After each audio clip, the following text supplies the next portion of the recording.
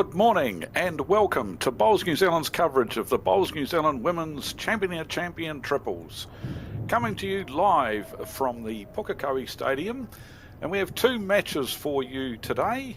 As you can see, the first one up today will be the semi-final of this event, followed by the final this afternoon. First up, we have two clubs with some very big names in amongst them. The first one is the Allington Club from the Canterbury Centre, and the other one is another familiar club on the national scene, the Stoke Club from the Nelson Centre, and they'll be up against it, playing against each other in the semi-final. My name is Dave Edwards, and I'm joined in commentary today by current Bowls New Zealand Parajack Terry Blackburn. Welcome, Terry, and a few big names, as I say, in the two teams that we're about to see in action. Yeah, thanks, Dave. Just looking throughout the field of this event, there were quite a few big names that jumped out, but these two teams were certainly among those, and Sandra Keith is probably the big one for the Allington team. But of course, the Stoke team, you've got Amy McElroy, Kirsten Edwards and Gemma Watt. We saw the Stoke men's team take out the men's champion triples last weekend, so I'm sure the club will be right in behind their women today. But yep, they'll have a tough match on their hands. I saw the Allington team were in fine form in their quarterfinal. They had a dominant win there, 23-8. Whereas the Stoke team, I think it was a game of two halves by the looks. I think they were 12-4 down at the halfway stage, but then they scored on the last 8 ends consecutively, and that saw them take out the win there. Yeah, so the first player in action we see from the Stoke side, Gemma Watts. Gemma is a well-performed player on the national scene in the year. So never played full international for New Zealand, but did play at under 18 level a number of years ago. So definitely a player with a truckload of ability. Definitely, and those girls have played a lot of bowls together too, and obviously great mates on and off the green, and as we know, that goes a long way when you're performing at this level. Yep, they've played a lot together, as you say, and hit the nail on the head, the fact their friendships are so strong as well. So as we see Gemma Andrew, the lead for the Allington team, just a little bit wide with her second one, but early days in this match, of course. It'll take a while for the players to settle into the nuances of this particular rink.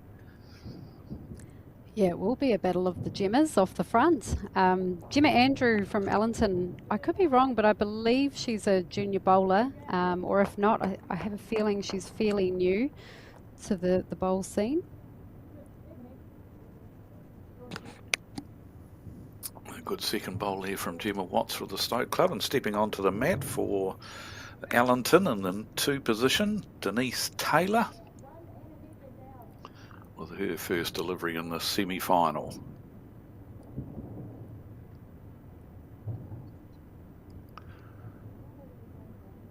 Pretty good one it is too. Yeah. Oh, it doesn't get any better than that for a first bowl in a national semi-final. That'll give her a ton of confidence, a bowl like that, as you say, first delivery of the semi. Kirsten Edwards, the next player on the mat for the Stokes side.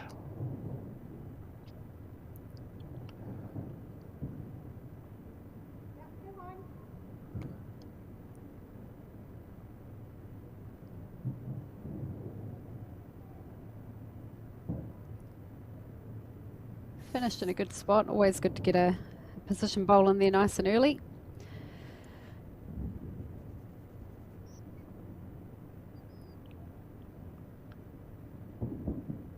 Gets a really nice arc out here.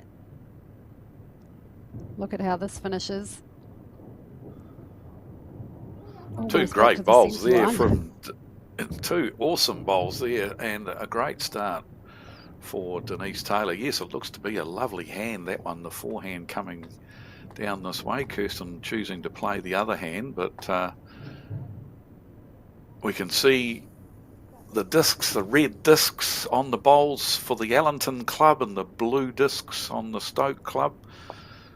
Just for your information, that's how we'll differentiate the two sets of bowls throughout this game. Matches the uniforms as well, so that's a bonus.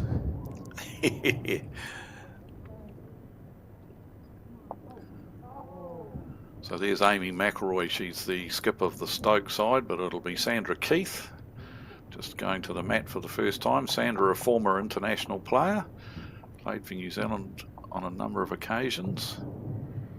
Yeah, dual international actually, with an indoor bowls background as well.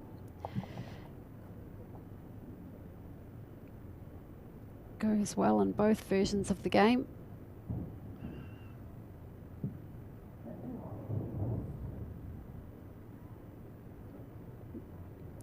Actually, doesn't look they have that same turnout there, does it? No, you're right. Bit tighter than the forehand, but the Keith name in indoor bowls has been huge over the years, Terry. I believe I'm not as fully into the indoor as what you were, but or you are or were, but yes, that name has been synonymous with the indoor game for a number of years. Yeah, absolutely. This looks a nice track for Amy.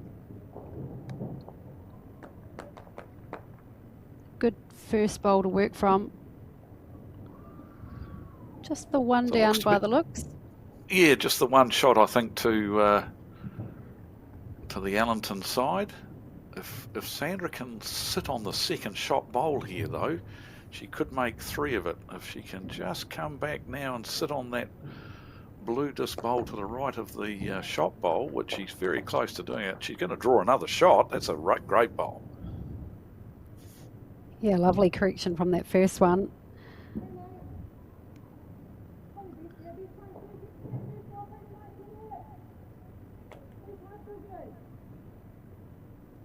So a change of hand now with Sandra's bowl there, just to use as a little bit more of a shelf.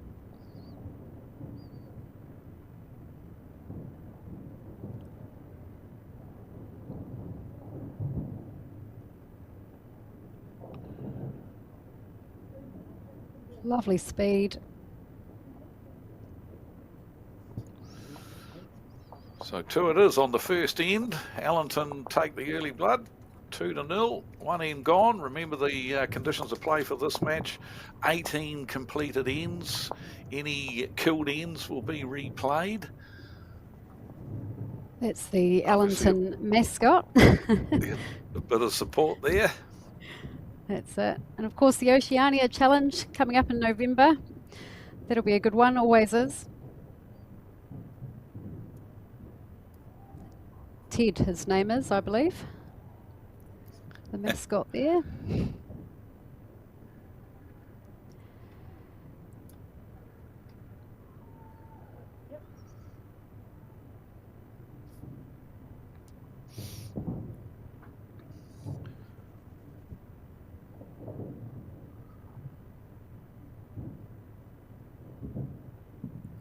As I mentioned at the start when introducing you, Terry, you're a current member of the New Zealand Parajack side, just returned from the Commonwealth Games. That must have been an amazing experience for you. I was privileged enough, obviously, to attend some Commonwealth Games myself in a coaching capacity, but how was it for you?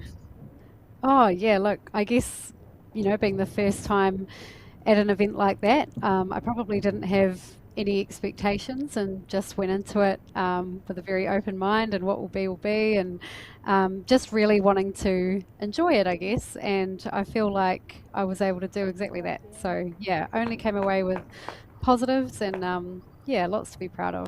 It was a great first bowl by Gemma Watt.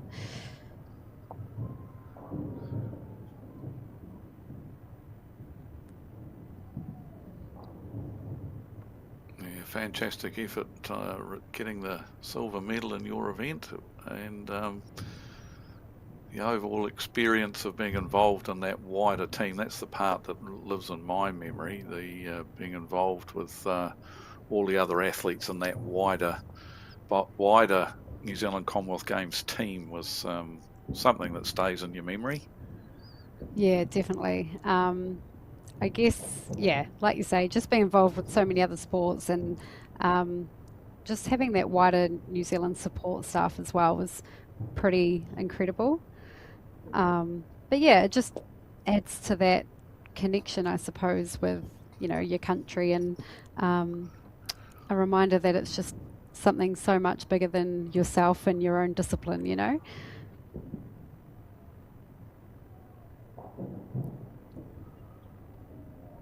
So a good second bowl also from Gemma Watts there, just in behind the jack, having the shot with her first bowl and then sticking the second one just in behind. But a very good reply here from Denise Taylor. And they both look like they're playing that side of the rink that looks to be the looks to be the side of the rink that's got the best turn, nice arc back to the head. So you see Kirsten, obviously a former New Zealand representative.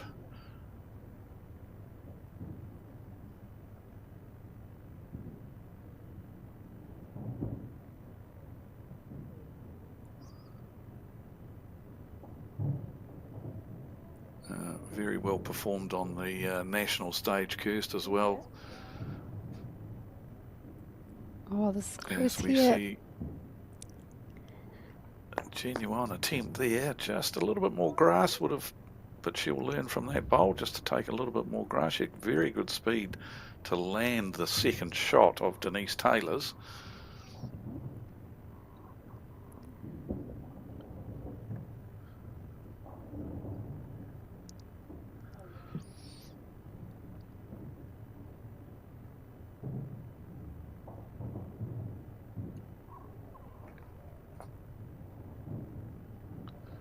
See if Kirsten can make the adjustment with the green here.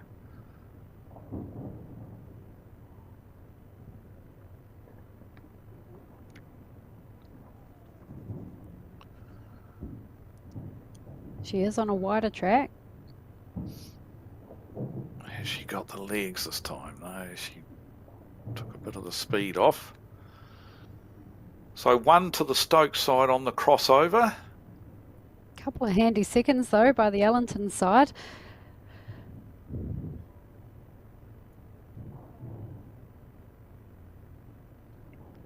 Wonder if Sandra will look just to pop that off by getting a connection on that front white bowl.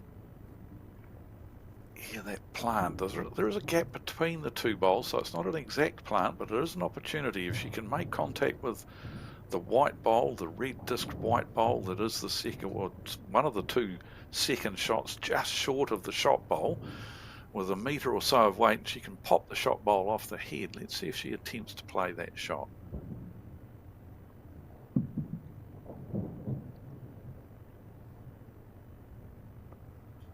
Just on the draw, it looks like at this stage.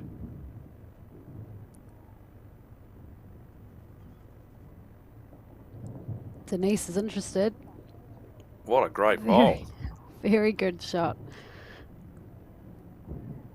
Not sure if it got the shot or not. It's very close, but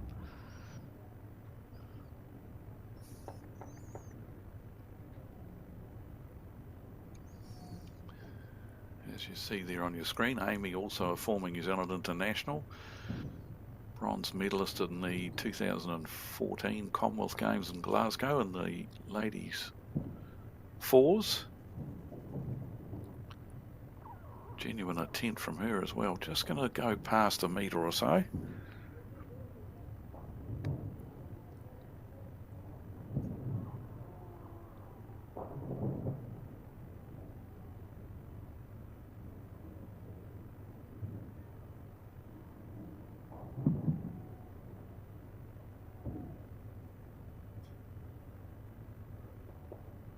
On the draw again. Be interesting to know. He's got the shot here, Terry, wouldn't it? I'm not quite sure whether Sandra drew it with hers or whether Gemma Watts still holds it with the short bowl. Yeah, it is hard to know from this angle.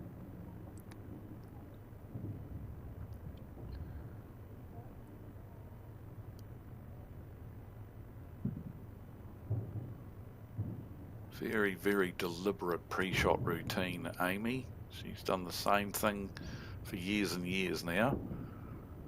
And she's close. This has got to be close. Wouldn't want the back of it though. We're which she doesn't.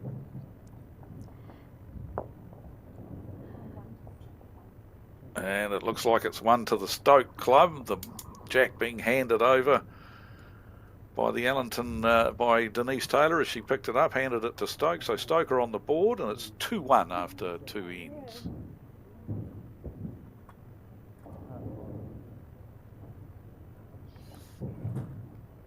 This was the first bowl by Sandra Keith.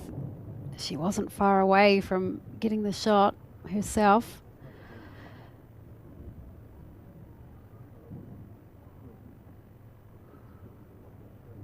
As you Great see, attempt. Lucky that she didn't just touch the back of that bowl there, though. Otherwise, it could have toppled it in for shot. But I believe that's Nick Andrew on the right, Gemma's husband, sitting with Ted the mascot.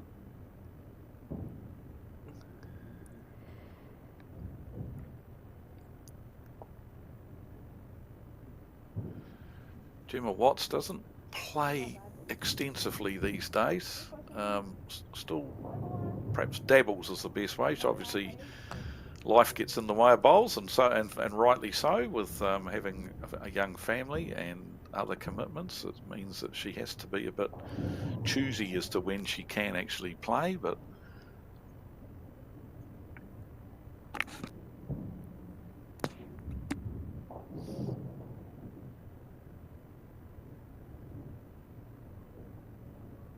just needs to hold on. A little outside edge would do wonders, but doesn't quite catch it.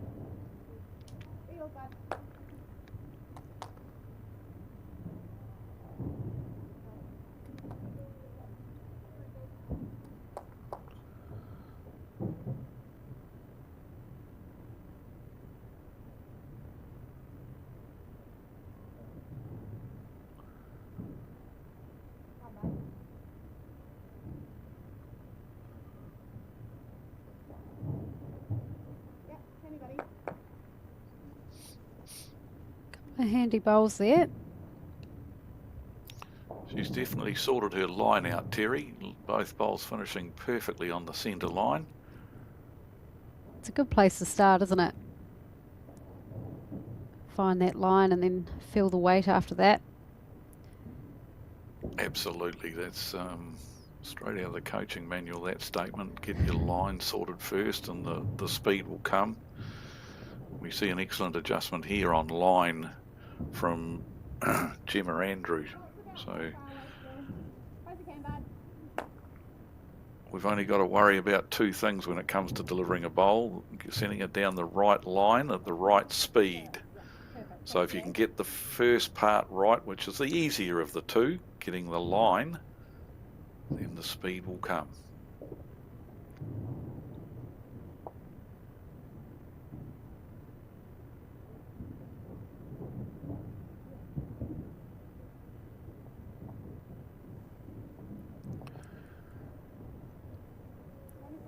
Travelling well. Yep, she picks it.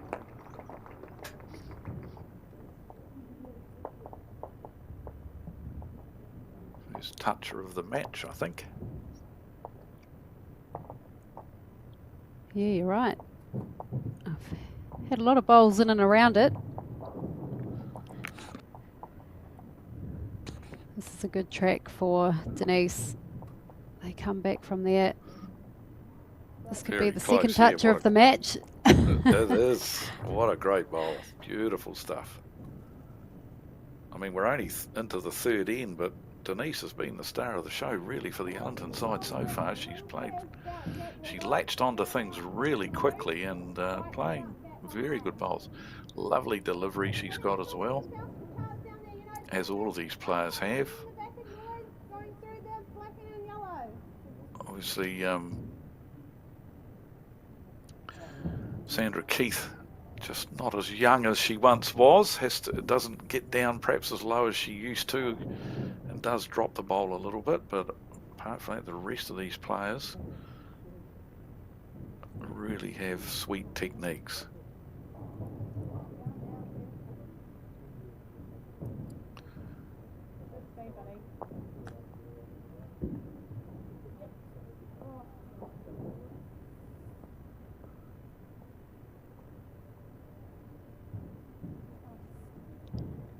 I think Denise is ready to rinse and repeat. And why wouldn't she? Yeah, another one handy just around her own bowl is good. But even if she bumps into it, you know, Gemma Andrews' white bowl is waiting. So it wouldn't be the end of the world. She's close to doing it. Oh, just got a bit too much of it. Unlucky. I said it wouldn't be the end of the world, but yeah, it has opened it up nicely for the Stoke team. And of course, they've got 2 catches there. So if Amy can beat Sandra to it and just tuck it in, they'll be sitting pretty sweet.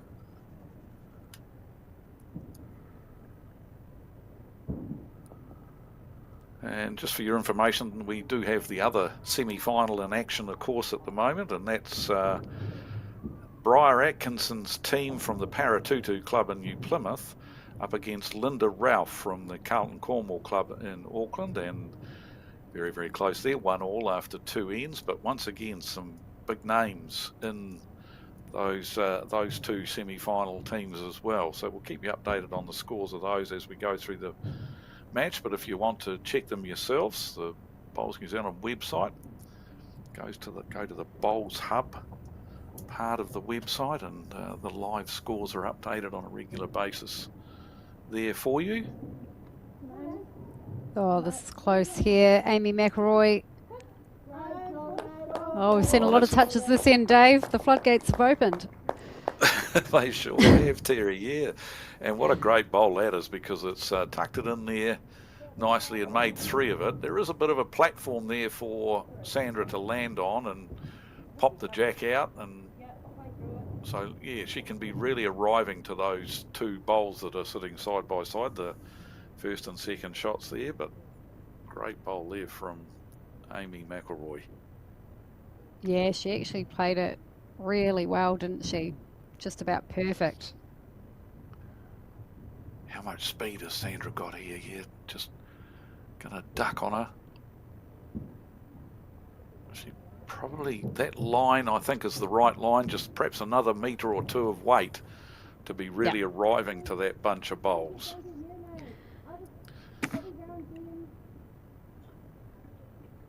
Where her bowl is finished may come in handy if she were to connect with her last one. But of course, Kirsten's called for Amy to get past this time, and for good reason.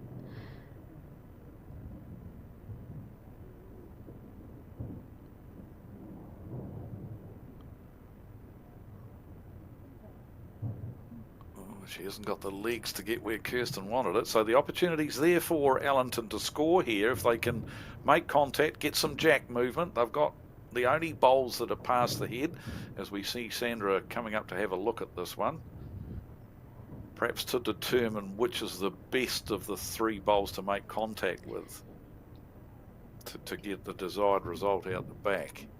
Yeah, I almost wonder if it's the outside of that. Is it the black bowl of Kirsten's to get the jack over to the right hand side where the white bowl is? Yep, and I think even contact on the pink one is possibly going to send it a little bit in that direction as well, as we see the head there. So Sandra just deciding exactly where she'd like to make contact here.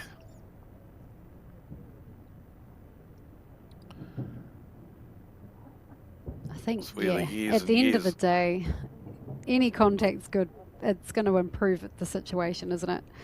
Absolutely, yeah. You're not going to be 3 down if you make some contact with any of those bowls. So this is where the years and years of indoor bowls especially, it's one thing that I've noticed over my years of being involved with the sport, that players who came from the indoor game, had been playing indoor for a number of years and took up the outdoor game, their head reading was well advanced, and that's because of the you have to do a lot of that intricate angles and things like that in the indoor game, Terry.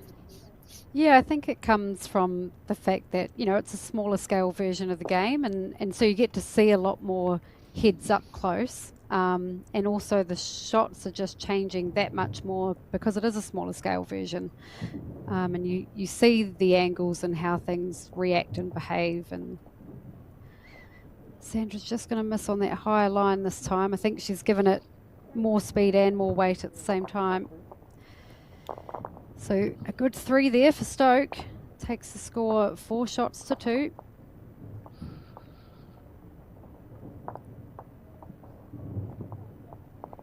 Denise, I mean, she'd played 2 good bowls this end really, but just unfortunate that her second one popped it out.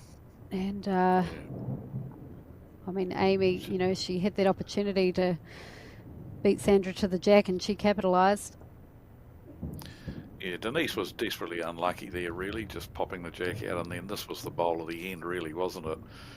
Tucked that jack in nicely, and you know, whilst there was a target, it wasn't a really big one.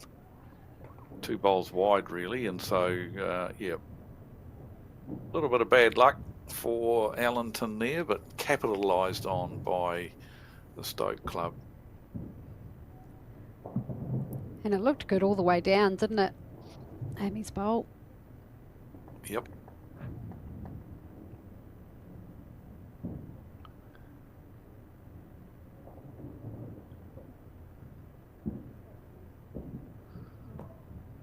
There's that lovely line again. Yeah, I was just going to say the same thing.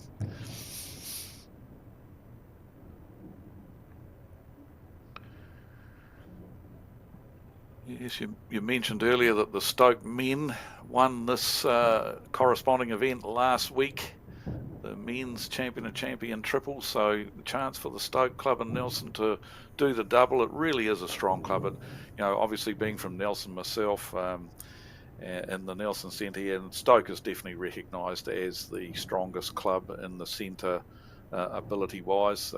Some real superstar players, both men and women, from the Stoke club, and they've got a fantastic record on the national stage over the years, with their inter-club teams being victorious on numerous occasions, and then, yes, their champion and champion sides have also been pretty successful.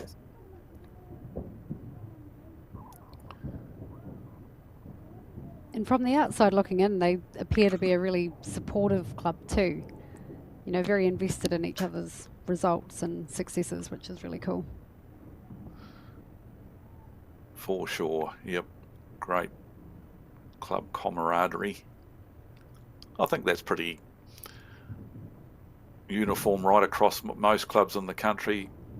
There's always huge support for your club mates. It's a real strong aspect of our sport, is just the the camaraderie amongst teammates, club mates.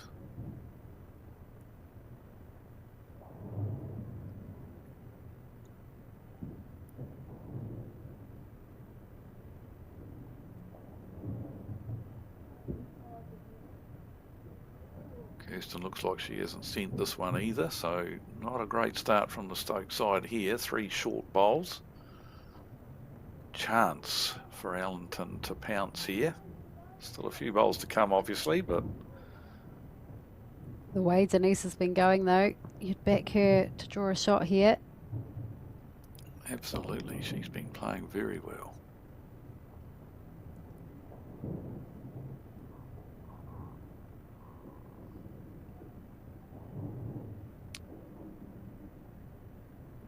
She fell into the trap of the short bowl as well.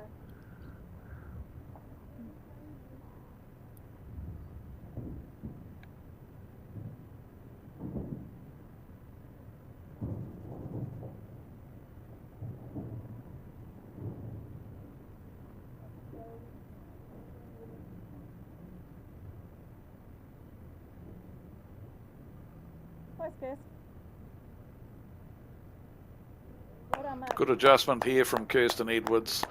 Had the line right with the first bowl and has sort of bailed the Stoke club out to some extent. They're still in danger a little bit. Any contact on that bowl is going to pop the jack back to the Allenton bowl. So still nothing past the jack from the Stoke club, which will be ringing a little bit of an alarm bell for Amy, but I'm sure she'll be looking to remedy that with the first of her 2 bowls, as we see a big over adjustment here from Denise.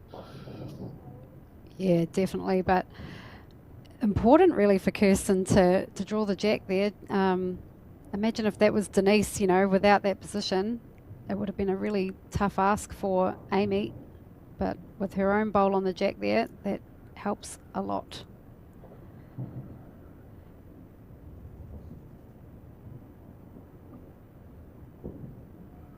I wouldn't be surprised if Amy plays her forehand here and tries to arrive to those two white bowls just past the jack. She's going to prove me wrong though and play the backhand, but I suppose she can still do that on the backhand, but she desperately needs a bowl past the head with this one. She is on the forehand. Oh, she is too, yep.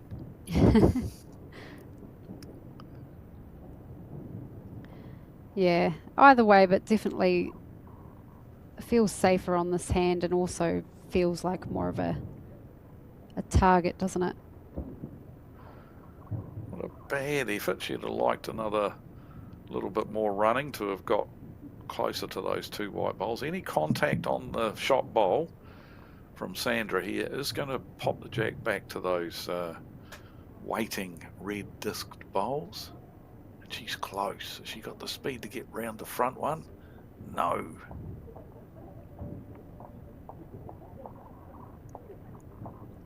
Feels similar to that previous end where I think her line was good with the right speed.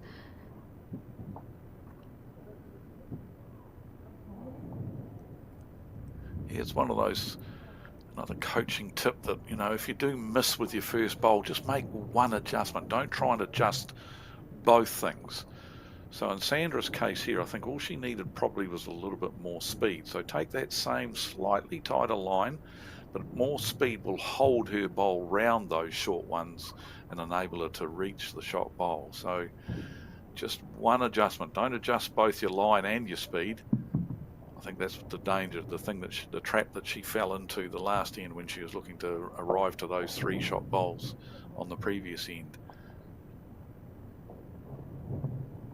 Close to something.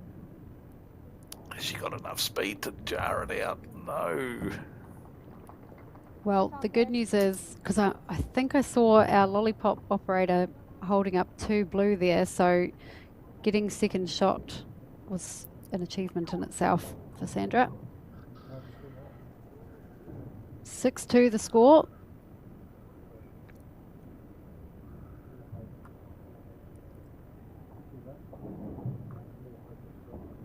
I think it was only one, so just have I made a mistake here? Is it 5-2?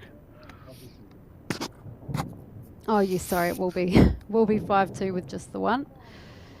And here's the shot bowl from Kirsten and the second shot coming in now by Sandra.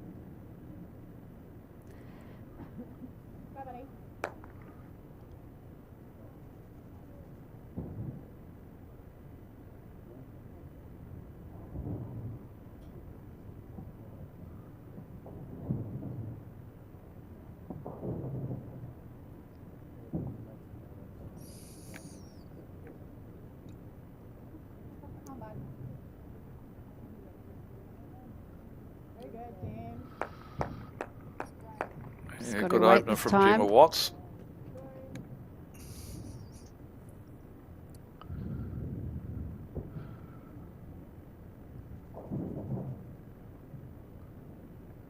So as far as lengths are concerned, we've seen pretty consistent, like Allenton only had the jack for the first end, and then Stoke have had control of the jack for the remaining 3 ends that we've played, the other 3 ends that we've played, and they've consistently thrown this 3/4 length end, as we see a ripper here from Gemma Andrew. So still early days. You probably, Allenton wouldn't be thinking about making any massive changes to the length at this stage if they win an end.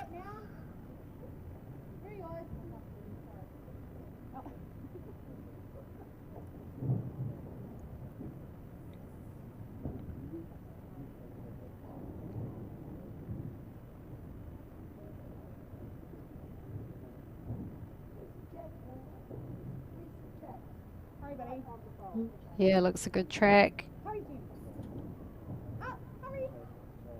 Good, buddy. Good. Good second.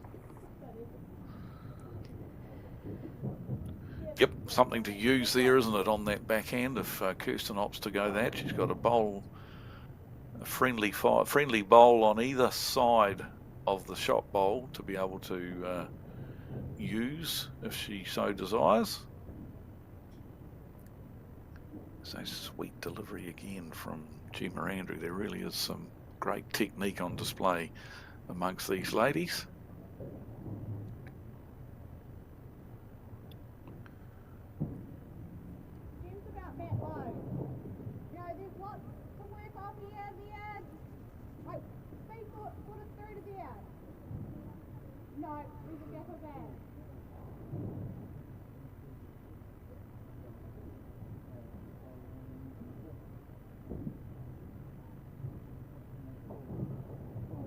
See, Gemma with her instructions there was that, yes, that the bowl of, sorry, Amy with her instructions there was to Kirsten was that, you know, that Gemma's bowl is there to be used.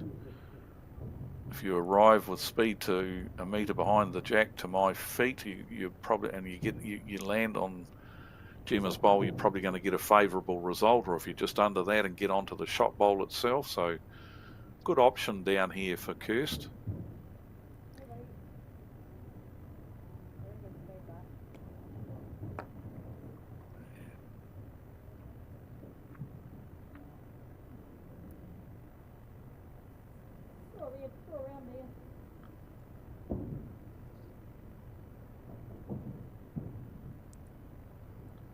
Feels like the first time we've seen Denise coming down this side of the rink, so I'm interested to see how well she picks her line. Looks like it's she's pretty done good a pretty good job of it. Definitely. Just underneath, perfect shot. Unfortunately, it's framed the jack really nicely for Kirsten. Yes, she's desperately unlucky. They definitely needed another bowl on the head, and they really did need another bowl on the head because the head was set up nicely for Stoke, even though they were 1-0, one shot down. But she's been very unlucky with the result there, and yeah, Kirsten not mucking around here. Yeah, big speed here. Should get a good result, and she does.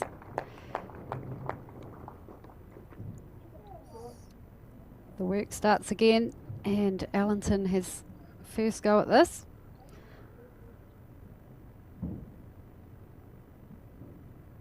Looks like it might be one to the Stoke side there, the blue disc bowl, the blue bowl, and a very good result from Kirsten, but she was in the area. She had a fairly wide target and, you know, was bound to get some sort of good result if she was in that area, and she certainly was. We see the replay of it here.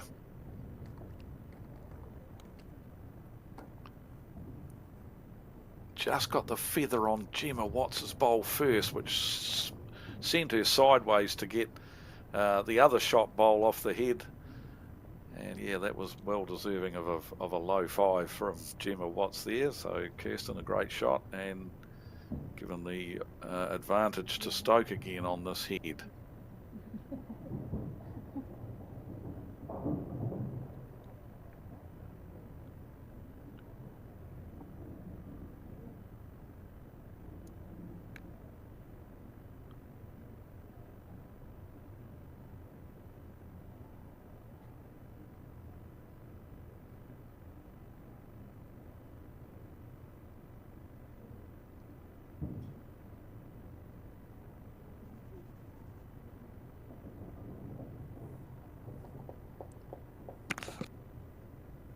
Amy opting for that wider arc on her forehand side.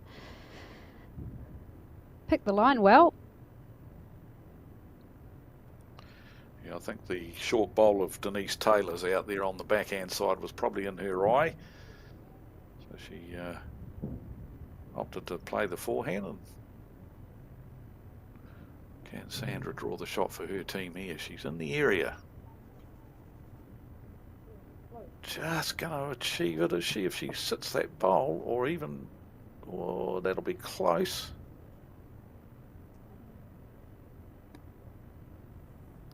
Yeah, Kirsten having to have a real good look at it to see who's got the shot here now.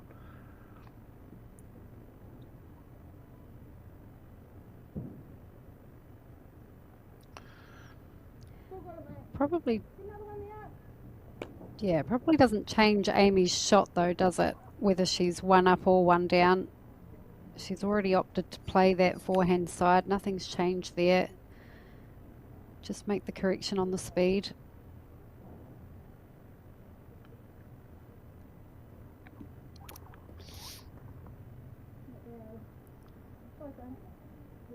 If it starts to break.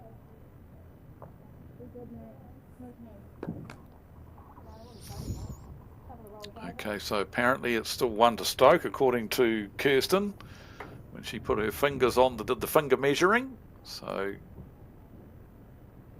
similar bowl to her last, and she's going to get the shot. Sandra, so I'm not quite sure.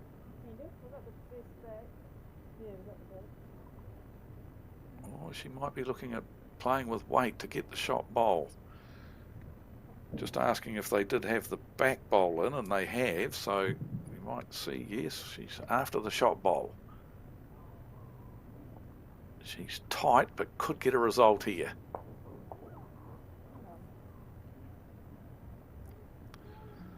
No joy, so one more shot to the Stoke club. Let's just have that confirmed. Yep, it is. So 1 to Stoke, and they now get out to a 6-2 lead. 5 ends gone. And a quick update from the other, as we see once again a replay of this drive that Kirsten played. Just got the feather off Gemma's bowl on the wing there, which shot her sideways to get rid of the second shot as well. Great result, great bowl. Yes, the other game, can tell you, Briar Atkinson out to an 8-2 lead after 5 ends in the other semi-final. That match up against Linda Ralph from the Carlton Cornwall Club, and Briar Atkinson, of course, from Paratutu Club in New Plymouth.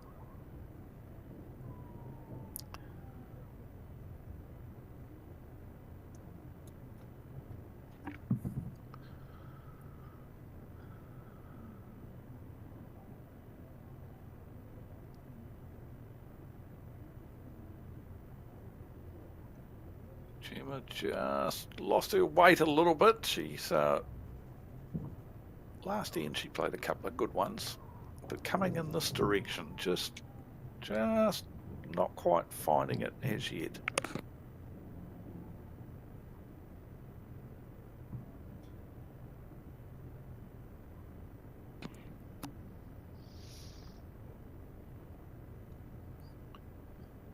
Should be in good areas, this one. If not, right on top of it. Almost.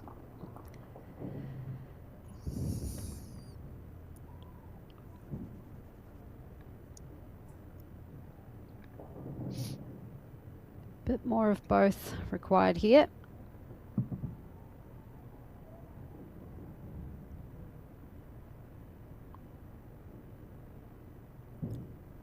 Looks to be a well-corrected bowl. All the way, Gemma Watts.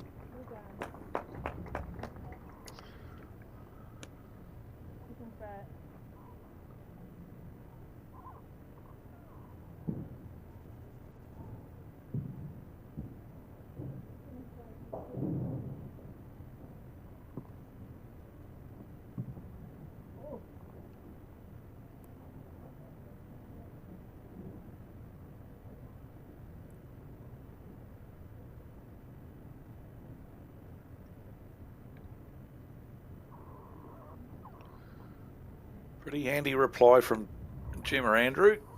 Two bowls on the head there or thereabouts. Gives her team something to play to or build upon.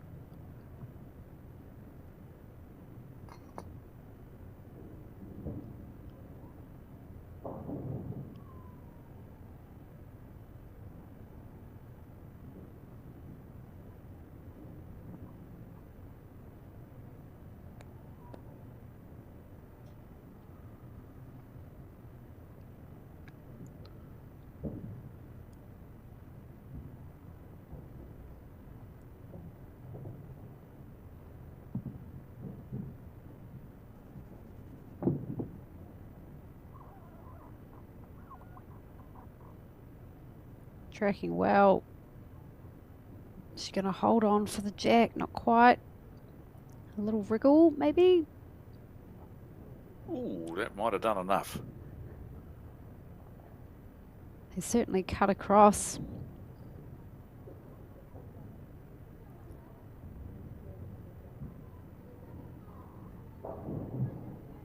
So Kirsten, a mum of twins, Levi and Jasmine. No doubt they'll be watching Mummy on the TV. Little 5 or 6 year olds.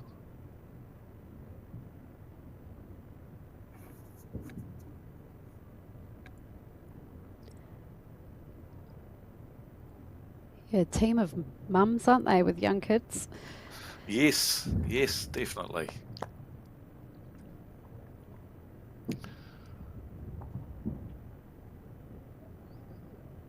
Great that they get the support from the wider family to enable them to play in these events, husbands and grandparents, etc. Absolutely.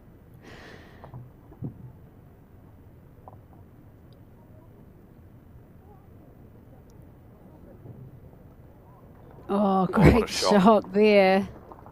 What a turnaround that one is. You could tell by the way she was looking at that bowl. I think she knew it was a goodie. It was a goodie. It might have made 4 of it here. If she's rolled the blue bowl back far enough, it could be even 4 shots. That was a fantastic bowl. Beautifully weighted. And hasn't left a big target for Amy. No. Here we see a replay of it. She was looking at it intently and with good reason as we see this. What a cracking bowl this is. Beautifully weighted. What a shot. Certainly looks 3, if not more. Playing big speed here. Doesn't like it though. I think it's definitely the right option. 3, possibly 4 down.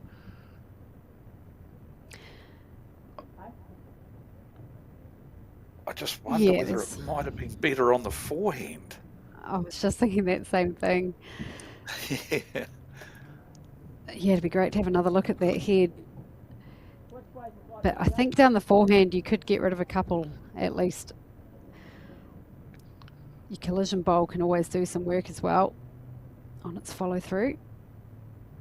Yeah, I think it just looked like more options down there on the forehand. Look, you know, more bowls to use, more bigger percentage of getting a result on that forehand side, making, you know, what possibly is the 4th shot, the shorter one of the 4 red ones, make that your target, and you know, you can get all sorts of results off of that bowl.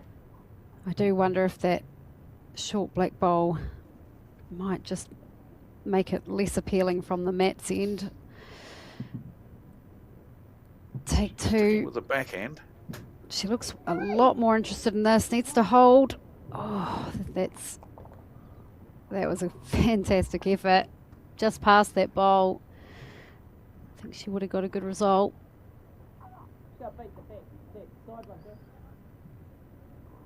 Big end here for Allenton, and I mean, it, you know, handy bowls in play, but it was Denise Taylor's second shot that created the head that it is now. You're absolutely right, and this looks to be on track too. Could be a real big number here. This is going to count, this one. What a great bowl from Sandra here. Oh, and that'll help. That'll make 5 of it. I'm pretty sure that's a 5. Just looking at the 5th one.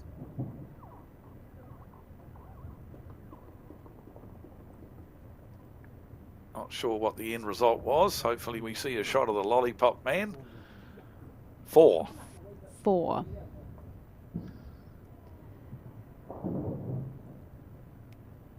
So we're all square after 6 ends, 6 all.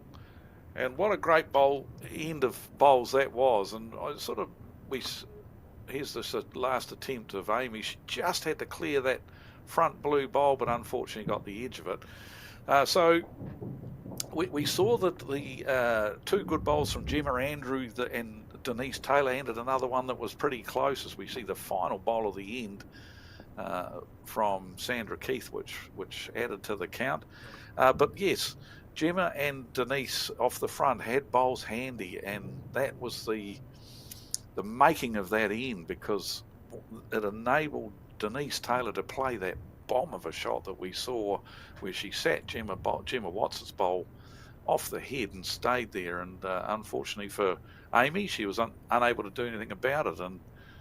But yeah, definitely bowls on the head. It just goes to show if your front players can get them on or around the head, there's another pretty good start. And we just saw the pop up on screen, you know, Stoke had scored 4 consecutive ends, so they had a good run of momentum there. And not only have Allenton scored and broken that momentum, but done it with a multiple, and yeah, just sort of undid all that hard work. Like you say, scores are level now.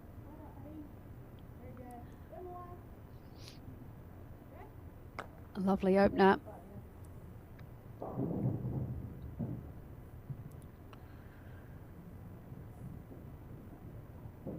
Yeah, it was that going back to that last head, it was one of those ones where even though Sandra was one down on the head, she still would have been feeling pretty confident about the way the head was shaping up. And that's what it's all about, getting more of your bowls, your team's bowls, in and around the jack than what the opposition have got.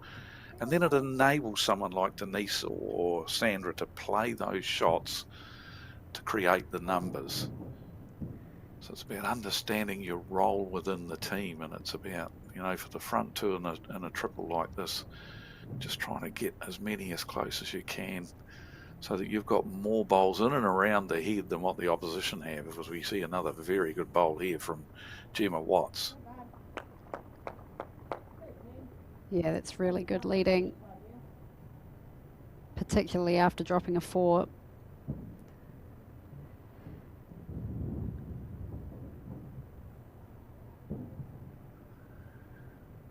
Yeah, there's two mindsets, isn't there, after you've dropped a 4? You can drop the bottom lip a bit and get a bit sad about it, and you're in danger of dropping another end, or it's grit the teeth and right, let's bounce straight back and score on the next end.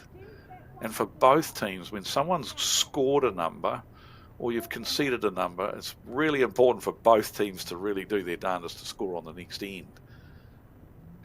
Allenton will be wanting to score to keep the momentum change that they've created by getting that 4. They want to keep that going. And Stoke will be wanting to just reassure themselves and Allenton that we're still here and we're going to score again on this end. So when you do drop a number, the next end's a pretty important one.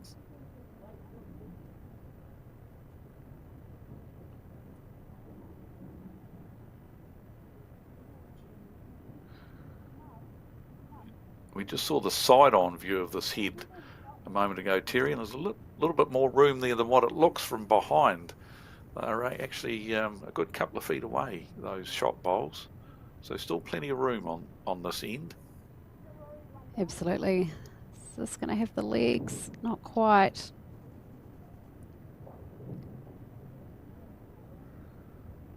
Still looks a nice track for Kirsten in there.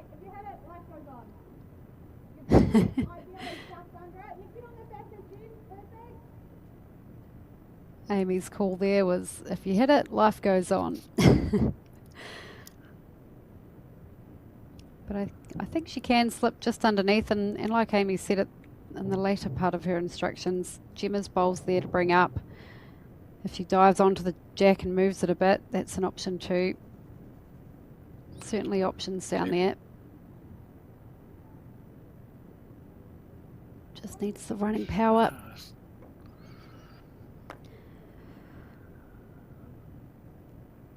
So I think it might only be the one, possibly 2 to Stoke at the moment. I think it's the back bowl of Gemma's that is the shot when we had a look from the side on a wee while ago.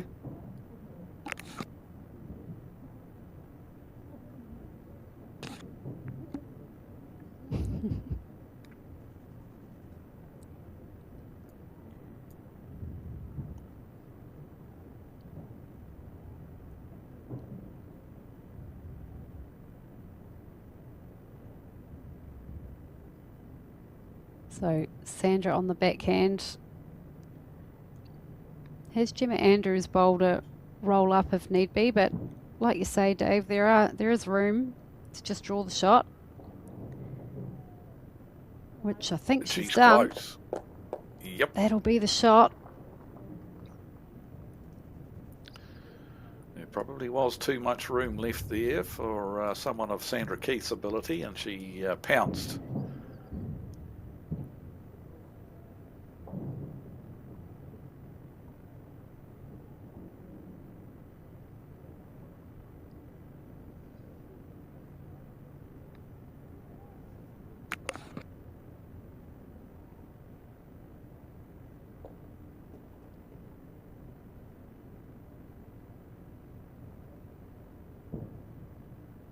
Imagine Amy will be over the draw here, giving it some chances.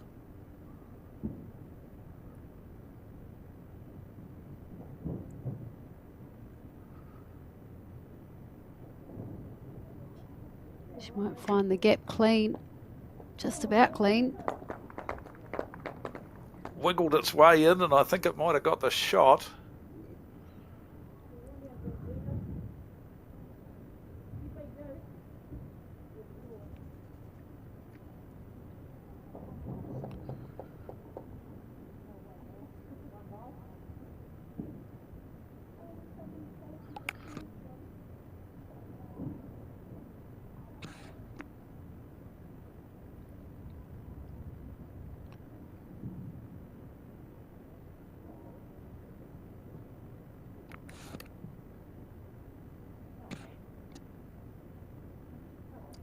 Is this one going to come home?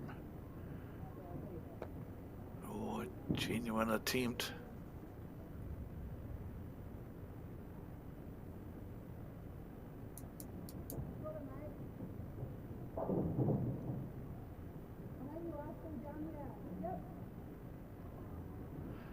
Hear the 10 pins rattling in the background there. I think there's a bowling alley in this particular complex at Pukekohe. It really is a superb setup.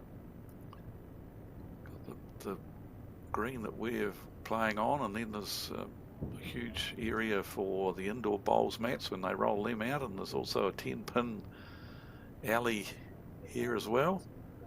It is a superb complex. As we see Amy trying to add the bonus. I think I heard Kirsten say that you did have the shot. So one more to Stoke. A well played bowl by Amy McElroy, that first one.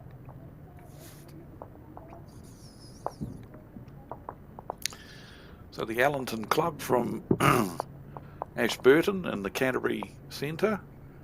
As we see this bowl from Amy that got the shot, it just wriggled in between Kirsten and Gemma's bowl here. A little touch off that one, wriggled its way in, fell in, and got the shot. So well weighted and got the desired result. But yes, the Allenton Club from Ashburton recently celebrated their centenary.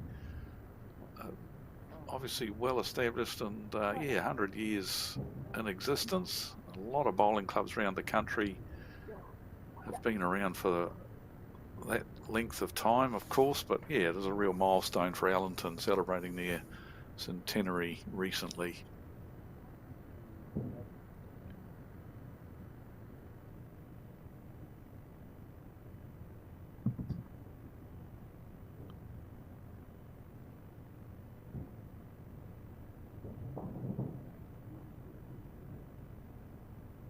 Looking good here. Will finish handy.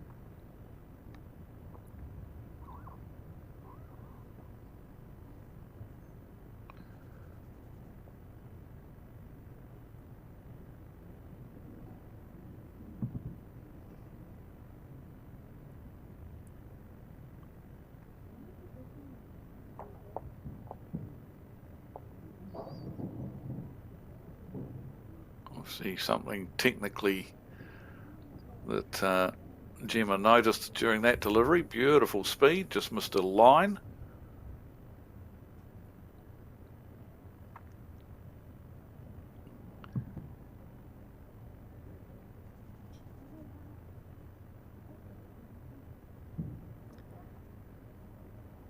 Wider again from Gemma.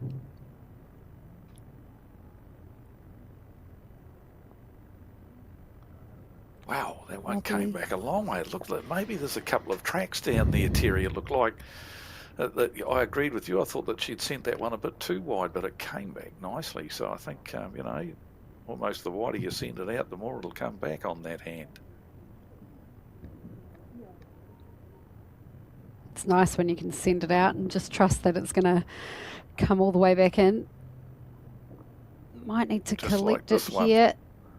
She gets touch, finishes well. Chalks are being well used this game.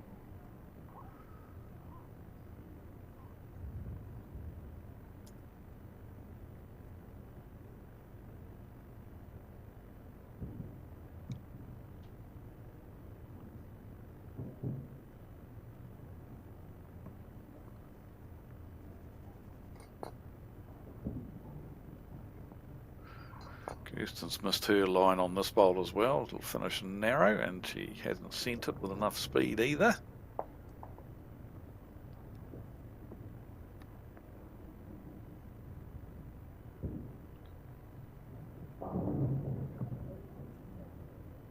Bit of a comeback in the other semi-finalist scores, really tightened up in that one as well. Briar Atkinson from the Paratutu Club now leading 8-6 over Linda Ralph from the Carlton Cornwall Club, and that's after 7 ends.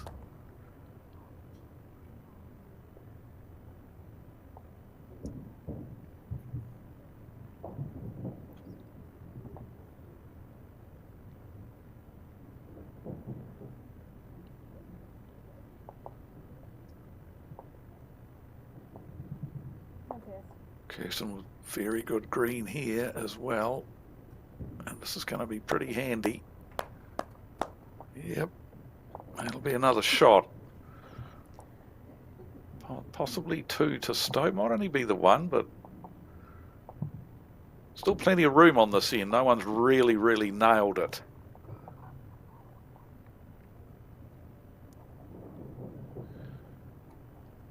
Imagine this will be under the line.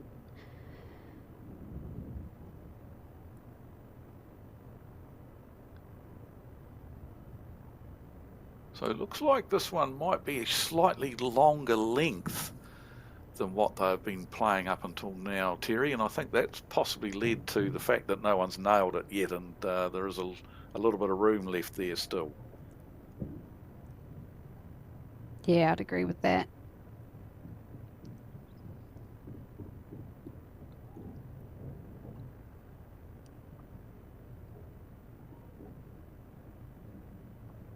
Looks like 2 to Stoke from that picture.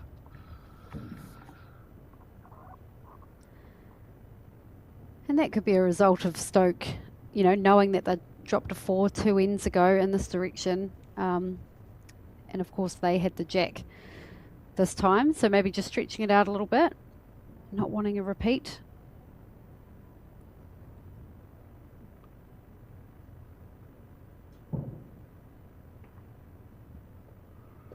This looks Pretty handy. good here. Easing up now. Has moved it, so probably only holding the 1, but still a good bowl.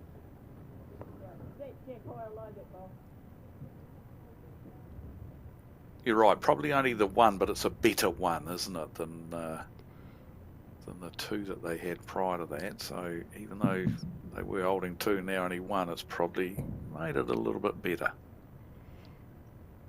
Yeah, there was too much room before, so just getting 1 right on it was a good result.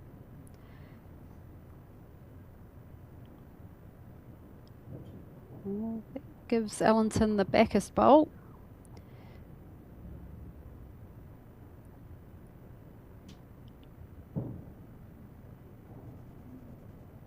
Yeah, Amy needs to get another bowl handy here, another bowl, preferably another shot, because it might, if she doesn't, then you might see Sandra go hunting the shot bowl here, as we see Amy's bowl coming in just a little bit of heat on it. Yeah, it just Alexandra's looked probably got like it could be picked 2 off. seconds. Sandra might have 2 seconds here, but it looks like she's just drawing again. Yes, she is. So I thought there was the option of perhaps her attacking the shot bowl. She's watching it pretty intently here, though, so this is close. If she gets round Gemma's short front one, oh, that would have been close if she'd cleared that bowl. Yeah, I think her speed was really nice to the jack. But Stoke with another shot. So puts them out to an 8-6 lead. As we see this fantastic series coming up, this will be awesome. This will be New Zealand playing India in a test series, 16th to 18th of November up in Auckland. Yeah, I believe they're midweek evening matches, maybe 6 p.m. till 9 p.m. So yeah, be a good exhibition of bowls. India have been going tremendously, really, on the world stage. Yeah, basically only started playing bowls properly again in 2010 when the Commonwealth Games were in Delhi. And since then, they really have come of age. And similar to what Malaysia did. Malaysia had the Commonwealth Games back in 80, or can't remember exactly when, but another country that didn't play bowls before they hosted the Commonwealth Games. And then they've really become a force to be reckoned with on the world stage, culminating in the recent Commonwealth Games where they got some medals. And India doing a similar sort of thing, not really renowned as even playing the sport until they hosted the Commonwealth Games, and now they are really putting a lot of resources into the sport in India and coming of age as a force on the international stage. And they'll be hosting the next Commonwealth Games, of course. So, yeah, I expect to see more from them. But a cool opportunity anyway, New Zealand versus India. A big month, November will be.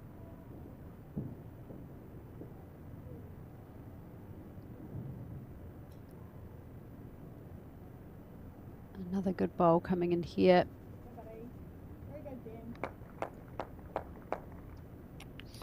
Two very good bowls, getting the applause from the skipper Amy, and also a high five from Kirsten.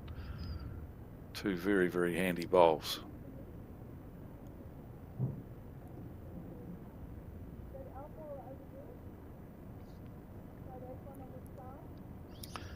Gemma Andrews makes contact on her own bowl here. She's going to get a good result out of it though. Look at that, punches the bowl up for shot.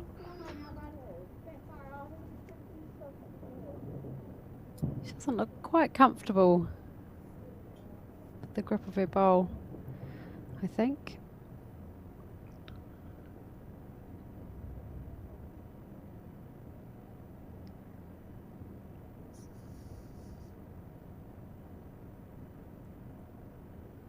Lovely out of the hand from Kirsten.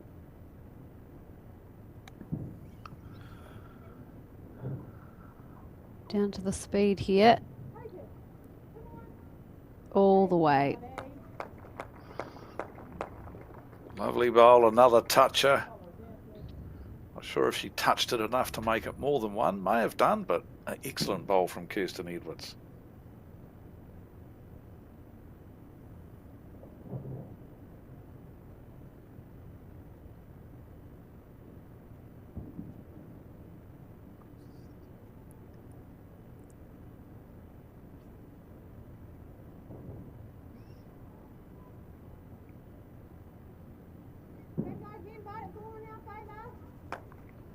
Speed wasn't too bad by Denise, but yeah, it looked to be on that high line early.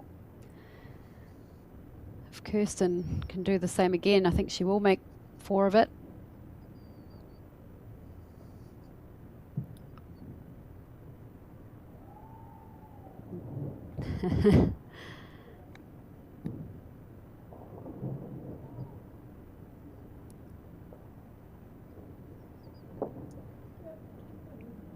Yeah, you can tell she wasn't a fan of that one out of the hand. Yeah.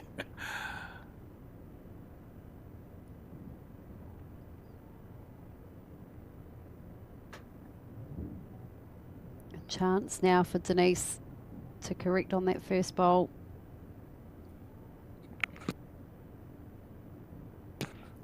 Needs to work hard.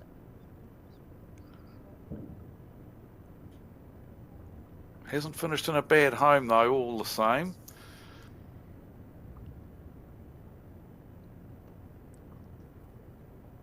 If Sandra can just skirt those 2 short bowls or 2 white bowls and that are short of the head there and get to the jack, that bowl of Denise Taylor's could come into play.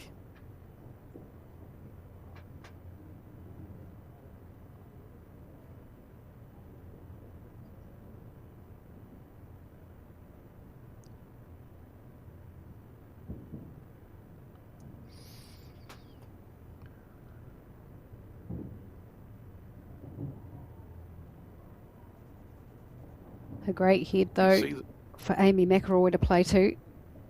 It is, you're right. You can just, I was just going to say, you can see the real good pre-shot routine that Amy's got.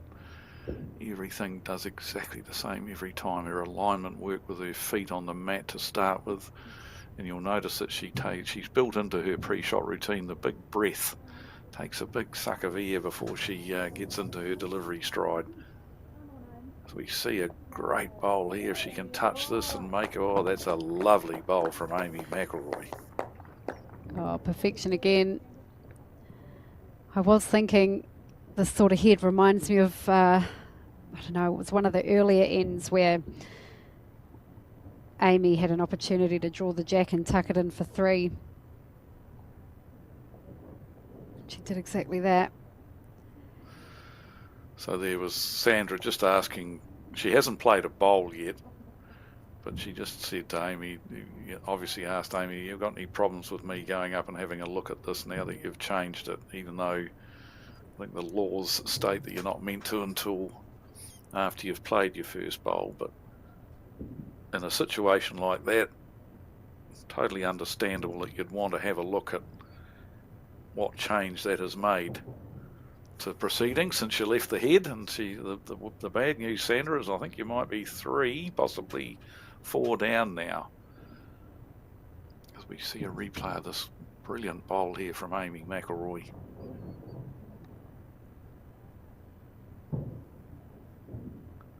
Beautiful to watch. So Sandra will be comforted with the knowledge that she does have the back bowl, that Denise Taylor with her last bowl did manage to put one round the back, so that's a security blanket for Sandra if she wishes to play with some weight.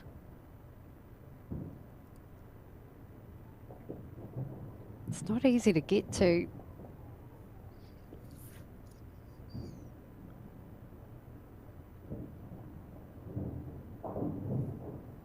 Still watching with interest though.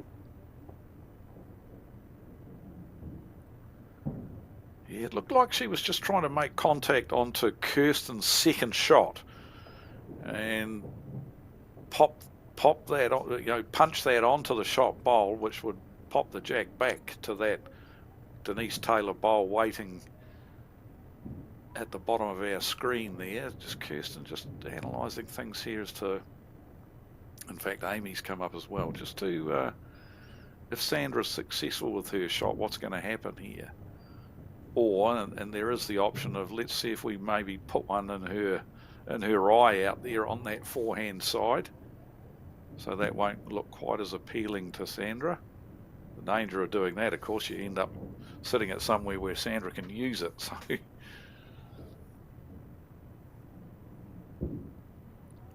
I wouldn't mind betting that Amy will go round the back here, try and split those 2 black bowls of the Allenton side.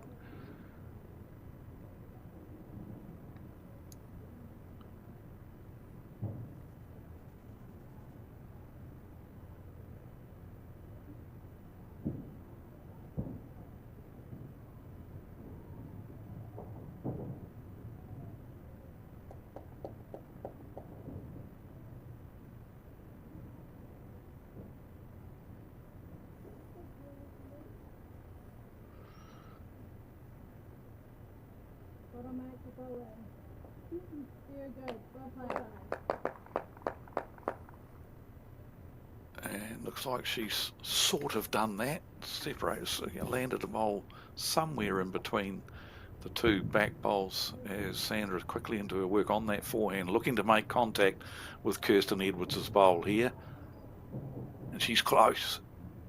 She's close. Has she got the speed to do the damage that she wants?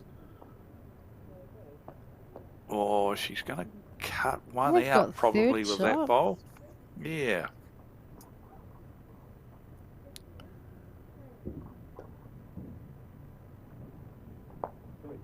Not sure. Let's see if we can spot the lollipop man as to how many that was. I wonder if Sandra was just trying to draw there. You know, if she played the perfect shot, she's right on the jack, and if not, she's cutting it down. But still 3 to Stoke.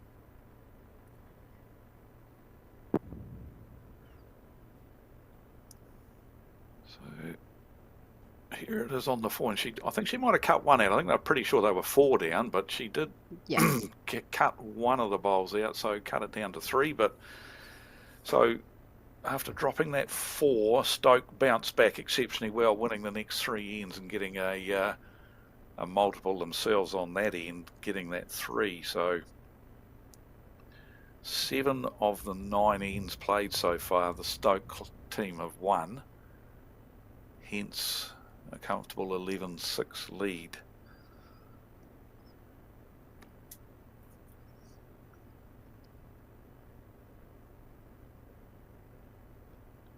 It's good signs when you're winning a lot more ends than your opposition, isn't it?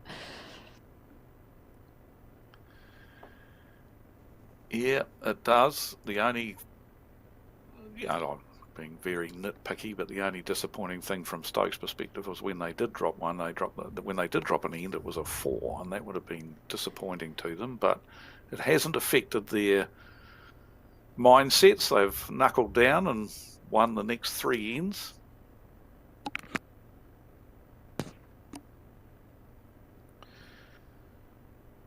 Quick update on the other semi-final. Briar Atkinson now leads 12 shots to 6 over Linda Ralph after 9 ends.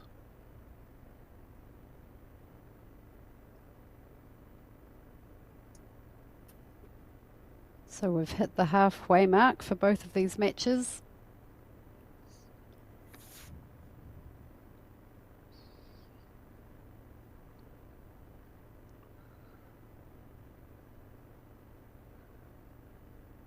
Gemma Watts would be a bit disappointed with her 2 bowls here. She's been pretty good throughout the game though, so you can, every now and then you're going to have a loose one, and she definitely has on this end left plenty of room for Gemma Andrew to steal the show, which she's done with a great bowl here. Just ran through a little bit further than I thought, but still good position.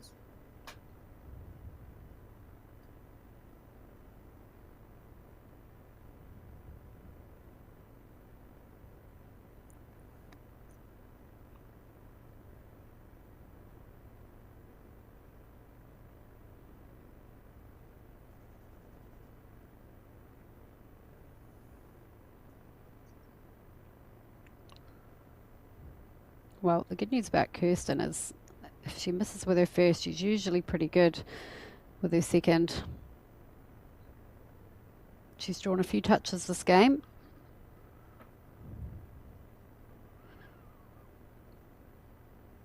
Pretty good bowl here from Denise.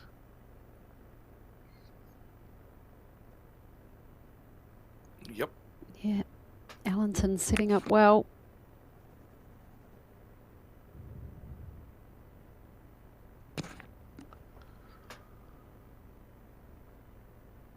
Correction time for Kirsten. Definitely corrected the line.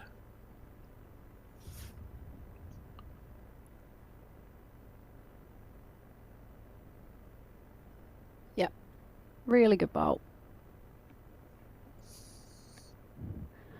That helps a lot for Stoke. Yeah, it sure does. It's only second shot, but I say only, it's second shot, but it's in a very good position to Perhaps if there's any movement of the jack now, it's not going to be all good news for Allenton with Kirsten's bowl positioned where it is.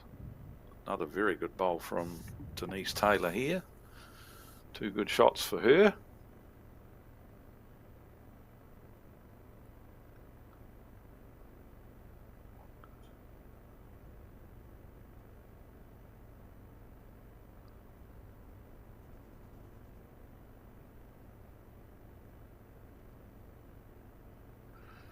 Yes, but slowly but surely, Terry, we're getting some great facilities indoors for our outdoor lawn bowls sport.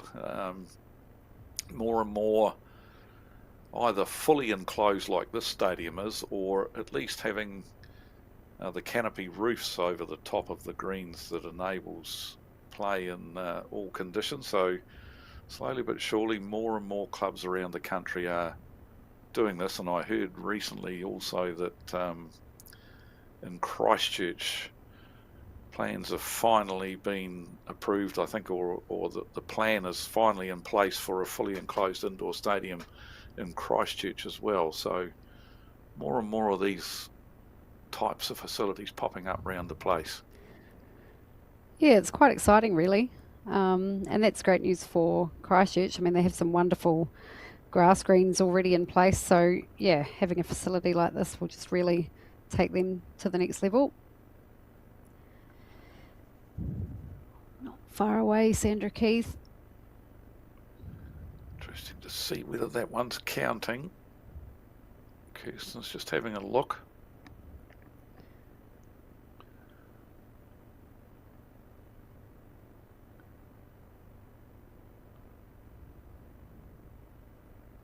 So pretty important bowl here for Amy to keep the momentum going. They're probably couple of 2 or 3 possibly down. Doesn't necessarily have to get the shot here, but if she can reduce the count for her side, that would be a big bonus. Tracking really here. Well. Big bowl. Amy McElroy touches 2. What a shot.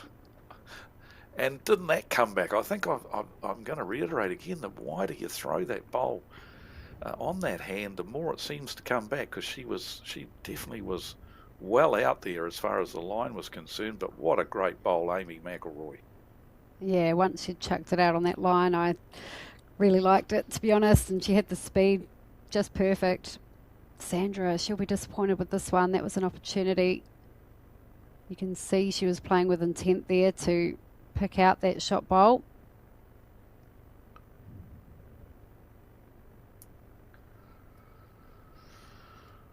What a big bowl from Amy McElroy. That was a huge swing on, and as we see it here, and as I say, she really sent it out wide, but you can see it really hooping back off of that out there, and perfect toucher. Great bowl.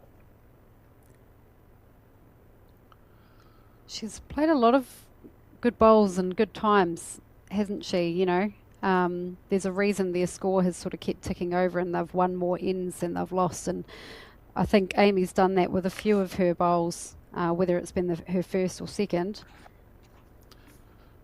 But she has scored a number of shots. Yeah, and you make a valid point there, Terry. We quite often talk about skips and the bowls that they play, and it's not necessarily about how many cracking bowls they play, but when they play them. And that's a prime example of a skips bowl being vitally important. Was, you know, 2, possibly 3 down there, and she pulled a real beauty out and drew the shot itself. So it's not necessarily playing them end after end after end, it's playing them when they're really needed. That's it. And I think even when they have had a couple of good heads set up, you know, we've seen Amy draw a toucher on 2 of those occasions, which made it really hard work for Sandra. So she's doing really good work in her skip position.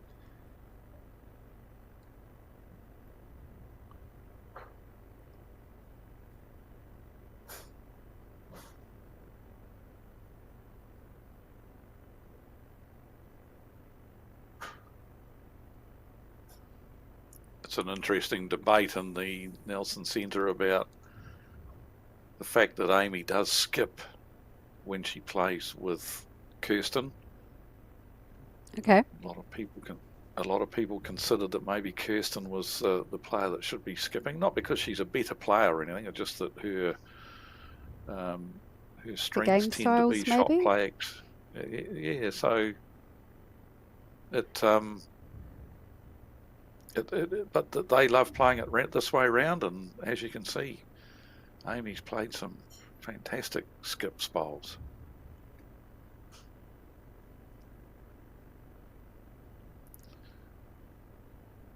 Very good Lovely bowl here there. from Gemma Andrew.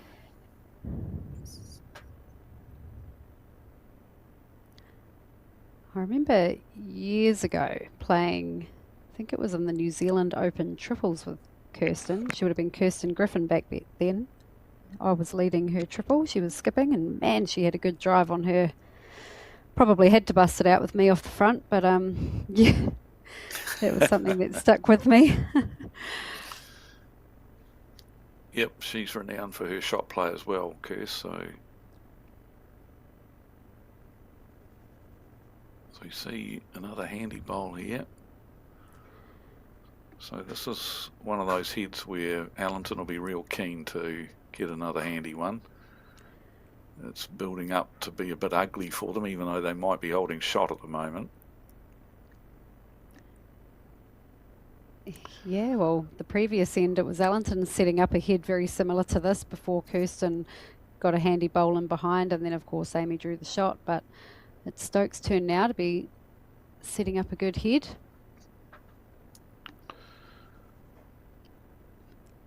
So whilst Stoke have won the majority of ends, as we've already talked about, and they're 6 shots in front, they've had to work for it. You know, Allenton they've had to produce those big bowls every now and then. Someone's had to play a bomb,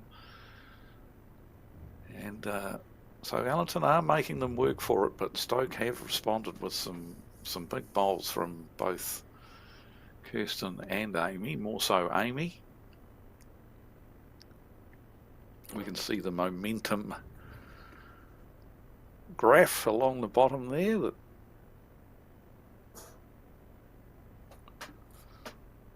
It's interesting that as we see a pretty good bowl here.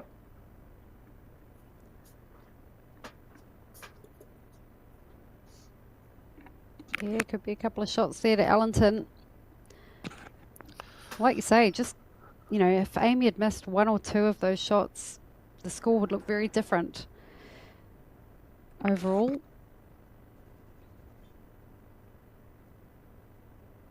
Absolutely, and here we go, the momentum. You can see that of the, 8 ends that Stoke have won, they've only had multiples on 2 of those ends, but it's predominantly blue along the momentum graph along the bottom there. But they've only scored 2 multiples, the rest have all been singles, so that's once again shows that Allenton are making them really work for this.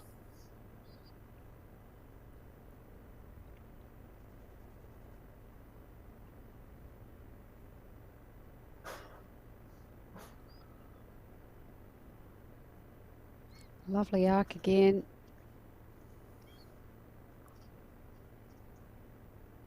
Didn't quite make the trip.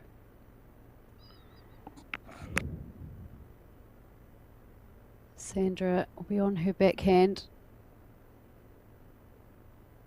Be looking to draw another shot. Yeah, cover and count, really. Yeah, yep, that's the word I was looking for, the words I was looking for, cover and count. She's just going to drop underneath the head, but... Oh, that's probably going to be a nice guide, if anything. It might make Amy play just with a little bit more to pull the jack. Or are we changing tact here? Yep. Oh, yep. Yep, looking to pull the jack. Yep. Kirsten asking for her to play that sort of metre or two over the draw, looking for the jack. Good so She's far. Close. Is it going to get down? Yeah, it's breaking well. Oh, great effort. Beautiful speed.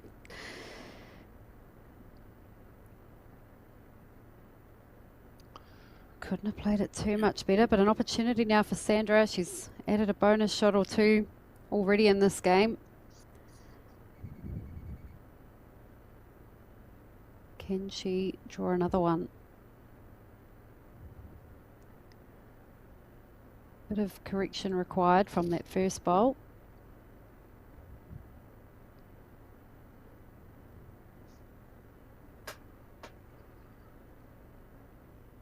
Trying hard to come back, but I don't think it's going to. So, yep, will be the 2 to Allenton. They narrow the gap to 4 now, the difference, with that 2 taking them to 8. Stoke on 12. 11 ends gone.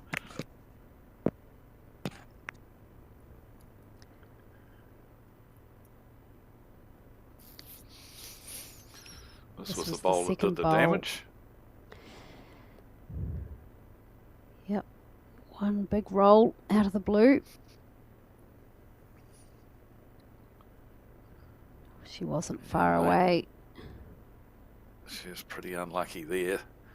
The thing I like about that is, as you mentioned when calling it, the perfect speed that she had. The bowl finished up exactly level with where Kirsten wanted her to play as far as the speed was concerned. So quite often players, when they're asked to play with a metre on, they tend to play with 6 metres on. You know, they tend to play them too heavy. But that one was very well weighted. That's why it's good for your teammate to give you a visual of if you know, this is where your bowl would finish up, right, with the speed. Rather than just the words of play with 2 metres. It just gives the player who's got the bowl in their hand that visual of where their bowl is going to end up. You're dead right there, Terry. Absolutely love that. You know, draw to my feet type thing. So stand there. This is where I want you to finish. You're dead right. Having a visual target. Because that's how we'd usually play, isn't it? If we're drawing to the jack, you know, there's our visual. So It should be no different, really, when you're playing to an imaginary spot on the green. Let's make it less imaginary. Make it a little bit more tangible. In the other semi-final, the Paratutu team, they have really taken off now. They've scored 4 consecutive ends and a multiple as well. So 18-6 they're leading after 12 ends. They'll be feeling pretty good in themselves. 2 very good opening bowls there from Gemma Taylor for Allenton.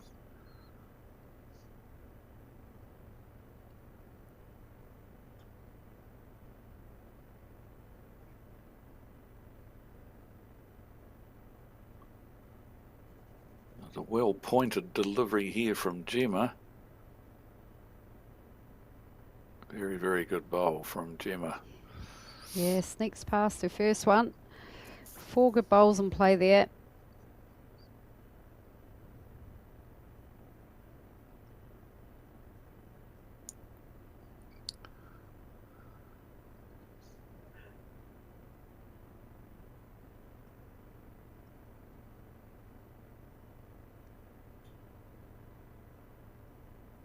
It's lovely watching these bowls come back.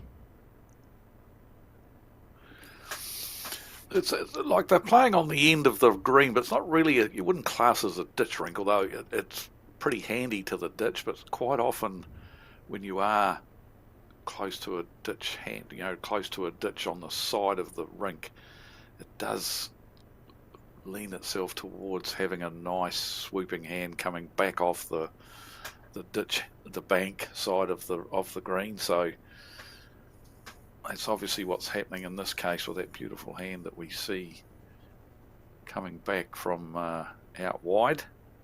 As you said earlier, I love seeing that. I love seeing bowls turning back nicely into the head like that.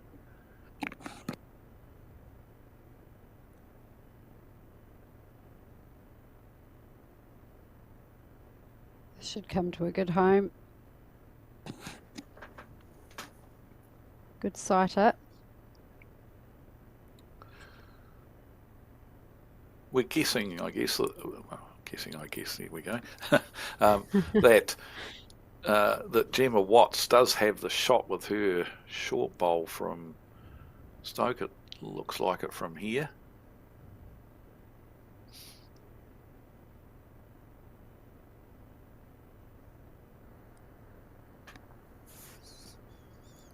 Oh, she would have loved another yard there.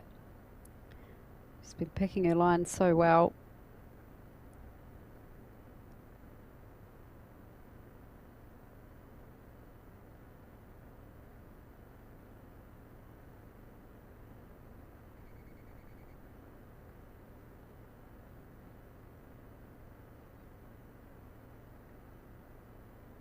Not quite there this time. Kirsten Edwards. Beautiful line. Does look to be Gemma Watts holding the shot. Yep, our lollipop man just had one blue disc up, so yep, it's Stoke holding with that slightly short bowl of Gemma's. But plenty around it for Ellington here.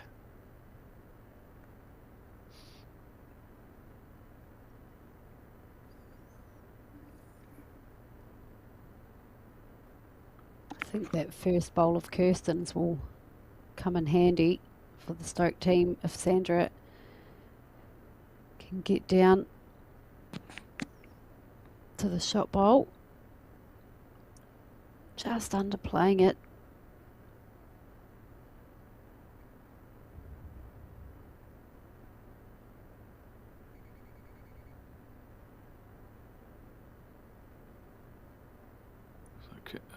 Amy on the forehand, just looking to draw another shot. As close as she possibly can on this forehand.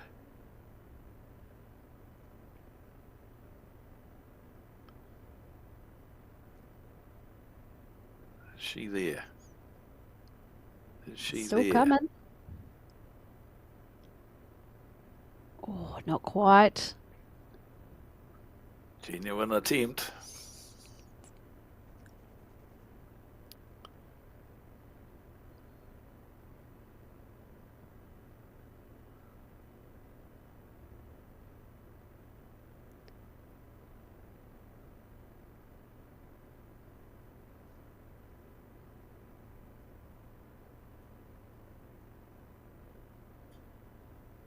Better efforts here.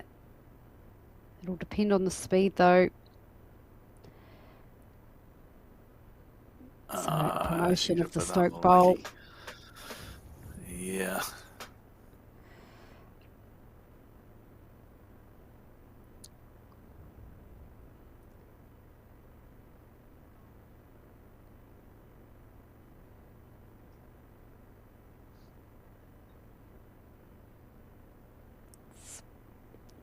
Amy doesn't need to improve on her first bowl too much.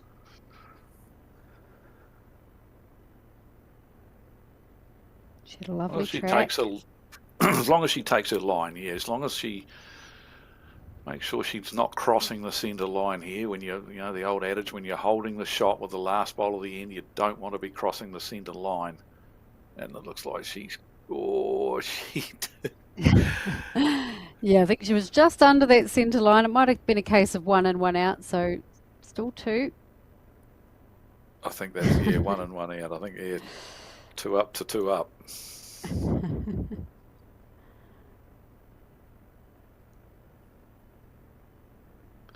Beautiful so speed. 14-8 now to Stoke after 12 ends.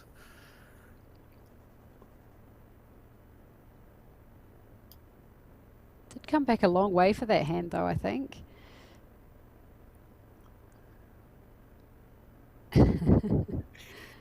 She was a bit worried. The good news is they still scored a couple.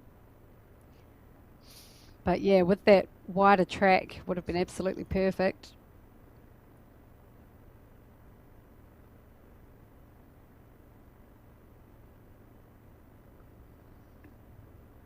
So 6 ahead with 6 ends to play. It's still anybody's game here, and there's no cause for panic in the Allenton camp yet. Keep plugging away. Yeah, I think if I were Allenton, I'd be feeling pretty good that we're only 6 shots down, even though we've only scored, what, 3 ends? Is that what we saw? Yep, 3 ends. Yeah, so I'd take that as a mini victory, to be honest. And it, you know, anyone that's played bowls knows that it doesn't take a lot to close that gap of 6 shots, but at the same time, they will want to be closing that gap now. What it shows is that Allenton they've only been dropping those ones. They've dropped 2 threes and a 2. Apart from that, 1, 2, 3, 4, 5, 6 singles. And that's when you're dropping shot, that's the aim. If you are going to lose the head, try and make it just 1 shot, you know, and Allenton have done that well by, you know, as I say, they're really making the Stoke team work for every shot that they get here. So by no means is it one-way traffic.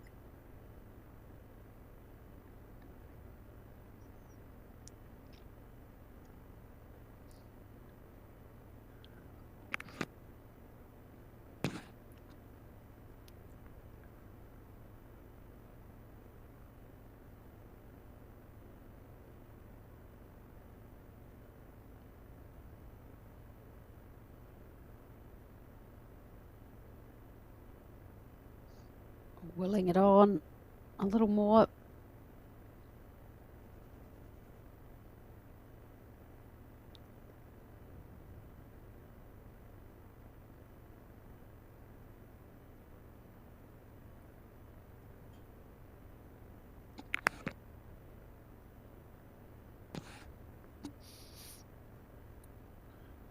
Distraction, possibly somebody moving about behind the ring. Did the right thing, stepped off the mat, started all over again through the pre-shot routine.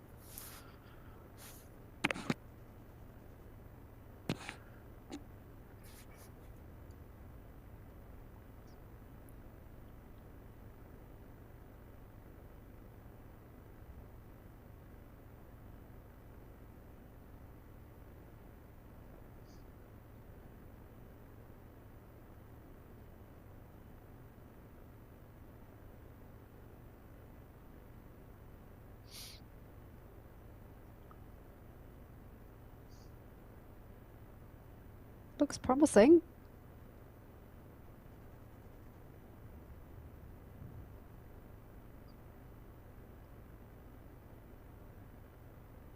Very good effort, just a tad short of a gallop. It's probably second shot though.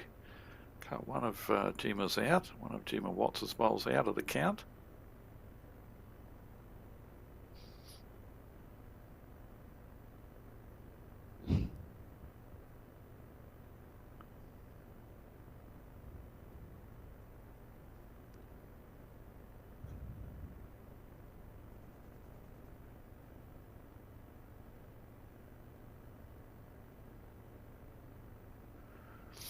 Doesn't want to promote that one.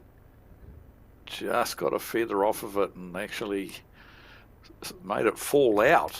And her bowl wiggled its way in for another counter probably. So 2 to Stoke at this stage. A little bit fortuitous.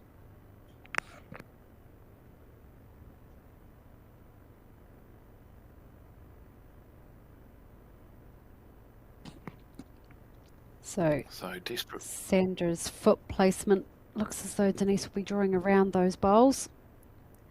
Yeah, desperately need another bowl up there on the head as handy as she possibly can. Not necessarily getting the shot, but getting another bowl handy. If she comes back here, she's going to be close to doing what Sandra was after. Oh, that's a well played bowl, Denise Taylor. That's the shot. What a great bowl. Well timed as well.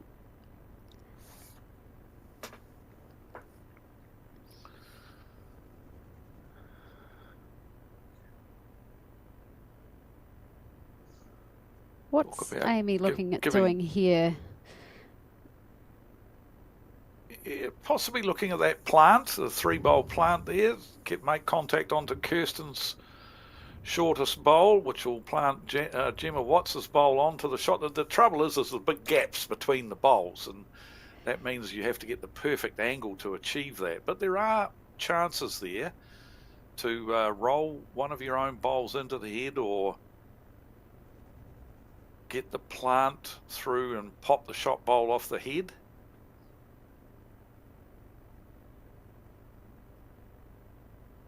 Yeah, I'm interested to see what sort of speed she'll be playing here.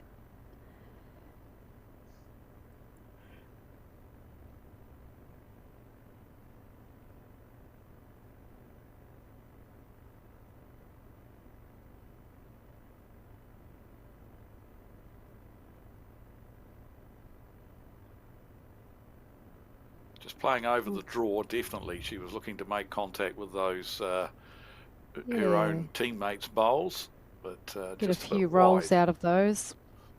Yep.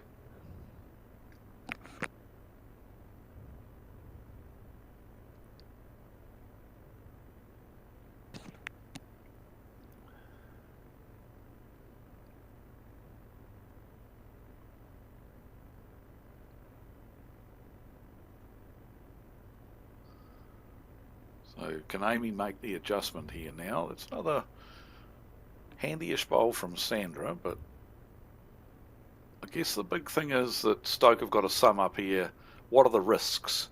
We're only one down. The shot I'm playing is the risks of me popping the jack somewhere for 2 or 3 down.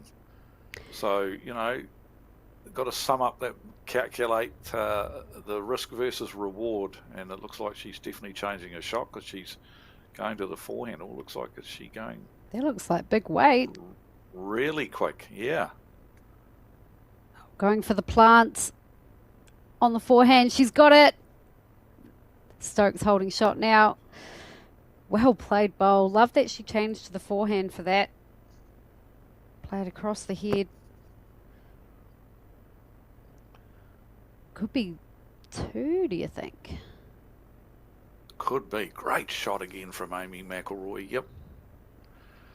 I like the fact that she switched to the forehand to play the shot and played it very, very well. Sandra looks interested in this reply. Is it gonna get there? Oh, I'd say I favour the Stoke bowl still.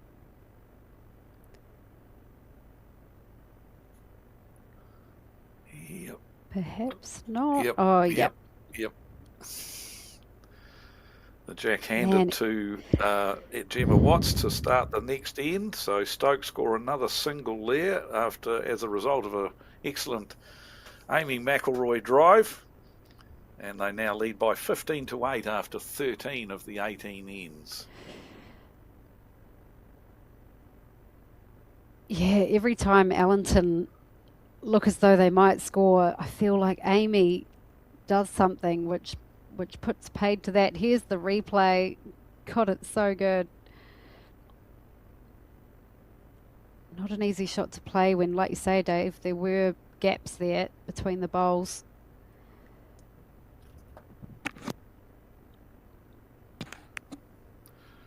I think the fact that she played with that much weight was probably the key factor in getting the good result there.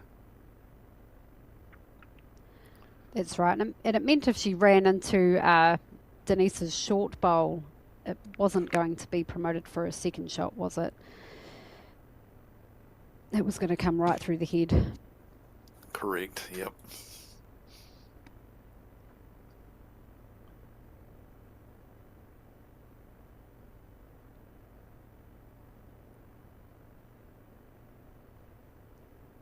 Gemma Andrew will be disappointed with that one. For the most part, she's been really solid throughout this game. You can't criticise any of the players. They've all contributed at certain stages during the game, and they've all been, you know, reasonably consistent. The heads have been good. Yeah, the shots have exchanged throughout the head. It's been a good tussle.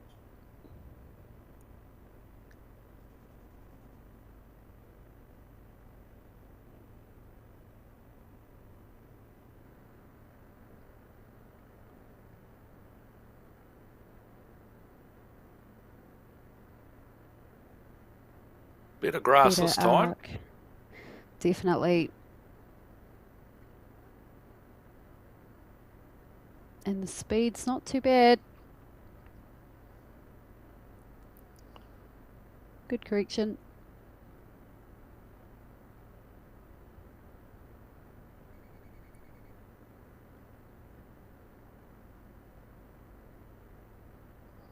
We had a well-known Italian bowler in the Nelson Centre years and years ago, and I can still hear him. You take it to the green, you get at the shot.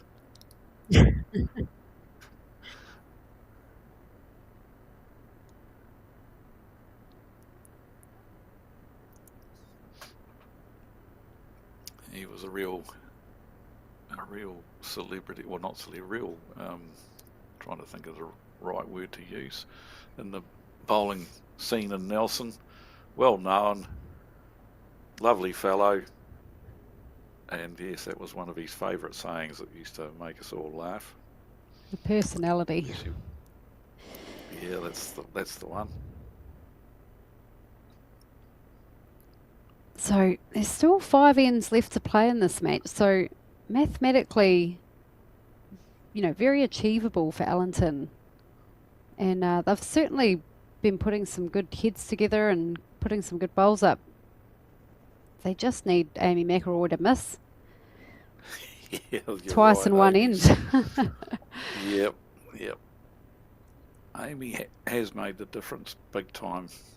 Yeah, Definitely, and that's not to probably. take anything away from Kirsten or Gemma, because again, they're both playing great bowls and doing their jobs. But as far as the actual scoring power goes, I think, Amy's been making that side of things happen. She's definitely outplayed Sandra, I think it's fair to say.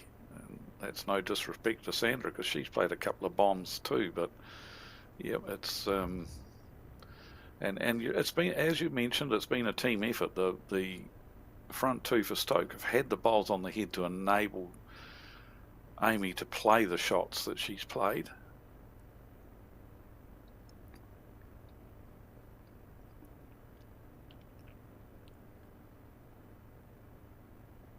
Once again, this head here, you can see that Ellington holding the shot for sure, but the position of the Stoke players' bowls is ideally set up again for Amy to weave her magic.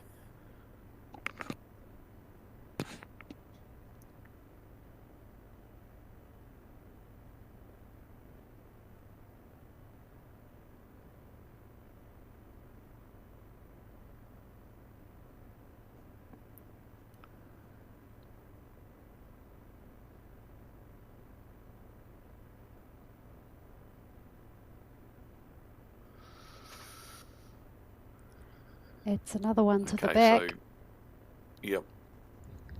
This is another one of those examples where Sandra can draw a bowl that will count and cover.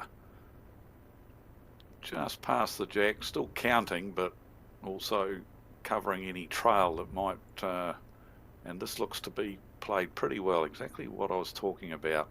Land on Amy's bowl there, perfect. Counting and covering. 2 or 3, Dave? Yeah, I'm not sure. Could be 3. Yep, that other short bowl might be counting. I think the last time Amy was in this position, she drew a toucher.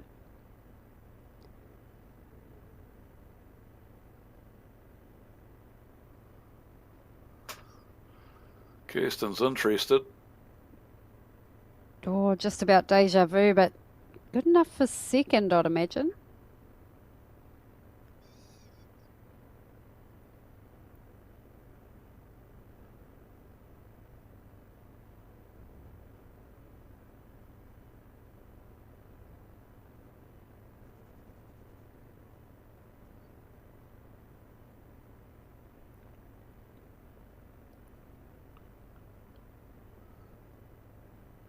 This is coming from a good area too.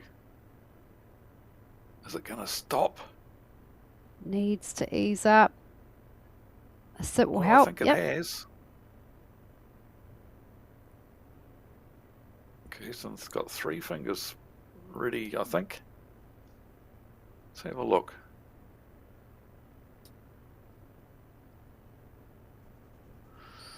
Not sure Talking how about many the how length many's that now. lollipop man got. 2. 2. It did look to be 2.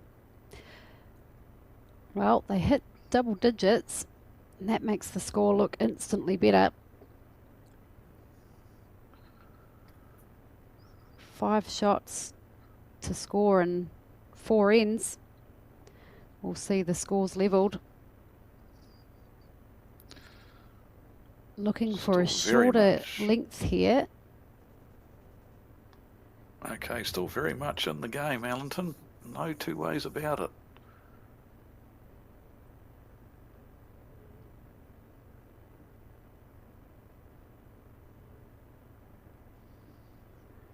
How often does that happen where, you know, Allenton have played better ends than that and not scored? This one was a bit looser, but that's where they managed to get a couple of shots.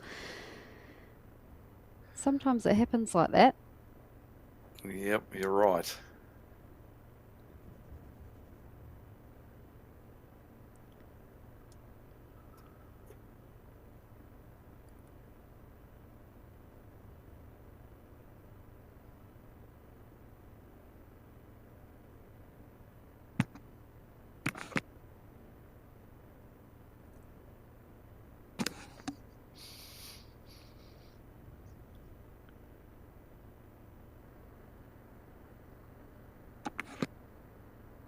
Yeah, good opening bowl.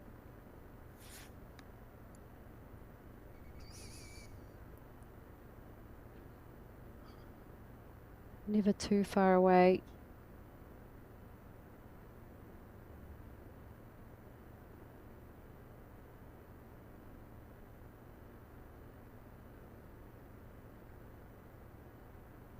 Close Great here. correction. Gemma Andrew, very, very good bowl.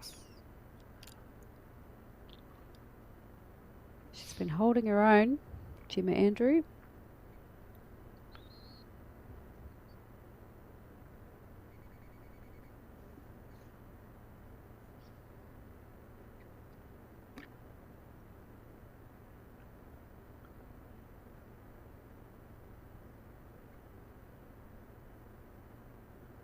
Pretty good correction from Gemma Watts too, just going past by a couple of 3 feet, but nothing wrong with that.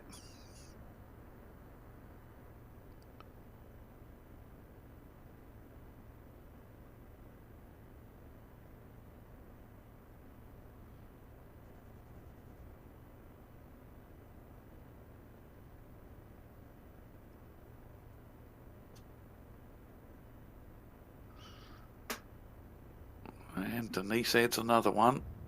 Very good bowl. Yeah, she'd certainly started out this match with a hiss and a roar.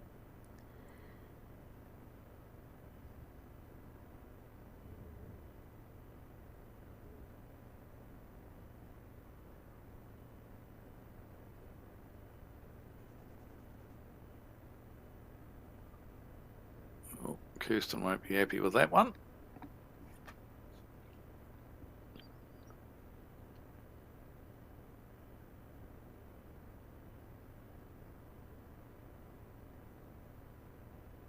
Important for Denise to beat Kirsten to it, I reckon, because Kirsten hasn't really been missing twice.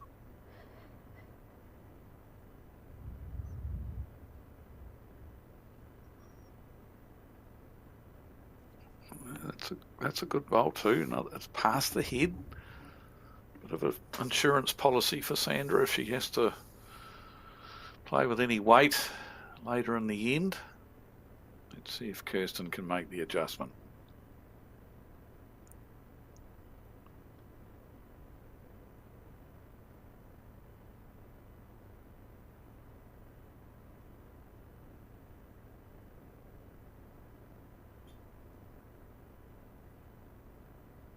sure she's got the running. Oh, it's very close, but just going to pull up short. So still be 2 to Allenton.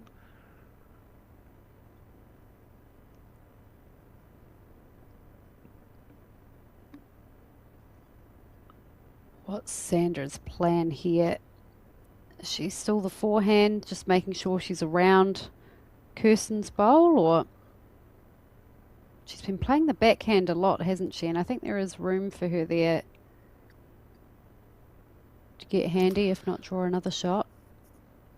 Yeah, I think you're right. I think she's got to stick to the hand that she feels the most confident on, because there's danger on both hands, really, although I think probably less danger on the backhand.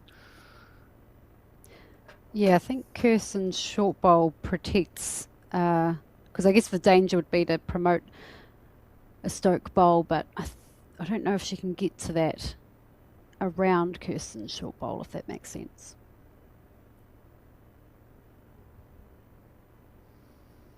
Definitely sticking to her favoured backhand.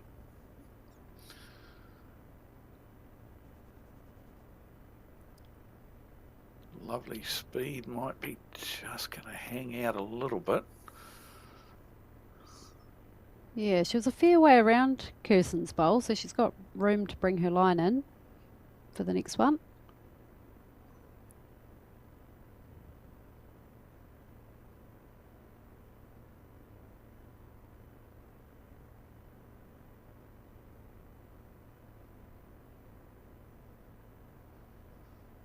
Amy be looking to make contact with Kirsten's bowl here. The gap's fine too. Bit of both. I think she might have needed one or the other, not the in-between. Yeah.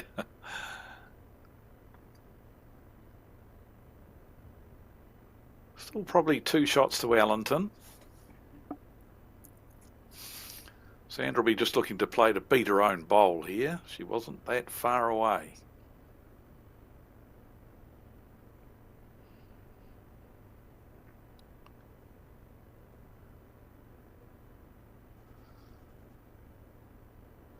She's close. Got to be close. Yeah, very, very good bowl. Oh, it just runs on. Just ran through, yep. Well, if Amy played the same bowl, I imagine that would be good enough to get the shot now.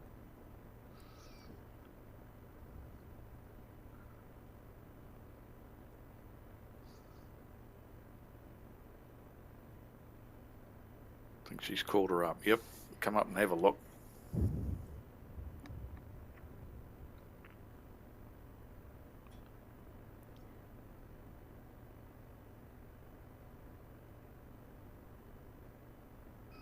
There are a few options here. Definitely the shot that she's just played is an option. Turn Kirsten's bowl in, just get underneath it to get to the shot bowl. There is also a shot on the backhand, playing to Gemma's bowl with a good couple of metres of weight. And you're not going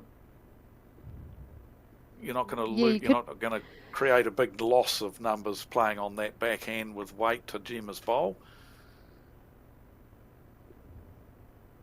Yeah, you could just about peel both of those Allenton bowls out of the head. Certainly one of them. The slow, deliberate walk back to the mat that Amy's known for. And she is switching to that backhand, so looks like she's after that Gemma Watts bowl short of the jack for a result here.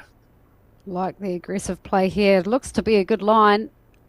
Got to be close. Oh, I don't think I saw a world where that was going to happen. Not in a million years did I think that was going to happen, that she was just going to pluck one bowl off the head like that. Yeah. No damage, so 2 of to course. Allenton. That really closes the gap. 12 shots to 15. 3 ends to play and it's game on.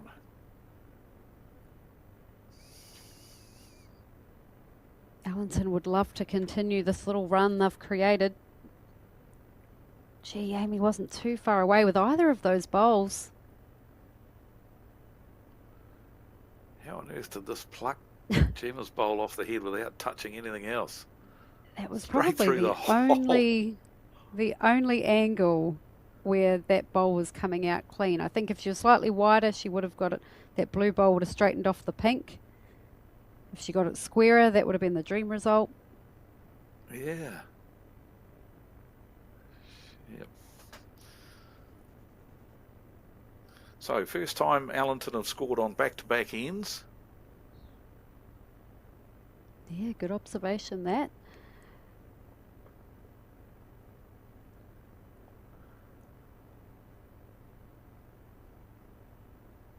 And what a great Really opening bowl good. this is from Gemma Andrew.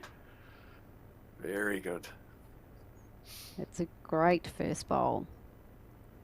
Wonder if the Allenton team are just feeling like they've got a little bit more pep in their step after scoring those back-to-back ends.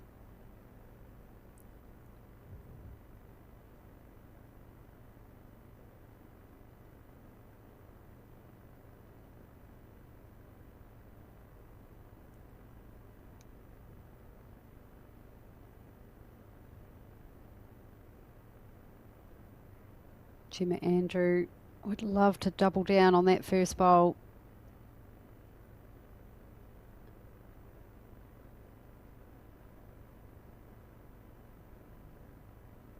Good arc. It's coming home now. 2 good bowls. Great leading.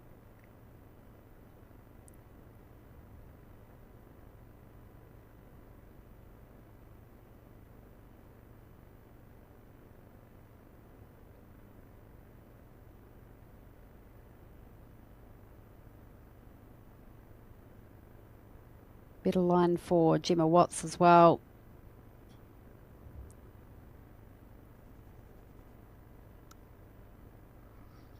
Okay, so a little bit of pressure starting here for Stoke. 2 very, very good opening bowls from Gemma Andrew. And I can tell you that we have got one finalist already. Briar Atkinson, Tina Atkinson-Watt and Jackie Mohua from Paratutu have defeated Linda Ralph's team of Helen Blick and Janine Brown by 22 shots to 12. Another great bowl there from Denise Taylor.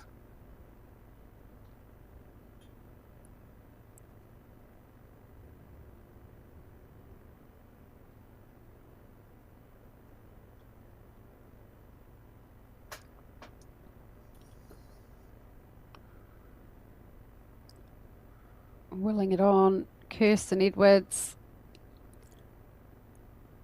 Oh, Kirsten fantastic. Edwards. What a time to pull that one out of the bag, eh? It sat so well as well. Still an Desperately opportunity. needed by Stoke, that was, and she played it beautifully.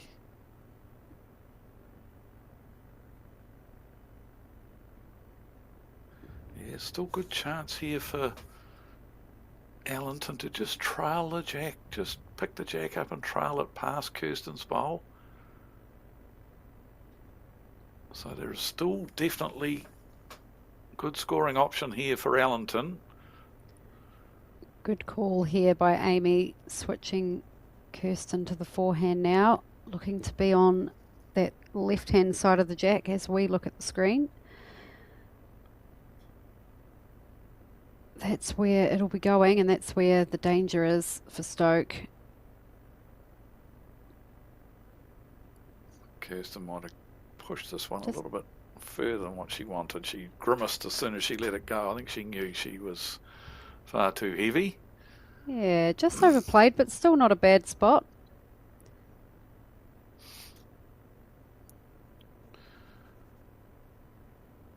So the little trail is on here for Sandra Keith.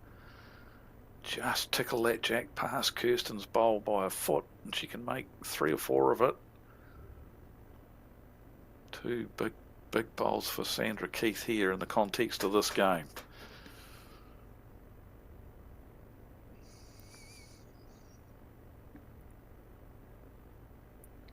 Been there and done that on so many occasions, Sandra Keith. Wouldn't surprise me if she achieves this.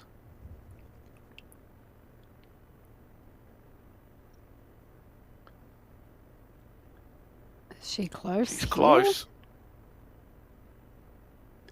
Oh, she's got it. She What a has bowl. played it. That What a is bowl. exceptional from Sandra Keith. Not an easy shot to play, and she's picked that beautifully. Such great speed. An absolute bomb. And as I mentioned earlier on, it's not how many you play, but when you play them. Amy's probably played a lot more big bowls than what Sandra has, but boy, has she pulled one out when she desperately needed it.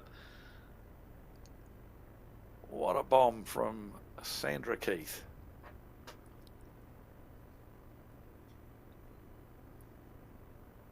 Well, we see some big weight here. I She's would lining say so. up. You could clear those 2-shot bowls or grab the jack.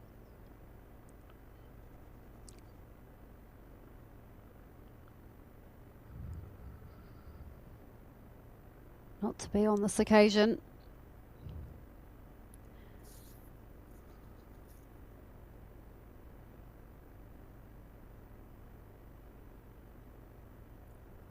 So the key thing here probably for Sandra is, look, holding 2, it's to not be too greedy here and go looking for more shots. You know, scoring a 2 here and you're, you're right in the game. I mean, they are already, but no need to. The danger of trying to draw another one here is fattening it up, making the target even bigger for Amy. Amy may not be looking to drive now because she's only got one bowl anywhere near it, and that's the bowl that she'd be targeting with her drive, Kirsten's bowl. And she wouldn't want to see what happened on the last end where she plucks Kirsten's bowl off and drops more than just the 2 that they are at the moment. So Sandra doesn't want to give her another option anywhere to use for a result. So wouldn't be looking to draw too close if I was Sandra here.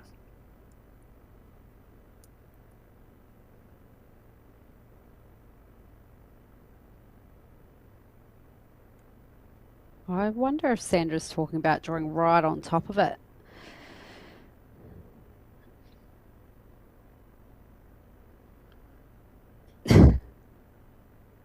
She's struggling a bit to make up her mind what to do, really.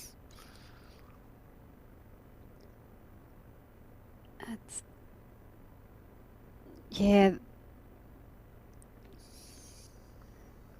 Feels like Amy's best shot is square through Kirsten's bowl, peeling out the 2-shot Allenton bowls. Look at that win likelihood changing. It was 86% chance to Stoke before and only 14 to Allenton.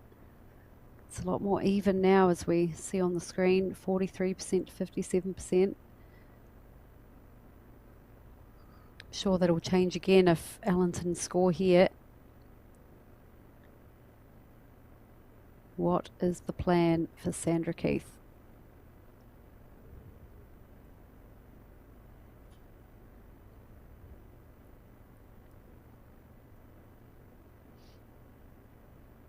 Forehand.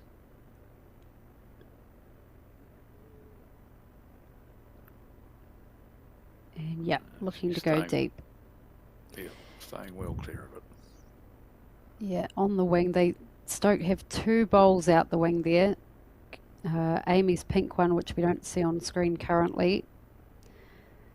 But there it is.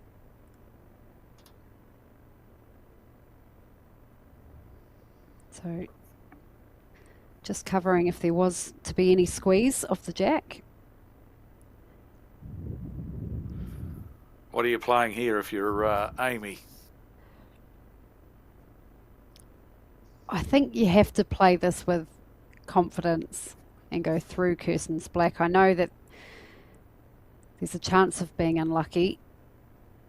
I like it on the backhand.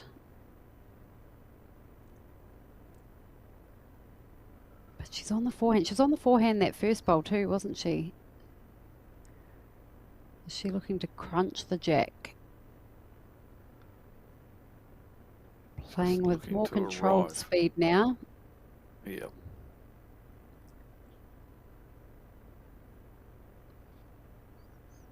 Just not going to get down, I don't think.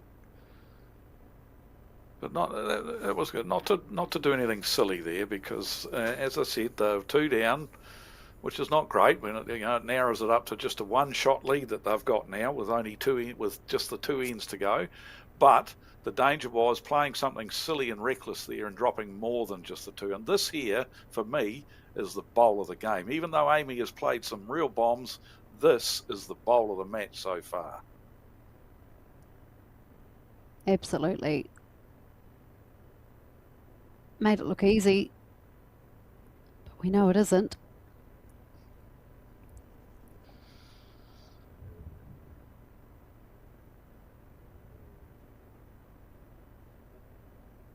Okay. Here we go. 2 to go. 1-shot lead to Stoke.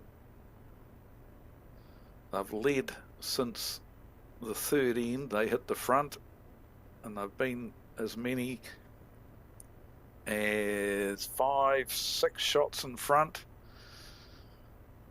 But Allenton, as I mentioned earlier on, were never out of it. They were making Stoke work really hard for the shots, and they just had to hang in there, and they've done that brilliantly, and they're now right in the match.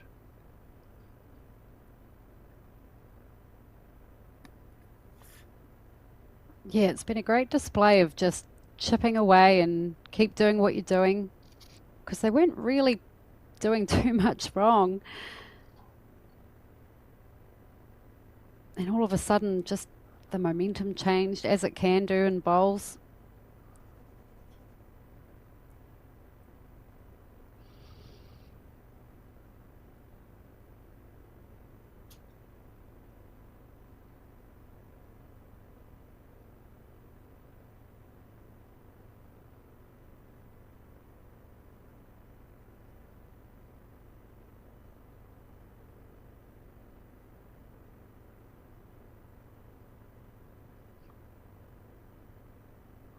Overcorrection here from Gemma Andrew. So a chance for Gemma Watts to consolidate things for her team. Try and draw one right on the monkey.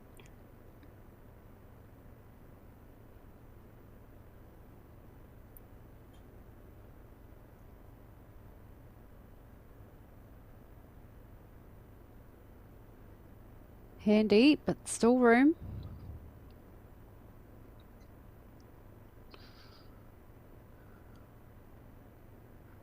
Who's going to be the first to get one right on top of it here?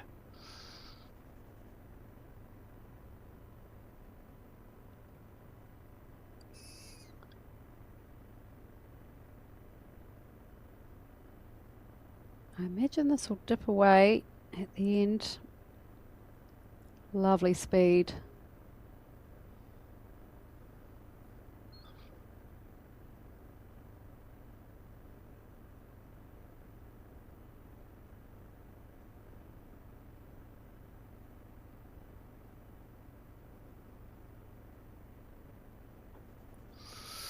Kirsten on the forehand, trying to draw an absoluter.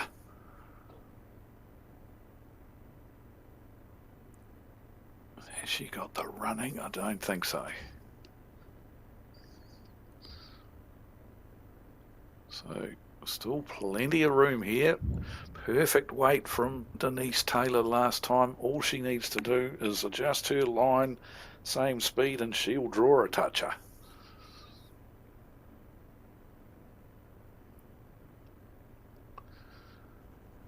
It is on a wider line.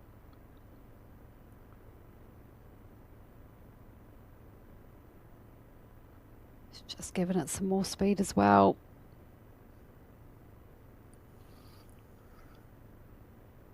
Still open.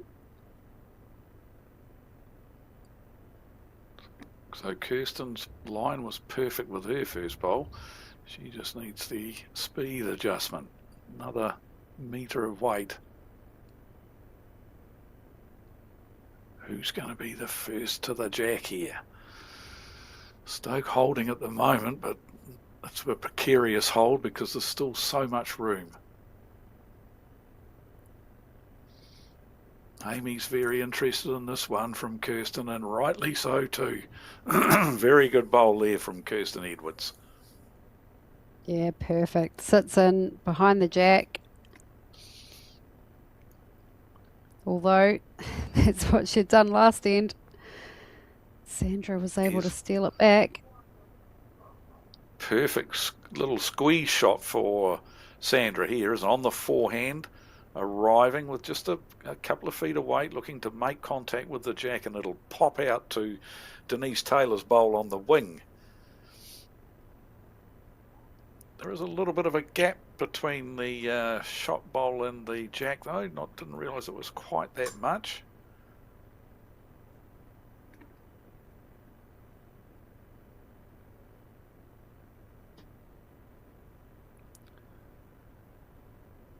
Okay, so Sandra Keith, can she do it again for her team? Played an absolute bomb on the last end and needs to rescue the situation for them again here. She's certainly capable.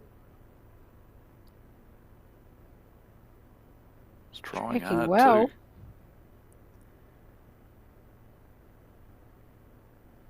Oh, just the wrong side of that bowl. So it'll be good. 2 shots, I think, to Stoke, by the looks of things. Really just got to beat Sandra to it.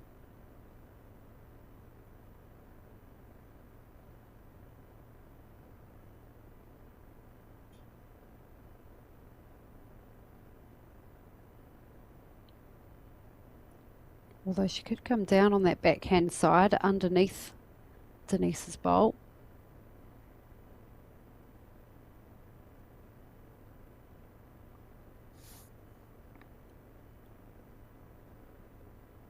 She's been drawing so well down here though.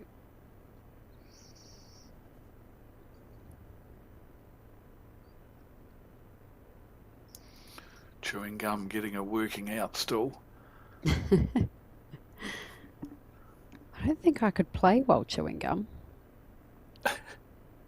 And she's played it very well, very, very well. The only thing is it's given Sandra a target, and that's what Amy's disappointed about there. Look, she had to try and draw as close as she could, and she's just been unlucky that she's sat it right beside the other shot. So a chance here for Sandra to arrive to those 2 bowls or get the jack out to Denise Taylor's bowl. Don't think she likes this one. It looks wider than the first. Yes, it is. She's just pushed it out a bit wide. She'd be disappointed with that. So it looks like it's 3 at the moment to Stoke. 2 definitely, possibly 3. And Amy's got a free shot now at a bonus bowl and give them a real buffer going into the last end of this match.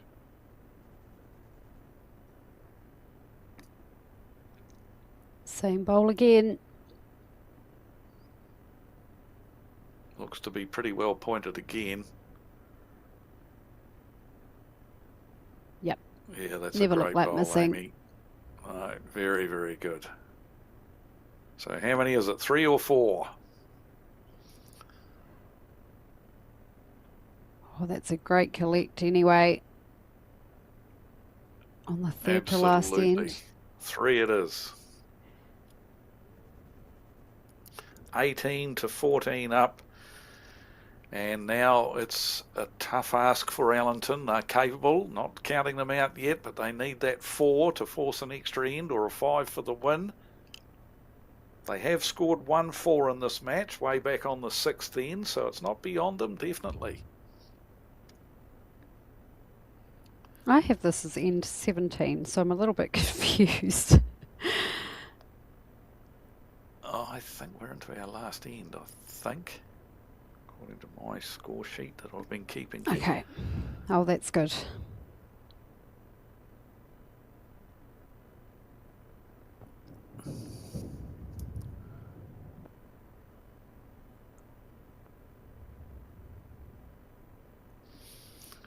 So, Gemma with that nice arc coming back off that bank, and she's played it very well.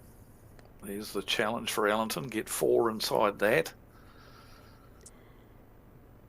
And we can see now that that 3 that Stoke scored have made them firm favourites, obviously, firm favourites to hang on and win this game.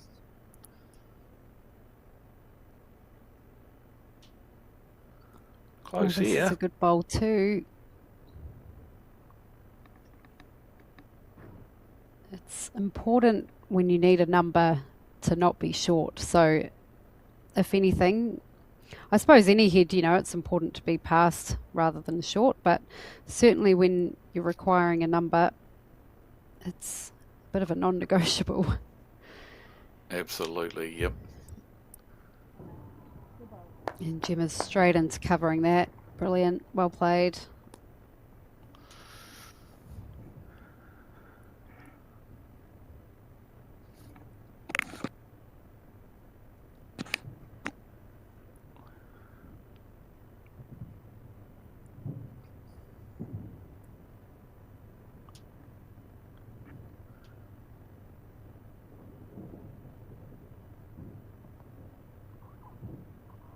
Here's one of those short ones that you were talking about. And making it even worse is the fact that it's finished right on the centre line, which makes it more difficult if you go looking to kill the end as well. It's another option for Allenton. If the head's not building up to their advantage, they can look to kill it and replay it. And sticking one right on the centre line like that makes that even more difficult to achieve.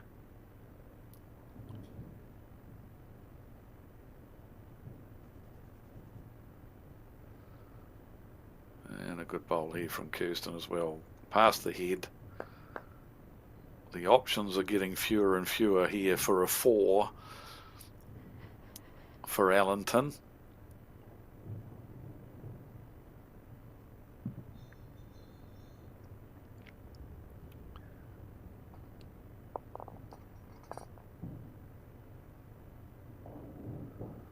Needs to run. Can she pick the jack? That'll help. Yeah, great bowl. Very good. So if she adds another one like that, then Sandra Keith draws 2. They're going to have the 4 they need.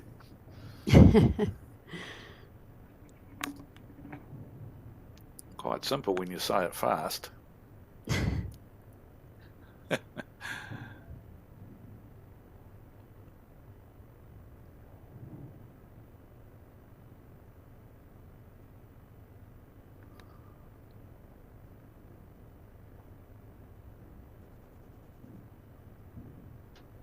So Stoke won't be worried by the fact that they're 1 down here. They'll just be looking to draw.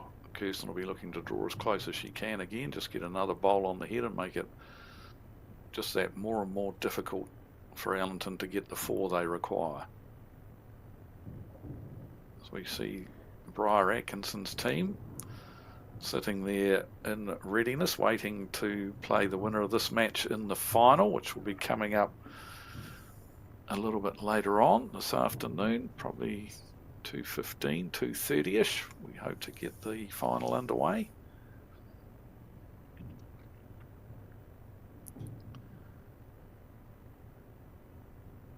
So Kirsten switching to the forehand, the obvious hand to play, looking to land on the shot bowl or touch the jack. And she's in the air. Even if she gets round it, she's going to be another very handy bowl. Yeah, plenty of good options there.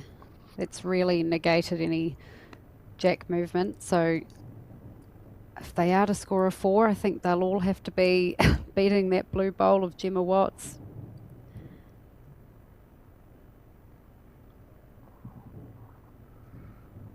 And if Denise doesn't achieve that with this bowl, then I think Sandra's only option's probably going to be to go looking to kill it. She's close to doing it, the though. blue bowl. Oh, Yep, brilliant she's done it. bowls. Okay, so it's on. Sandra can draw 2 for the draw, so it's definitely on.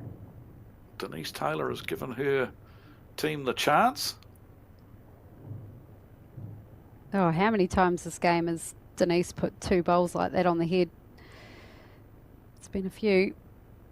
Yeah, well, definitely early on she started exceptionally well.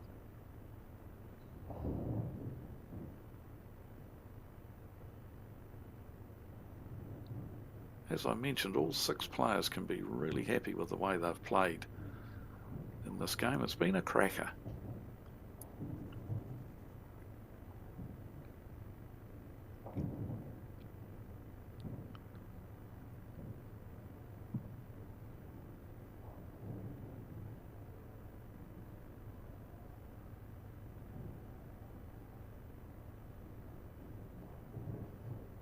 Amy's in the area here. She the gets down a inside bit rather more. than the outside. Oh, great effort. What a great head we've got here now.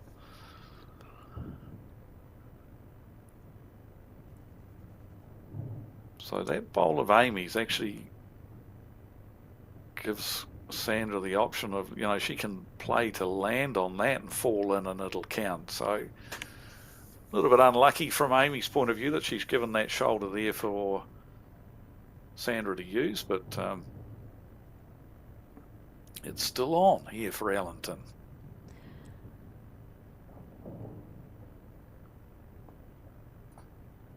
Yeah, it'll get pretty exciting if Sandra can draw another one here. Absolutely. We'll be on the edge of our seat if she can do that.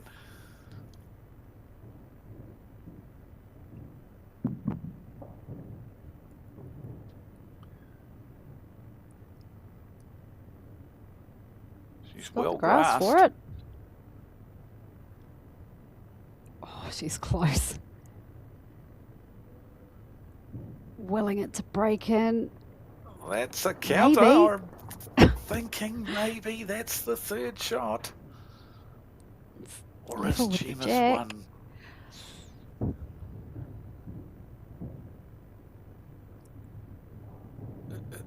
Amy, I don't think needs to any great cause for alarm here. She just needs to play exactly the same bowl as her last one, and she's going to get a result because she would land on Sandra's bowl that's just come in.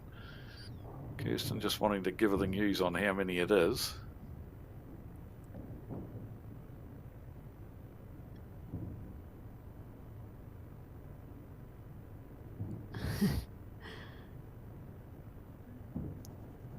They're both having a look. It's the 3rd shot. It's whether Gemma's bowl that's locked in behind one of Denise Taylor's bowls versus the last bowl that Sandra's just played as to who's got 3rd shot. Must be hard to call. Oh, now Amy's coming up for a look as well. This is... I don't really know whether it's 100% vital that they know this. Yes, that Whether was going it's to be 2 my or question 3. to you is, you know, even if it is only the 2, I don't know that it changes the shot.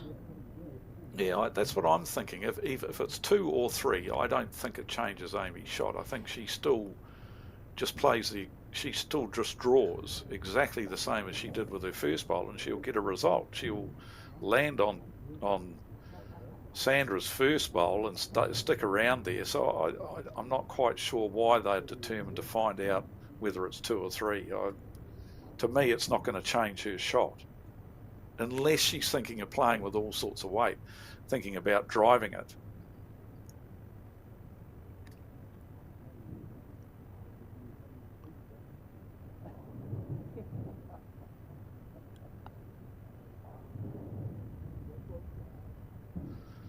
But hasn't Sandra Keith come into the match big time in the last few ends? She's played some real honeys. The bowl of the match, in my opinion, earlier on, and then drawing another shot just now. She's really come to the party big time.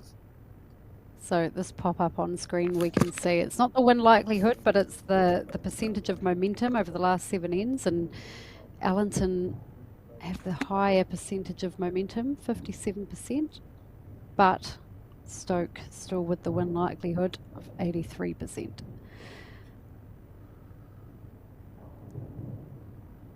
Still a pretty important bowl here for Amy. They have opted to stick with the backhand. Yeah, I think she just, easy for me to say and easy for everyone to say, you just got to play the same bowl as your last, but that's what she'll be looking to do here. Playing exactly the same bowl as her last one, and she'll arrive on land on something in here. And don't mind this. just Hold going to duck on. away though on it. It's going to duck away on it. Yep. Oh, look at that speed though, it was beautiful. Genuine attempt. Very, very good bowl. Yep. She was just a little bit. A bowl narrow was all. Half a bowl narrow was all that was wrong with that. But okay, so Sandra's got the chance to draw for 4, we think, to make it an extra end in this game. Now they're having a look to decide whether it's 3 or 4. Yeah, it is probably important for Sandra to know whether she's holding 2 or 3, because if they're holding 3, you draw another one, but if they're only holding 2, I think she actually needs to arrive a little bit onto, I think it's Denise's bowl, which will get a roll out of Gemma's, and that will be enough for 4. I don't think she can play through her last bowl because it's actually sitting to the left of Amy's bowl, which will mean it's more likely to disappear out of the head.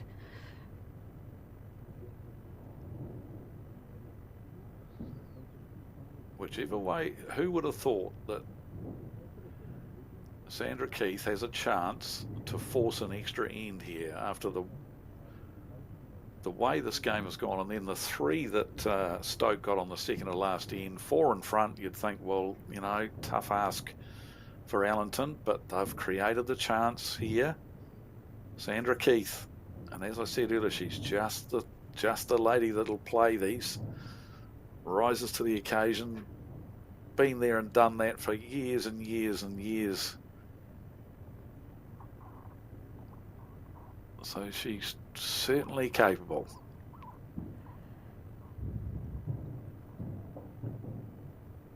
What a fantastic head we're finishing with the last end here.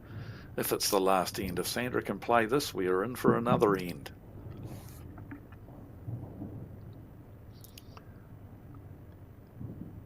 She's in the area. I don't know about the speed. And actually she didn't have the speed. What a shame. Yeah. What a shame. What a shame. But what a fantastic game of bowls we've seen. What an unbelievable game of bowls. A quick summary on your thoughts on the match, Terry? Oh, look, I thought it was a fantastic match. You know, Amy McElroy for me is just that difference, you know, the 1% difference probably, which kept the momentum for them for the bulk of the game. But of course, Allenton really stepped it up in those final few ends and really made a game of it. I mean, they were 7 shots down, maybe 5 or so ends out. So they've pulled it back nicely. I'm really excited to see the Stoke versus Paratutu game. And yeah, I guess the women will be looking to replicate what the men achieved for Stoke last weekend. Awesome. Thanks for that, Terry. Yes, what a cracking game we've had in the semi-final, and no doubt there'll be more of the same in the final, which will be coming up either around between 2:15, 2:30ish, somewhere around about there. We hope to get. Obviously, Stoke will be wanting to have a break now between this semi-final match and the final, but what a fantastic game we've seen. Stoke have defeated Allenton by 18 shots to 17. Come back for the final, 2:15, 2:30ish. Look forward to catching up with you then.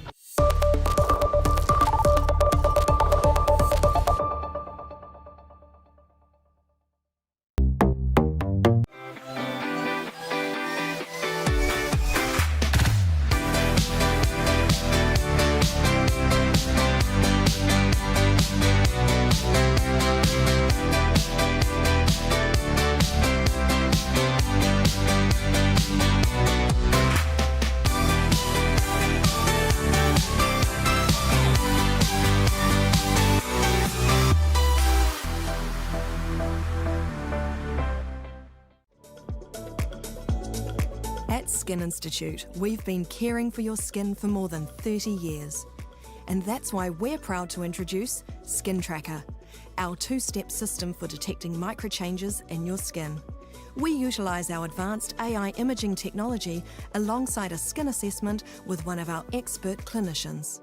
At Skin Institute, we remain dedicated to the early detection, diagnosis and treatment of every form of skin cancer.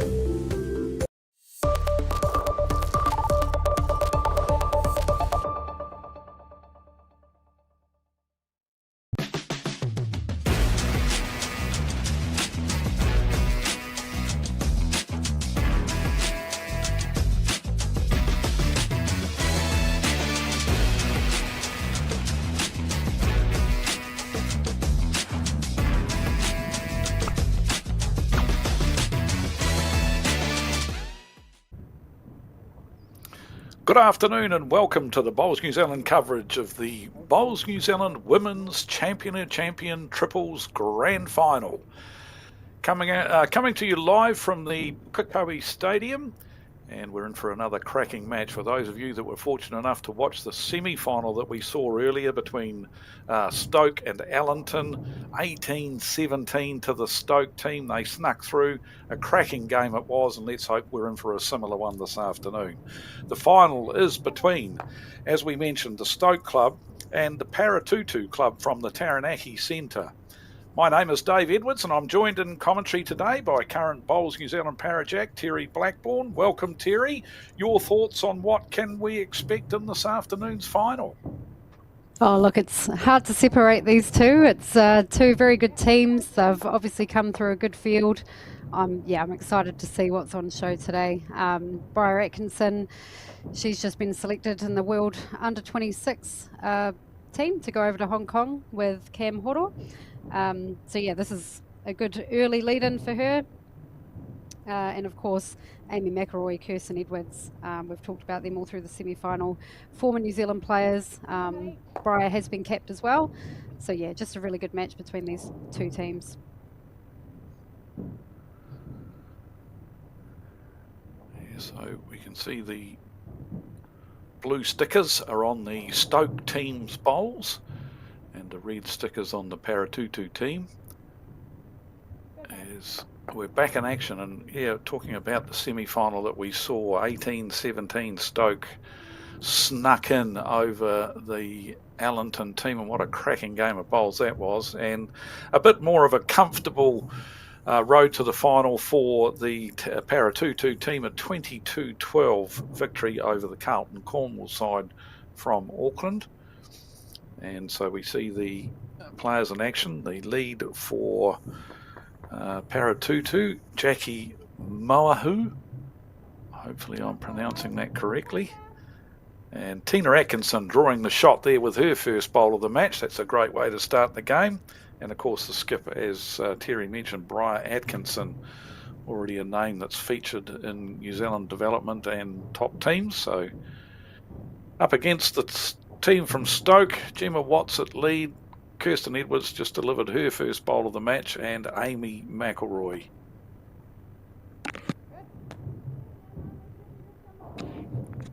Some good early bowls there in the final.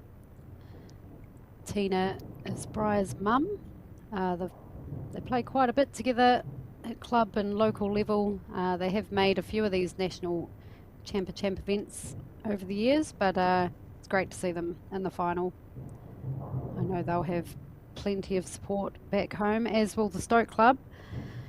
We mentioned a couple of times that it was the men, Shannon McElroy, Nick Tomset and Peter Hodgson, who won. Yep. Peter Hodgson, last weekend. So yeah, it would be pretty special for Stoke to take out both of these events.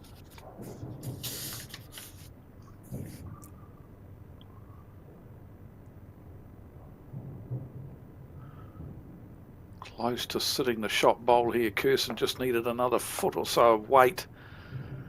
But 4 seconds the Stoke team have got to that one Tina Atkinson Watt bowl.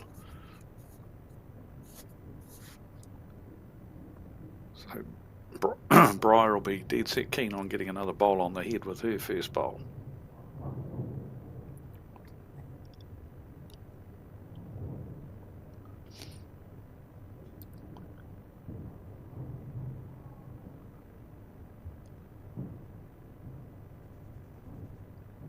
Playing down the backhand side, like you say, just looking to break up that position or get another one on the head handy.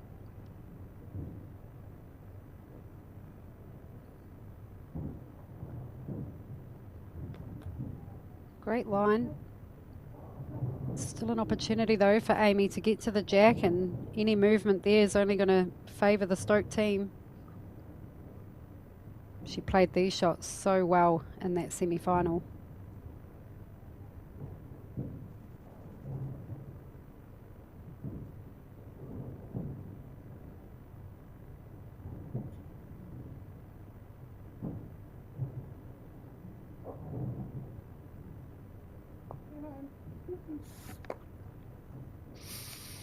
may have overplayed that one a little bit, just a bit too quick for what she was wanting.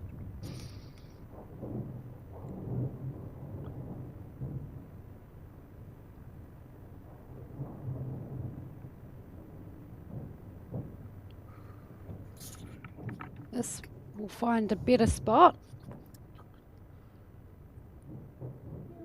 Still got a few seconds here, Stoke. So Amy has to make up her mind if she's just playing to sit the shot bowl or really with a bit more pace to get rid of it. Looks like she's just playing with that just over the draw weight, trying to sit it or tickle the jack. She's interested. So is Kirsten. Asking it to I don't run. know, she's got the running, yeah. Just took a bit much speed off of it. Yeah, half a mat or a mat more speed. She would have pulled the jack nicely, but first blood goes to Paratutu. 1-0. And of course it was that bowl by Tina who we just saw on the screen there.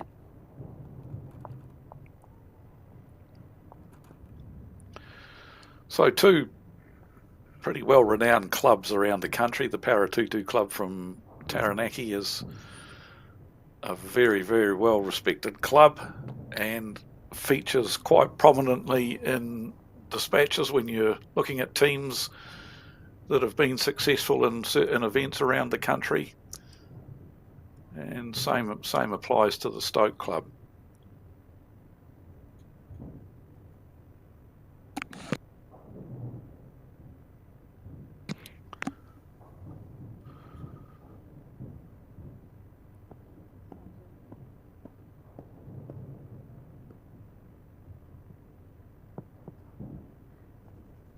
Terrific line, and as we've spoken about, Dave, it's always good to find that centre line early.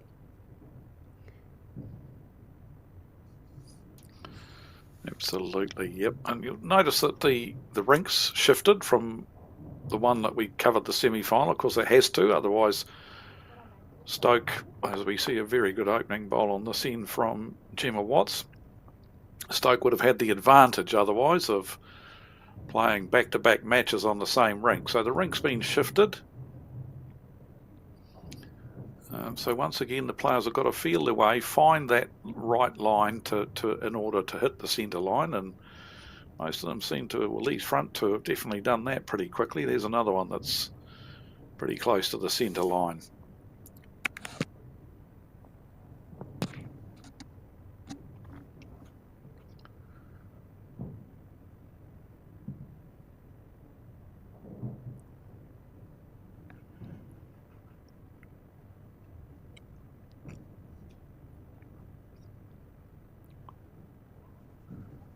Once again, looks to be a good draw on that backhand. And that's good to see that the hands are consistent across the green, that you can trust that if you switch from one rink to another that the lines are going to be similar, and it looks like that's the case here at the Pukekohe Stadium.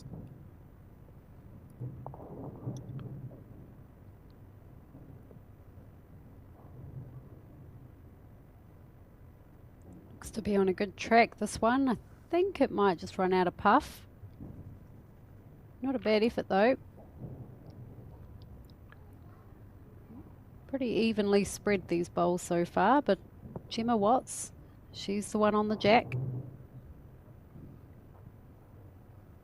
Not bad for someone who only dabbles in the bowls world.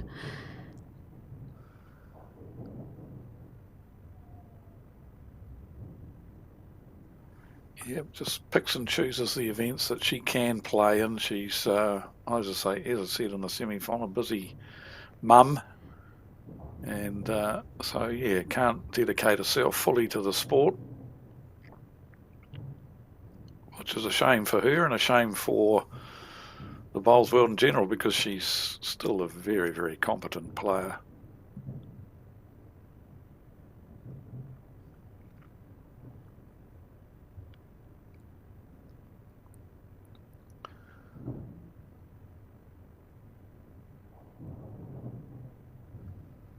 Two pretty handy bowls there from Tina Atkinson-Watt.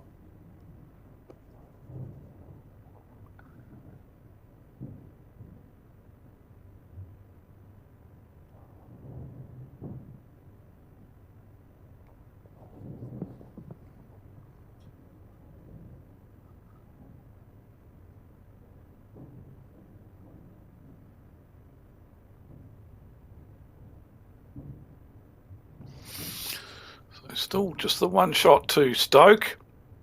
Two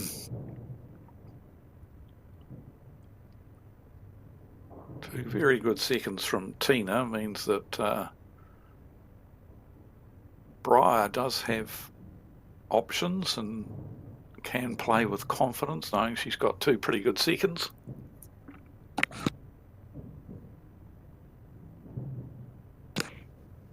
Yeah, it wouldn't surprise me if we see some aggressive play from Briar throughout the match.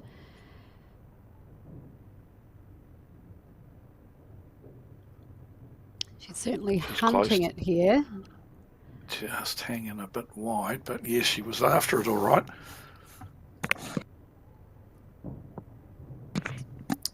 She'd be able to playing with that speed just enough to get the edge of the bowl and chip it off. Two very good seconds sitting there waiting. For Amy's part, she'll be wanting to get another counter.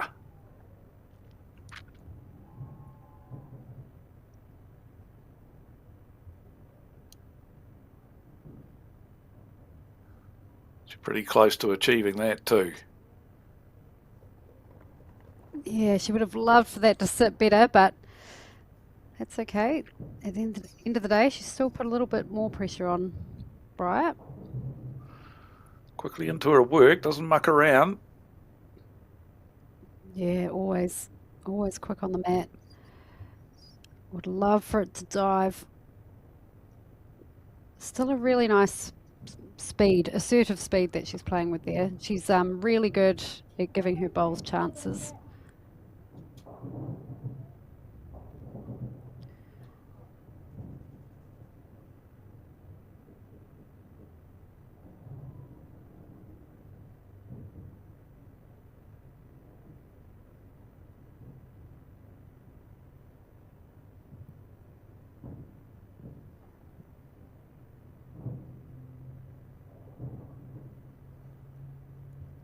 Looks handy again.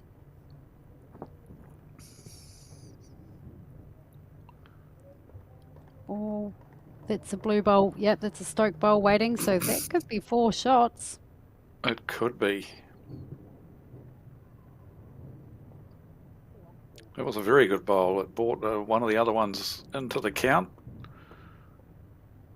So drawing for a third, and she turned it into a 4. Yeah, she's been playing really well, Amy McElroy. And I think if she gets her first one there, you can pretty much bank on her getting the second one. Her touch has been really good. She's been great to watch.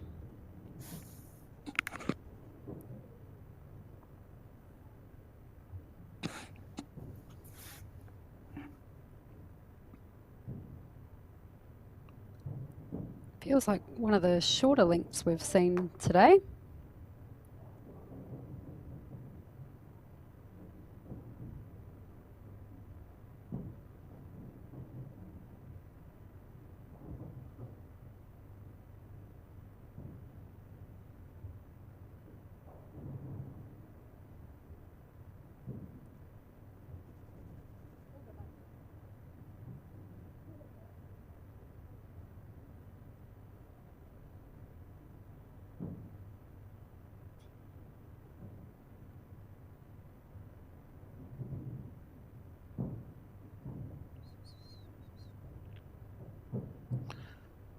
If you come across Jackie in your travels at all, Terry, it's not familiar player from my perspective.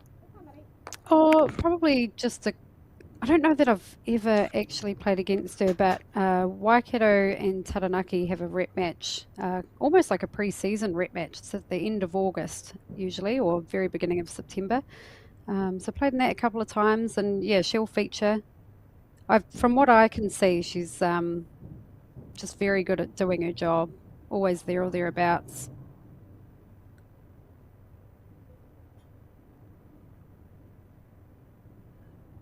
I think, yeah, she's been playing with Briar a few years in these club events and Champa events, so yeah, very familiar with each other. And the coach comes out in me pretty early in proceedings. I always analyse deliveries, and my word, we've got excellent deliveries again. And this Jackie's is very, very compact, and nothing much can go wrong with it. It's a very simple but nice, straight, lovely delivery. And as I say, I think all 6 of these players look like they've got very finely tuned techniques.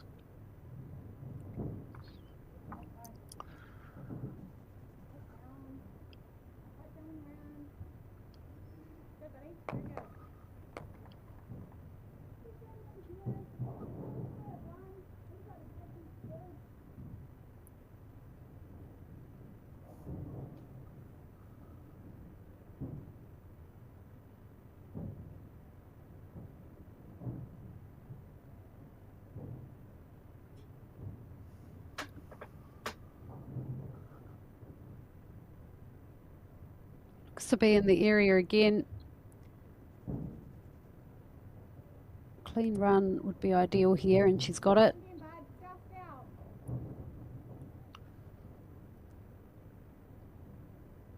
So Kirsten's weight was exceptional with her first bowl, just has to make that adjustment with the line.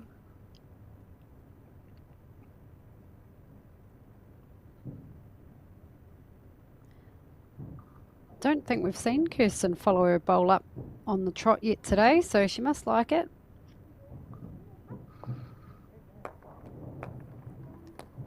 Turns her own over to make the shot out of it, so good result. Yeah, it was effective. And Tina can keep her line.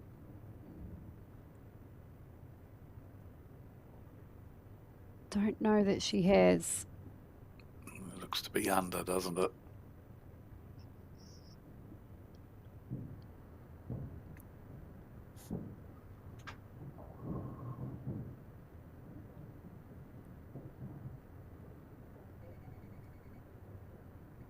Still room for both skips, but Stoke holding shot on the crossover.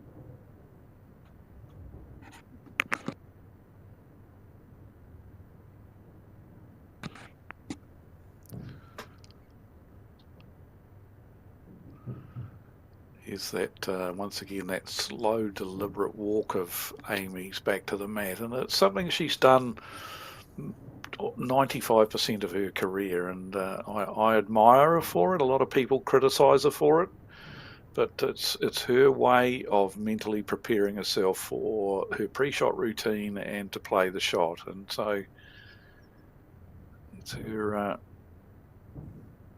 way of just mentally settling things down and clearing her mind of what she has to do, and then getting on the mat and doing the business.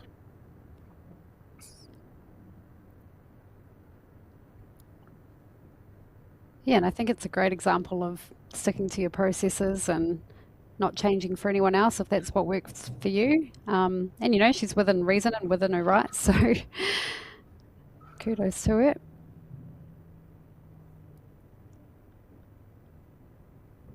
If this can run out. Oh, it's a great effort. Still one to Stoke. Just wonder if Briar's looking at the shot bowl at all. It just depends, I guess, on what happens with this bowl of Amy's. If Amy draws another shot or another handy one, but at the moment, the Stoke shot bowl is very lonely. I wonder if Briar's might look at playing something to get rid of it. Yeah, it wouldn't surprise me at all.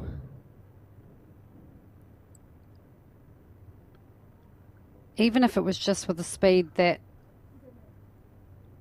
meant she was getting rolls out of that front one of hers or using the blue shelf. Be interesting to see how quick she goes, but I do think she'll be looking at it.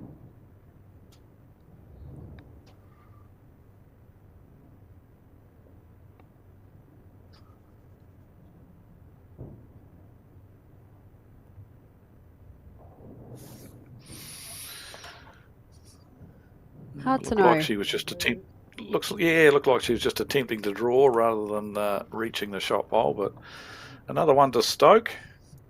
5-1 they lead after 3 ends now.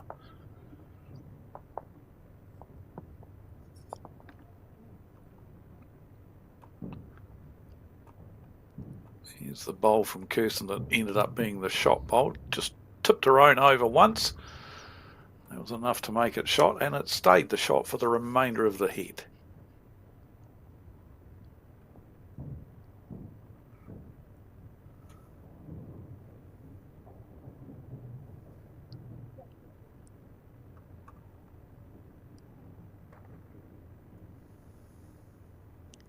So Bowls Orewa hosting the Oceania Challenge 19th to the 22nd of November. That's always a good one to head along to.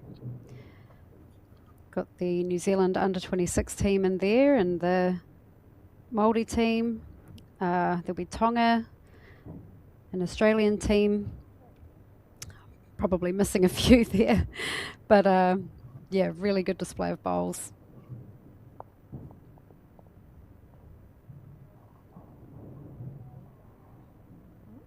And a really good atmosphere too. I think I popped along and it was just, yeah, very colourful and lots of good energy.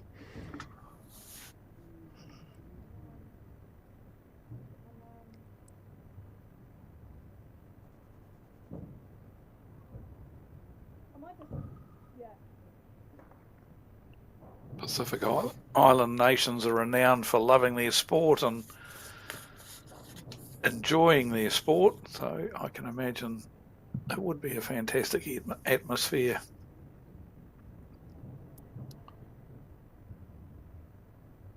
Better bowl here from Gemma Watts. Just about right on the money.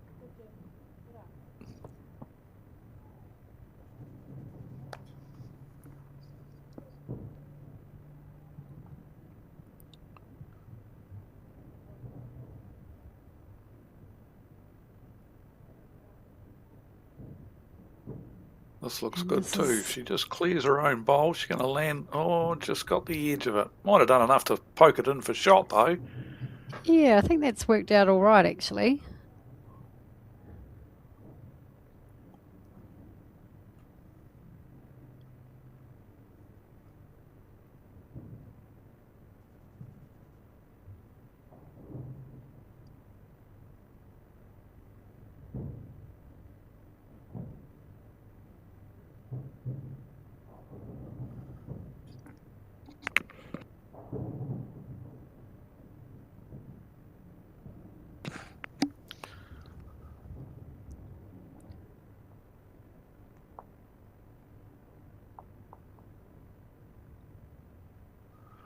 Still only on end 4, so early days definitely, but heads have been just a little bit widespread, shall we say, in this early stages. And I say that could be simply because of that fact that it's early days.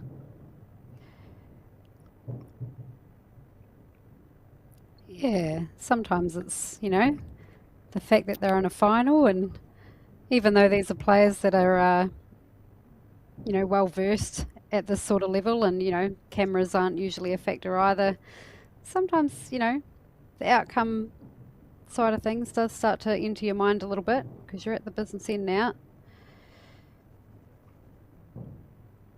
That coupled with, you know, just the fact that it's a big weekend. It's a lovely correction there by Kirsten. I imagine that will be the shot.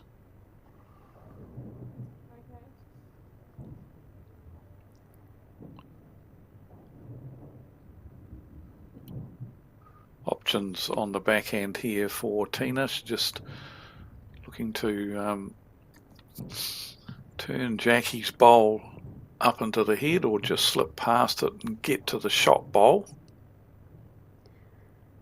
Good areas. And she's close, yep. Is it going to stop in time? Just ran through. Not quite, but like you say, if she'd made a connection with either Kirsten's or Jackie's bowl, that was really good weight for either of those.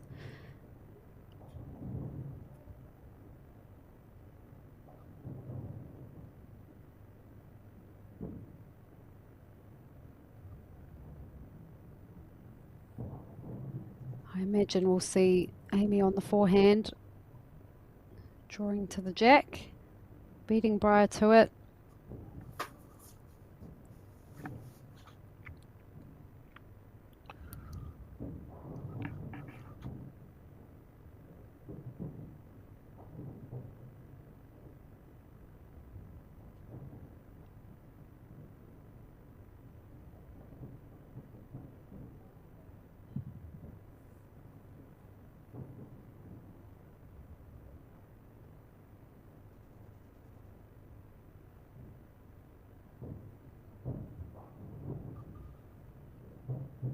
A little bit on the wide side this time.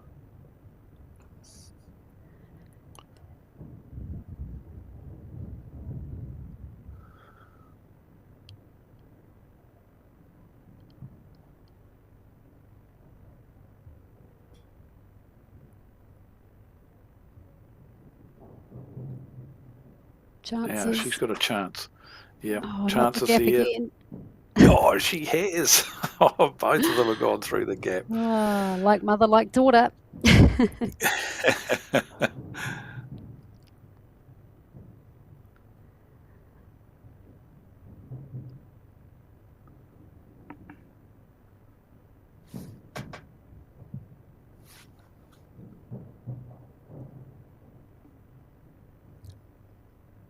Looks to be a better track.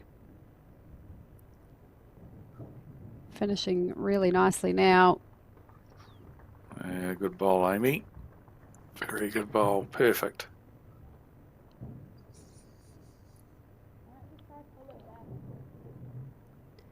Yeah, I think I heard Brian talking about pulling the jack back maybe, or they do have a couple of red ones at the back. Quick to the shot bowl. This could be interesting. Yeah, they had three at the back, so it would have been a good result for Paratutu to get that jack right back. Not to be though, so would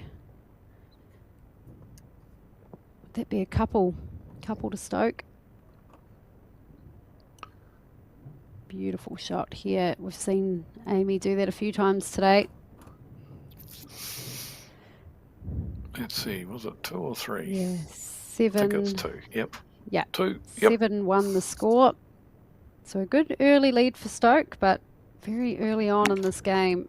And I don't think we've seen the best of what's to come. Been some loose heads, hasn't there?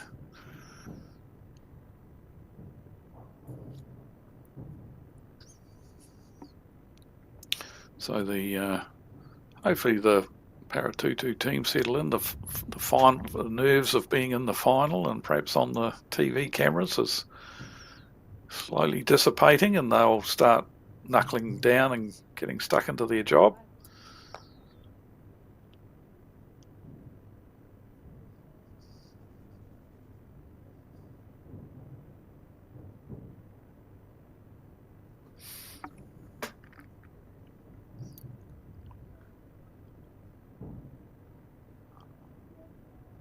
A good bowl by Jackie, good speed.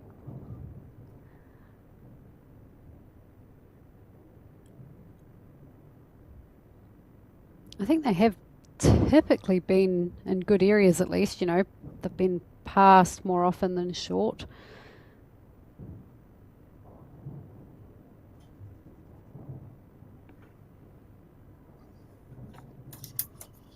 So it's a good place to work from.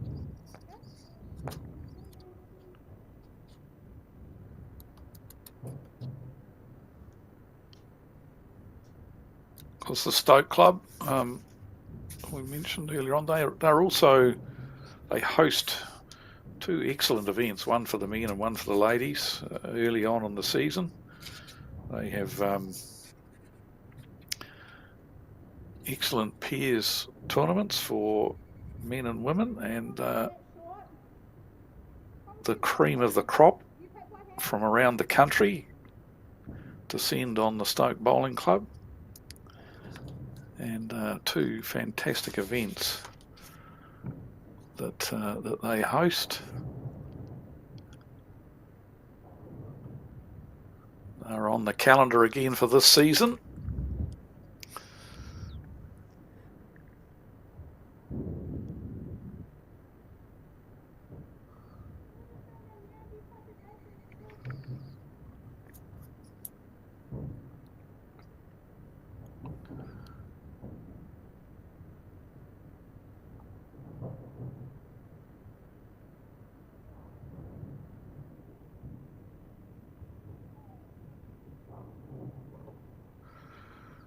All players on this end seem reluctant to take their grass.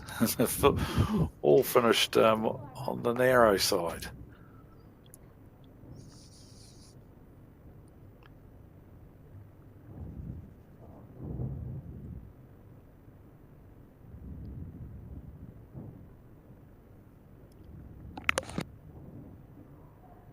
Not this time. That looks a good Kirsten's track. made the adjustment. Yep.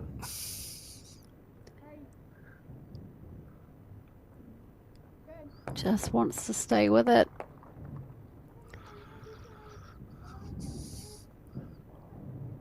It was a good bowl.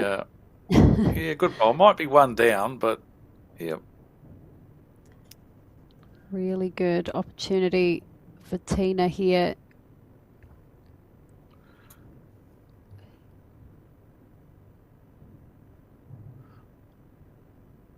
Just needed to be a fraction wider, and she is close here. Beautiful Great bowl. bowl. Very good bowl. Made two of it, possibly three, but made it a little bit more awkward for Amy, that's for sure. She's got Kirsten's bowl to use there on the draw. But yeah, tidied things up rather nicely, did Tina.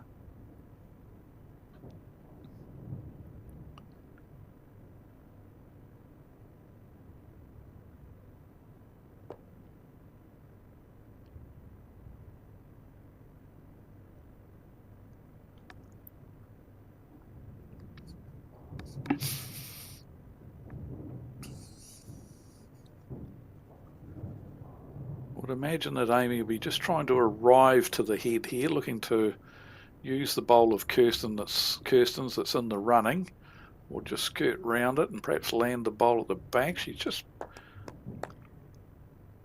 overplayed it a little bit.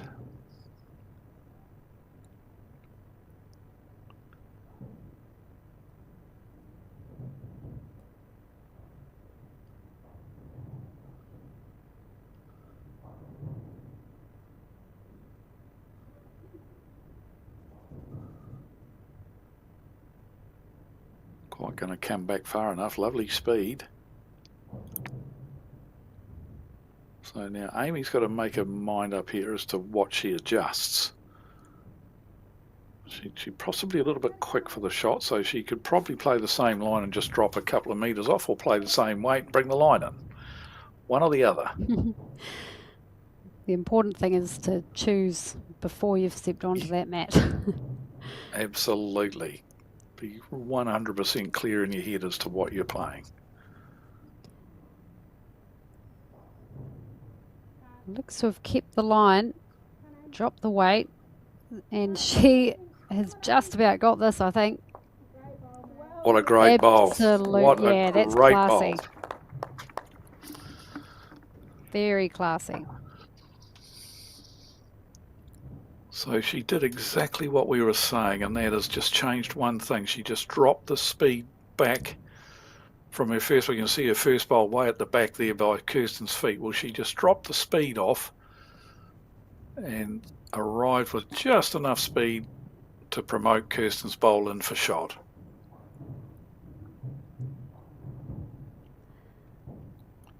So what can Briar do here?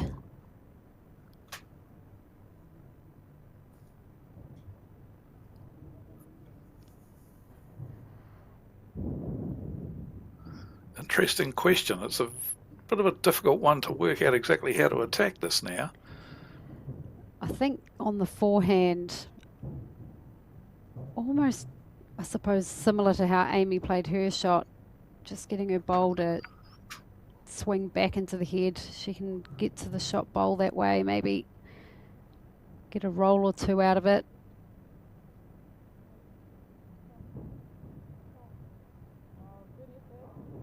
Just hung a tad wide. Another single to Stoke.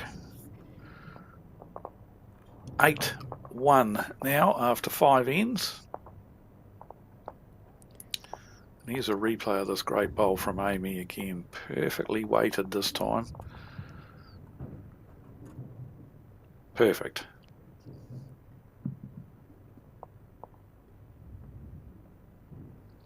Yeah, that was exactly how that bowl needed to be played.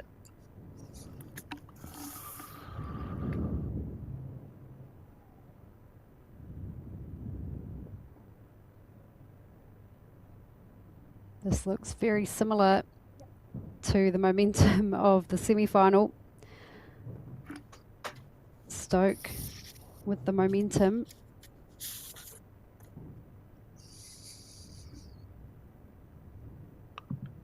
Yep, well in the semi-final they won 4 of the first 5 ends, and they've repeated that in this final. But for those of you that were watching, we saw what happened. Allenton never gave up, clawed their way back into the game, and only lost by 1 shot in the end. So Stoke will be aware of that. They'll still be wanting to keep the foot on the accelerator.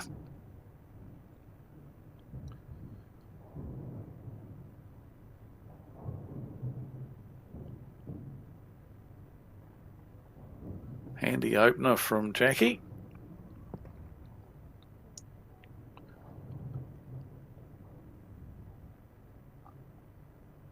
Yeah, like I say, Jackie's usually there or thereabouts.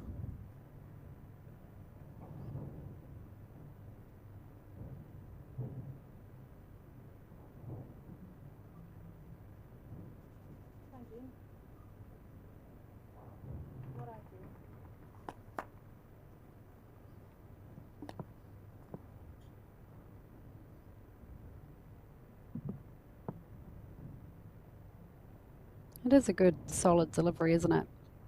As you mentioned earlier.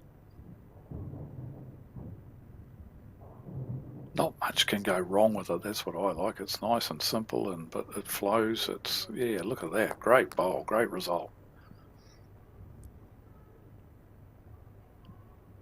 The last bowl is, oh yeah.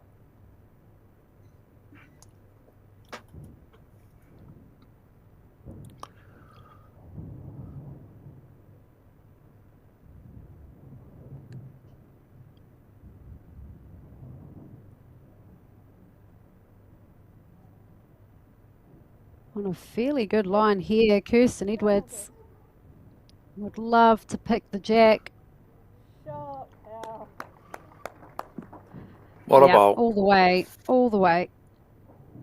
Very nice. So putter 2-2 now, looking to the forehand to do something similar, really.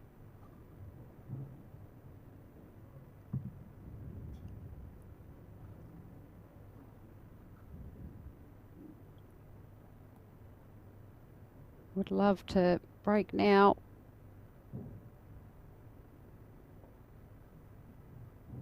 Oh, wound up in a good home. Yeah, but could have its uses there, definitely.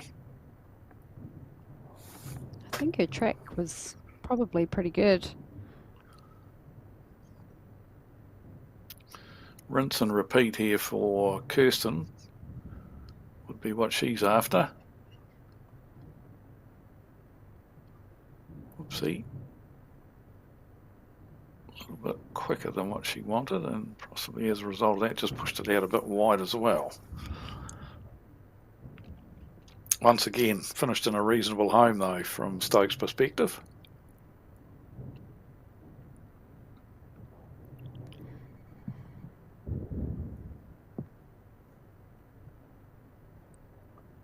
I think she's I don't know pulled her about the line. line. Yeah.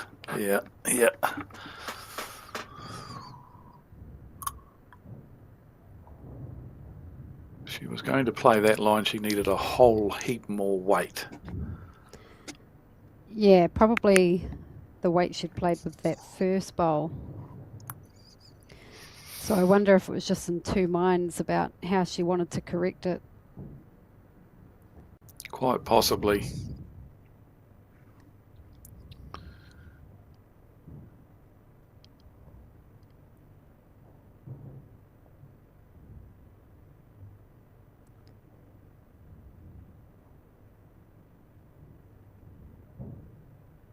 So Amy holding shot, but Paratutu have a couple of seconds.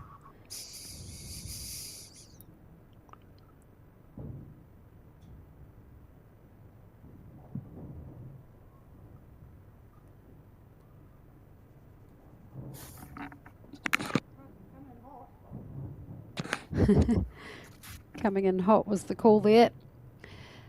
It needs the bowl, not the jack.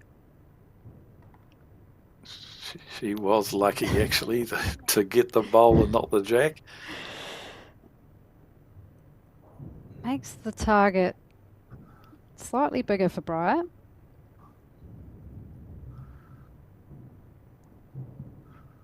Ideal shot here for Briar is to land the shot bowl and stay there for 2, possibly 3. She's coming home here. She got the speed. Got the speed to get it out of there, though. I'm not sure. Going to draw the shot dead. There we go. Sets it up well next time if she does want to be brave. But we'll see what Amy does.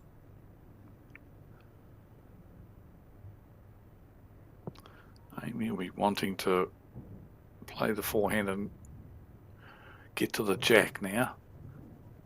Little touch on the jack is what she'll be chasing here.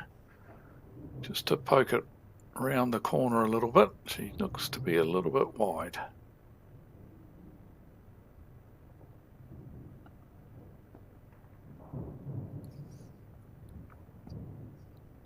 Might still only be the one down. Yeah, I think this is worth a look, so I can understand Briar coming up for the head.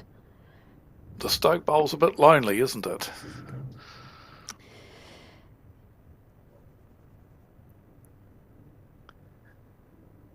Kirsten's bowl, the black bowl, which is second shot, is a bit lonely. If she was able to play a little bit of weight to the shot bowl and poke it onto Kirsten's and pop it off the head and stick around, she'd probably have 3 or 4.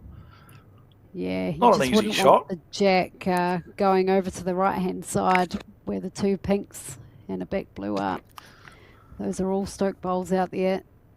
Yeah, so in all honesty, I'd just be happy to get the 1 and claim the mat, and perhaps make a change with the length that you've been playing. But there is a chance to make a 3 or 4, but it's a very risky chance, as you said. Any jack movement to the left of our screen there, and it's all bad news for Paratutu. So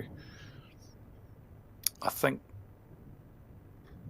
it might be best just to yeah, it is tempting, but yeah, get the mat back, get the jack length that you want, and settle into your game from after this. So I think would be my advice.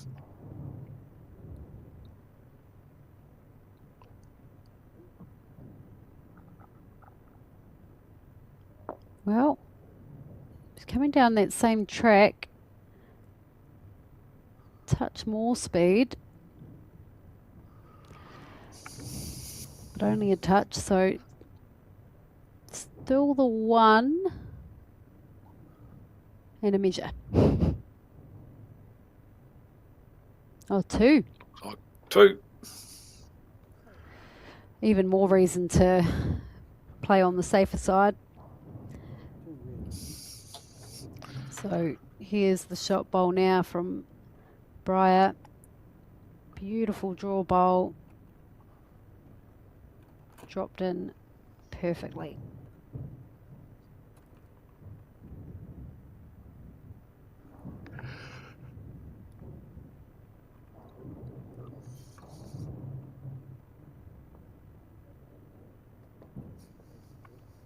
I think Kirsten was hoping that bowl that Amy chopped sideways there was going to actually touch the jack and push it back a bit, but it missed. Consequently, Paratutu were able to score the 2 shots. 8-3 now after 7 ends.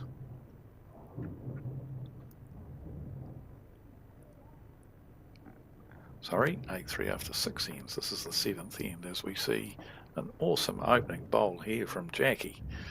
Right on the spot. She's going from strength to strength.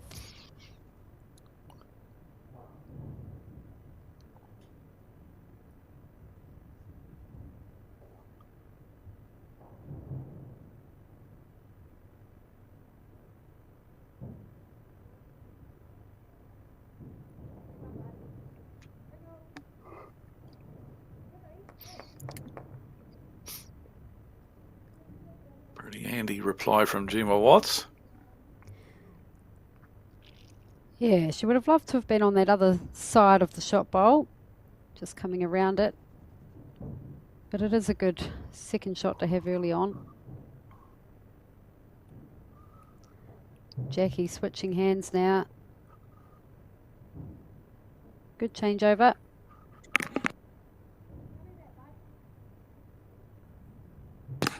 Found the centre line twice.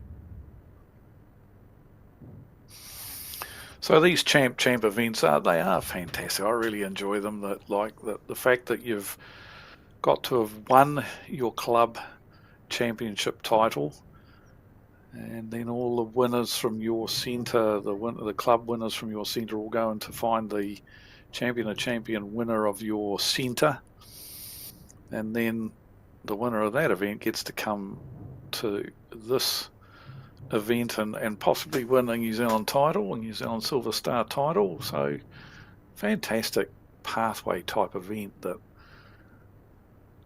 culminates in these New Zealand finals. I think it's an awesome event and real popular. Yeah, I think it's great because quite often, as much as we see a lot of your familiar names like Amy McElroy and Briar Atkinson, you do also see a lot of club bowlers that you'd be less familiar with as well. But yeah, it's certainly a long road to get to this stage, having to win 2 events already. You're right. It's great exposure for the club bowler, and you are right in saying that there's been some not such familiar names to all of us as far as top players are concerned. We've had some good solid club players making it all the way to the finals, in fact. So awesome event.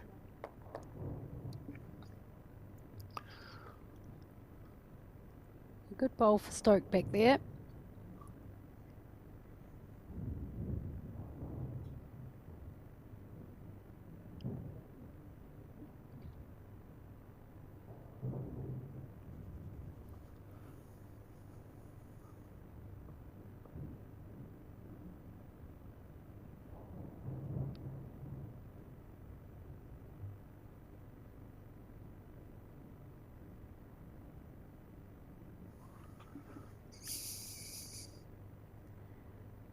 So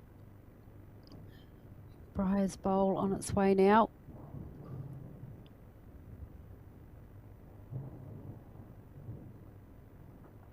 Drawn a second shot. Another shot. Yeah.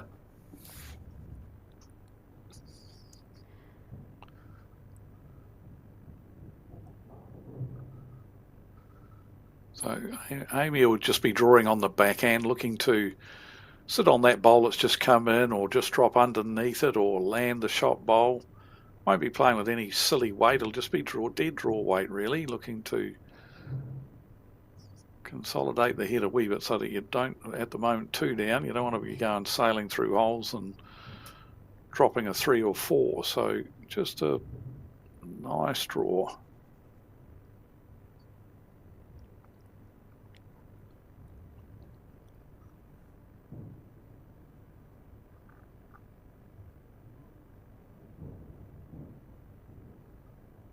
Might be a bit quick, I think. Yep.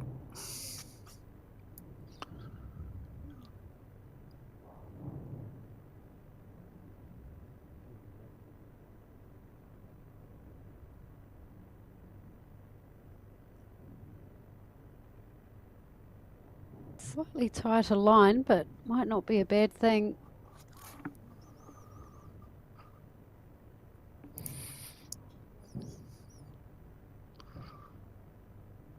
Don't think that one will be counting. It may be. It may be. No, I think it did run on a little bit far. A good bowl though. Kirsten actually asking Amy to play a bit firmer now, so maybe looking for the jack or the shot bowl with arriving weight, shall we say.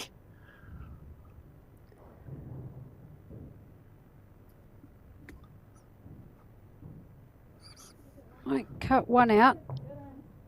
Yeah, got rid of one of them. Paratutu score again though. Take their score up to 4, so they're 8-4 to Stoke after 7 ends.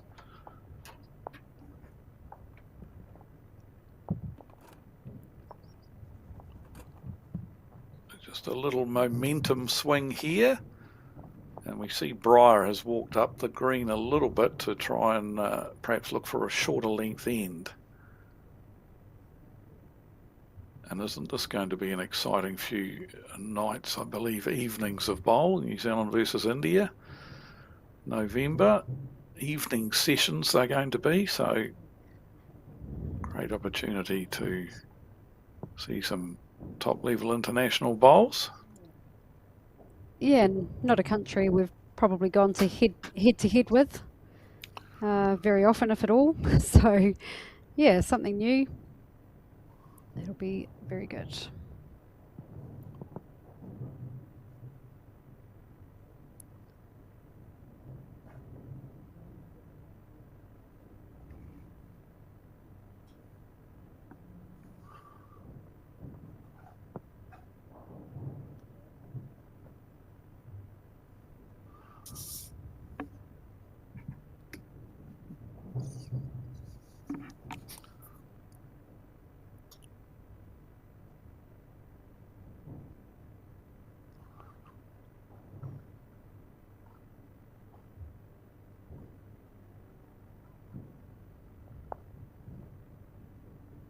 I think something Gemma was really good at in the semi-final was finding her line. That was probably something she was really consistent with, but just hasn't quite found it this match yet. Another good bowl by Jackie. She's been really solid up front for Paratutu, especially these last few ends.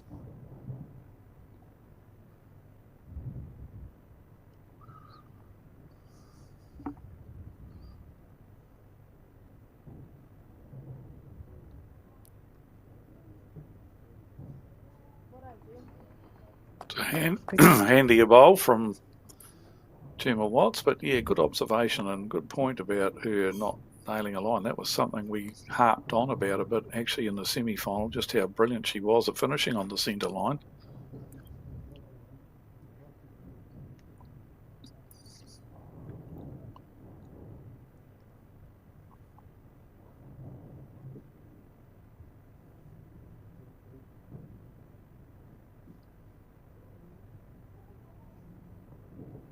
Handy from Tina. Amy indicating they're holding the shot with Gemma's last bowl.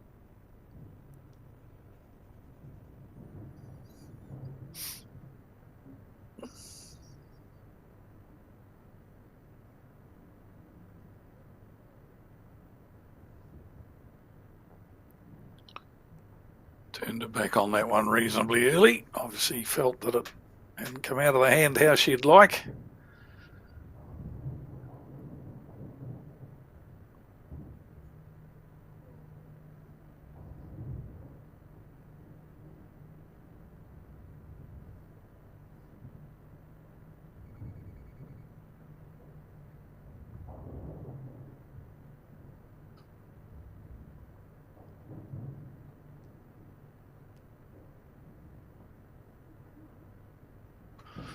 Okay, so another bowl on the head needed from Stoke. Gemma's bowl's a bit lonely. I think it is only the 2 seconds that Paratutu have got, but even having said that, you would want another bowl on the head if you're Amy, and that's what she's getting here from Kirsten. Yeah, that's a great place for it. That's where there was a big scoring area for Paratutu. It's been broken up now by a Stoke bowl.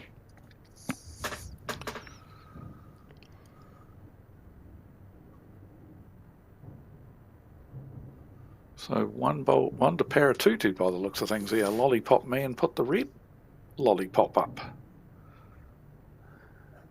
There you go. Must have misread Amy's signal to Kirsten. Yeah, I thought she said to Kirsten that they had it too.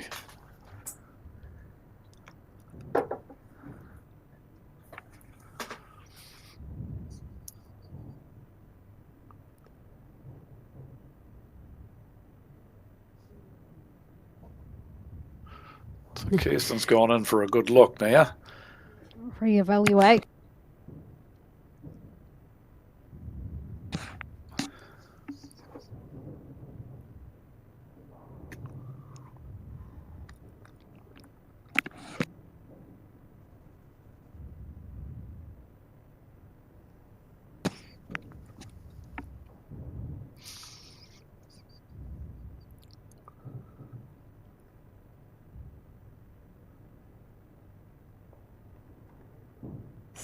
I think Stoke will be, well, I suppose, yeah, they're down on the hit though, so they definitely wanted the shot.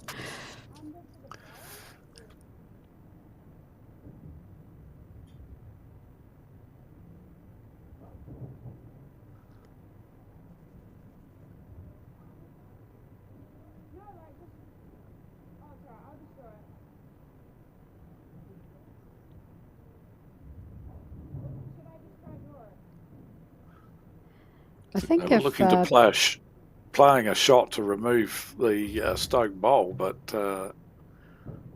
yeah, I think if they're holding, drawing down this backhand is the best shot for them, especially now that Stoke have 2 bowls behind the jack where their red stickered bowls are. And this is a good shot here. Nicely played. Well done. We definitely know who's got the shot now. And in fact, our lollipop man is quite adamant. He's got 2 lollipops up, so...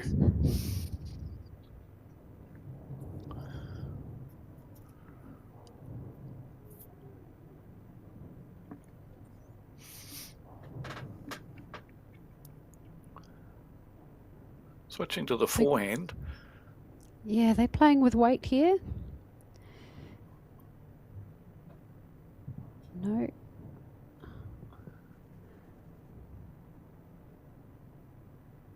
Controlled speed. Looking to get to Gemma's bowl perhaps and turn it over, but yep, so...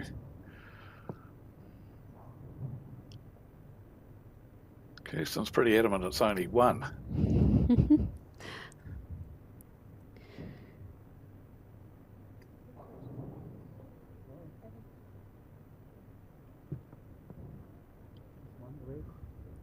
One to red was the call, so Okay. Briar did need to draw that shot to be scoring.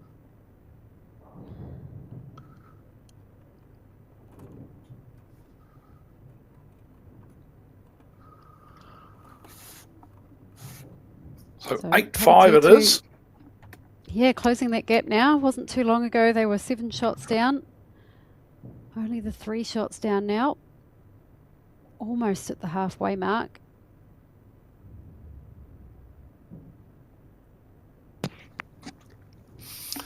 It's anyone's game. Win likelihood, eh? Okay, it's very tight, isn't it? Well, there we go. And yeah, just Another one pointing of out, Alex. Pata 2-2 has won the last 3 ends. One of Alex Reid's little programs that he loves, based on the score, the ends remaining and recent scoring, and feeds that all into a little computer, no doubt, and that's what it tells us, the win probability. Well, a shout out to Alex Reid actually, who has been, he ditched the broadcast team this weekend to go and play in a big indoor bowls event down in New Plymouth. It's the Interprovincial, which is essentially the national intercentre equivalent. And he won playing for Waikato. So yeah, well done to Alex. Congratulations, Alex. Well done.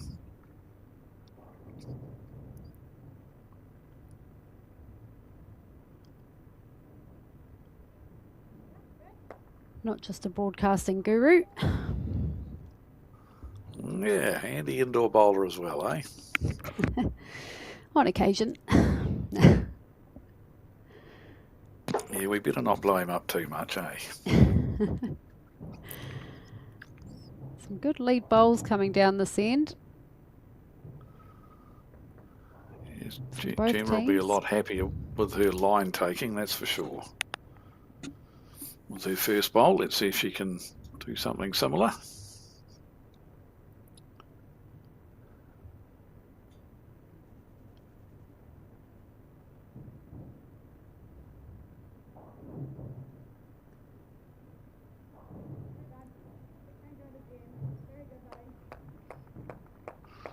Yeah, Very 2 good. bowls.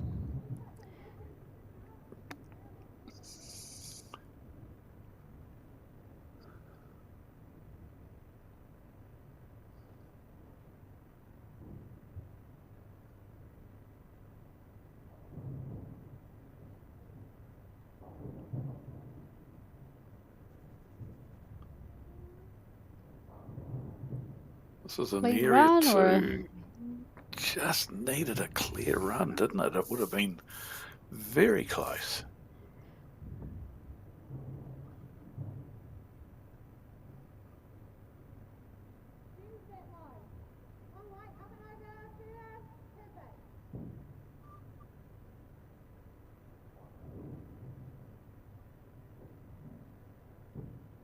Another advantage that Amy and Kirsten have is that they both read the head very, very similarly. So they understand each other's game and they read it very similarly. They play a similar style of game. So, and having played so much together, that comes with familiarity as well, of course. But yeah, they very much always on the same song sheet.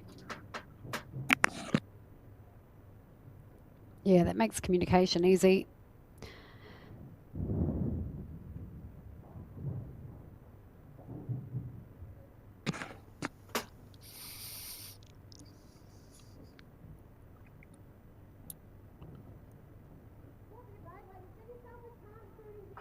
One of the better looking heads we've had. It's quite a lot of bowls in the vicinity on this head. Yeah, with good line, eh? So tightening things up now.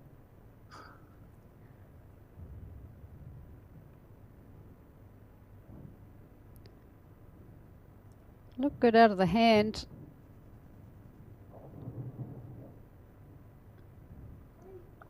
Clean run. Still fairly handy.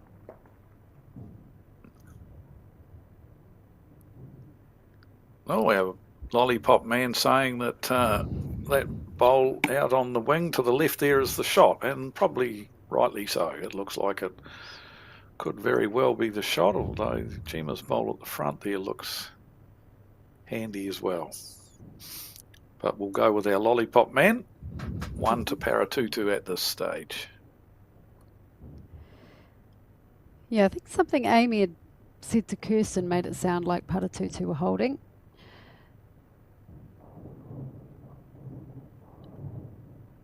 Briar might make sure of it with this one.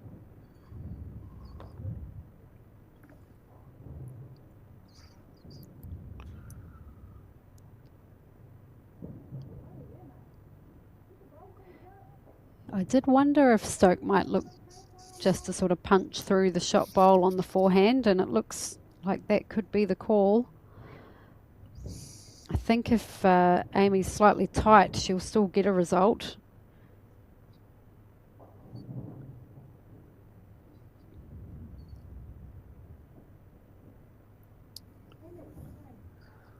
Close here. Watch it square. Great shot. Brilliant shot. Look at that turnaround. Could be holding 4 there.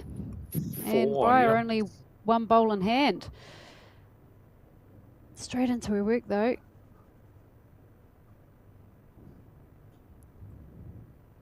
Tina looking interested. Needs to hold.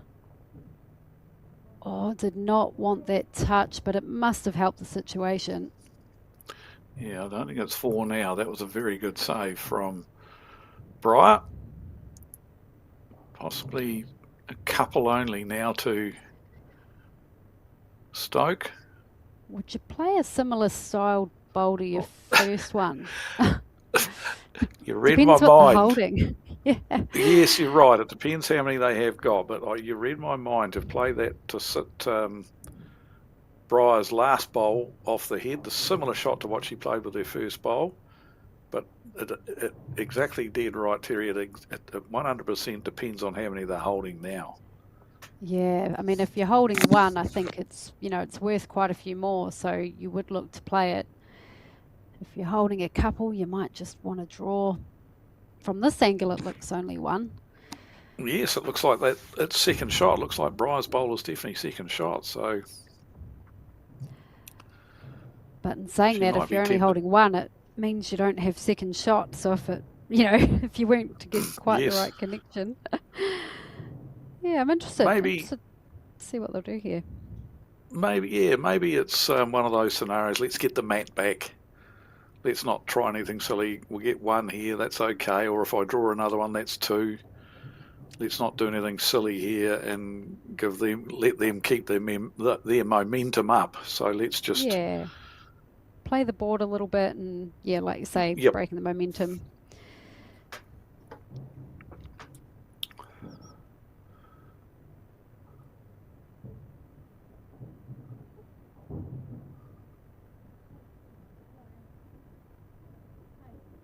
Oh, looks to be similar. Shot. Oh, that was the risk, wasn't it? We did speak about it. That was the risk. That was the risk. She was not far away, though. So 1 to Paratutu. And to be fair, they were given that shot by Stoke, attempting to play for a number, which, look, she was confident in playing the shot and got on the mat and didn't hesitate and played it. So unfortunately went sour for them. She only needed to be a fraction wider, and she'd played that perfectly again. So it was a great effort. It's a decision you make, and you got to stand by it. Briar's last bowl, though, I mean, she played a really good one herself to get second. Just a bowl wider. Weight was good.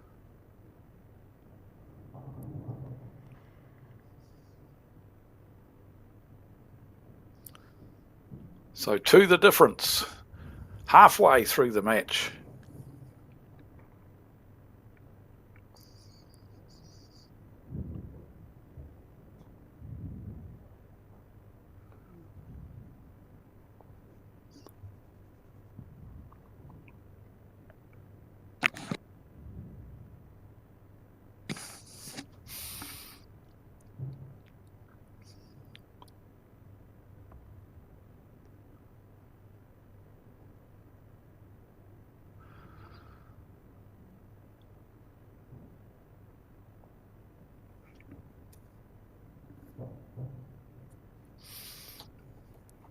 I guess if you're Stoke, you know, yes, the momentum is currently with Paratutu, but at the end of the day, you're still 2 up, and you need to remember that. And sometimes when the momentum isn't with you, it can feel like you're losing. But you actually need to change that narrative in your head and recognise that you are still on top, and to, I guess, you know, behave like that, you know, bowl like you are in front, because you are.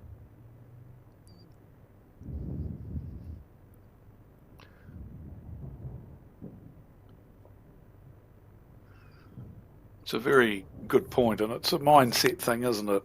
You've got to still be positive, and you've got to respect that the opposition are allowed to play good, and you know they're allowed to score the odd end here and there. You know, it's and you've got to respect the opposition and respect the fact that they're allowed to play good, and you want them to play good to bring out the best in yourself. So mindset is right. You've got to just still. We're still in front. We're still leading this game. It's not doom and gloom.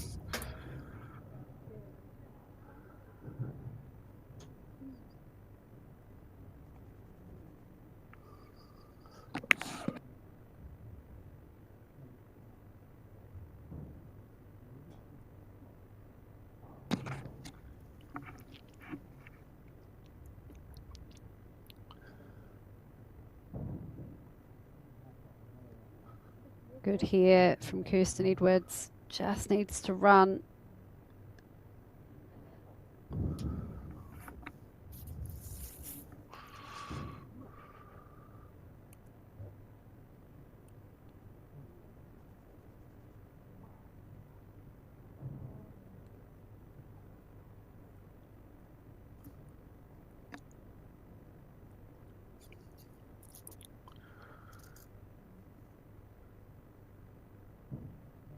Pull up in time as it was. Nearly dropped a rag right on top of the bowl.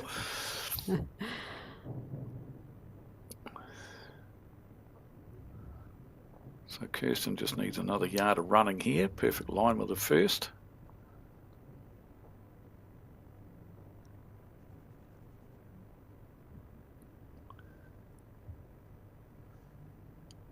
Overcorrected, eh? Yeah, good line. Still not a bad place to be. That's all Paratutu out the back there.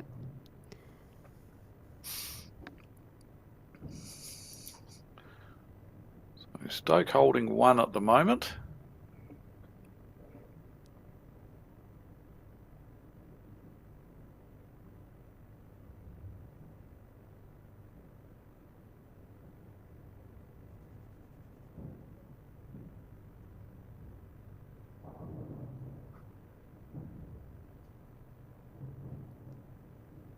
How far is this coming? Looks good. Looks good. Is it going to pull up? Just going a tad. Still 1 to Stoke.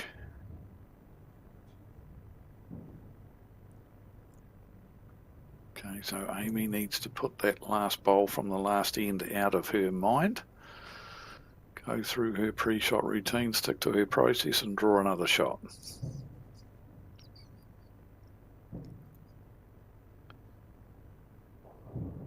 Looks a good line.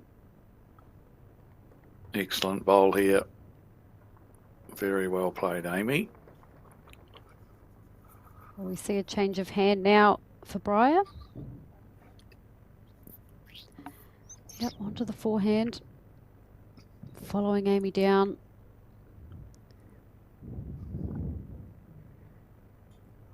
She got Looking the to- speed to hold. I think she has. I think she Yeah, has. She's looking to close. move it. What a shot. What a shot. Very good bowl. She's made 2 of it. Admittedly, there's a bit of room, but still, it's the pressure that Amy will be under, knowing that she's 2, possibly 3 down, or I think it's only 2, but Yeah, and she's having to switch hands as well. Off centre jack. So a completely new bowl to her first one.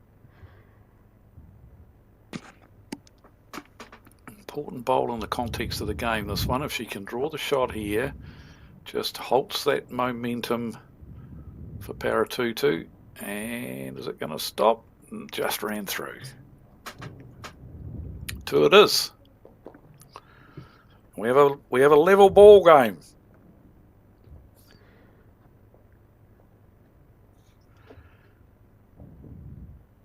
And Paratutu have won 5 ends on the trot here, as we see this very good bowl from Briar Atkinson, and she's actually played 2 or 3 real bombs in the last few ends. Yeah, I think the first few ends, she either had her line or her weight well at different times, but wasn't quite finding it. It took a few ends to find her feet, but she's certainly come on and she's in good touch now.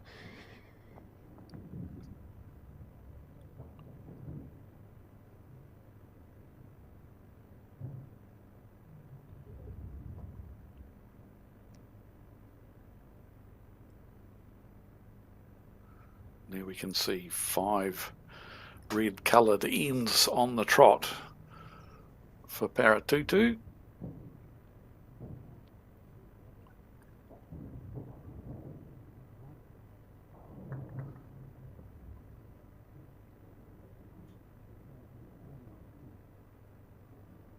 Just very Good opening consistently, yeah, putting good bowls in good areas.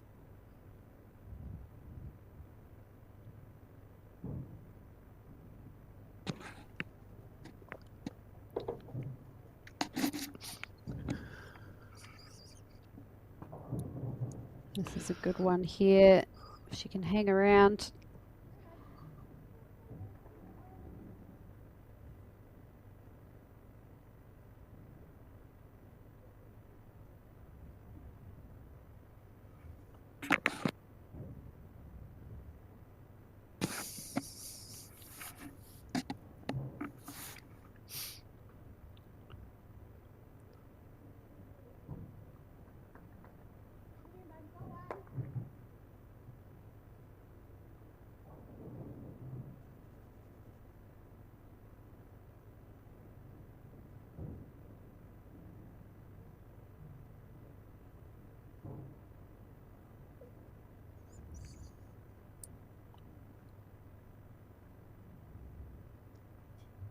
This is close again.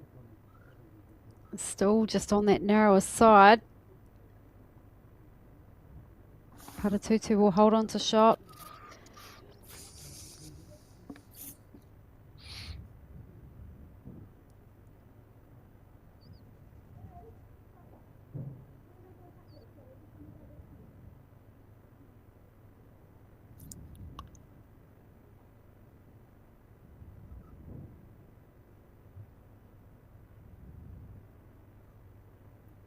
This is where Tina needs to be over the head past the jack. I think that's where Briar wanted her to be, but unfortunately she's done the opposite and dropped it short.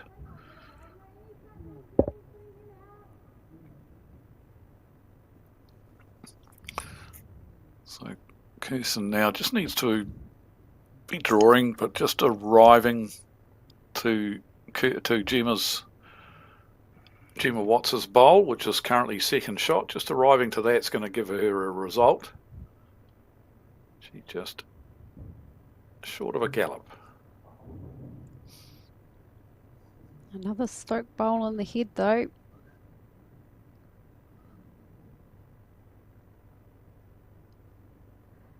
Both of these teams undefeated this weekend, so one of them will remain that way.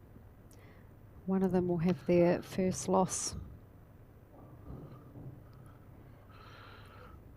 And that's a good bowl from Tina. It's probably a bit further back than you wanted, but it is the only bowl past the head, so it's immediately got its use as being back there.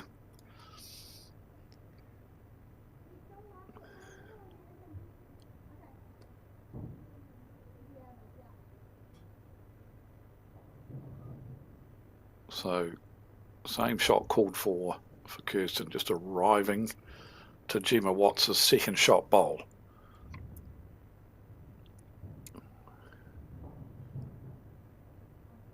Better chances. Needs to catch Close. the edge. Oi, finished in a very good one. That was perfect speed for what she was after. Absolutely. It's finished in a very nice home.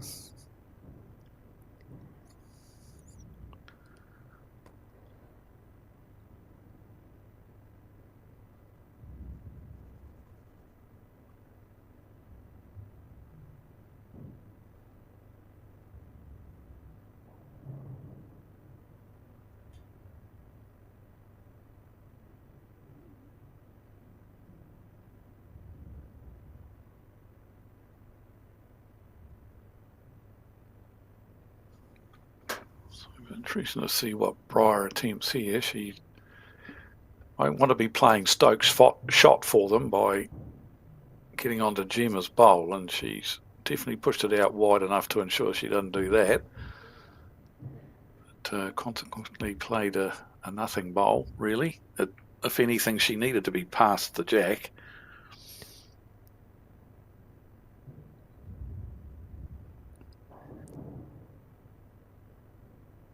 Could act as a good guide for Amy as well.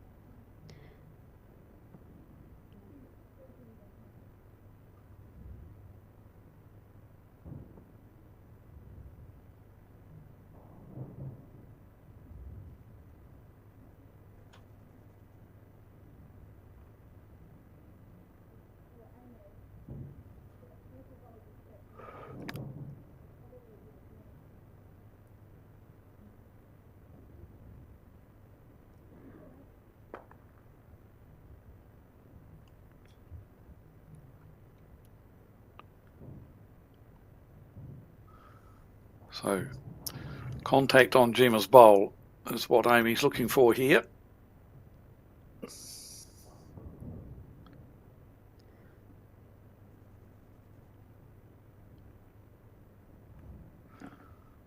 Played with purpose.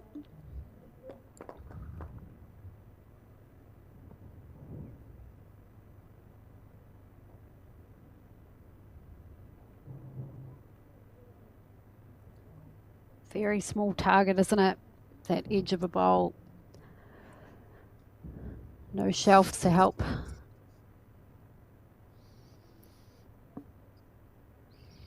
Yep, not the easiest of shots. And only one down at the moment, so no dramas if she misses again, but Stoke won't be...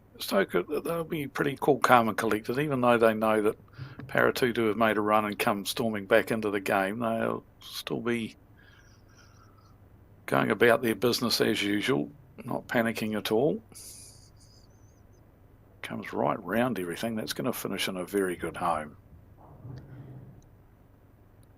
Yeah, that's about all you can do if you're Paratutu.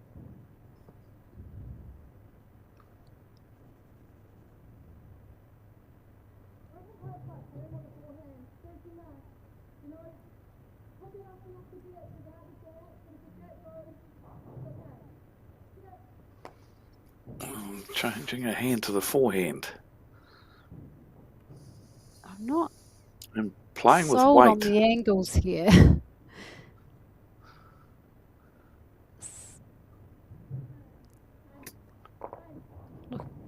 Yeah, I can't say I was in favour of the forehand shot. Not with the first, not with the second bowl. 3. So, yeah, multiple to Paratutu.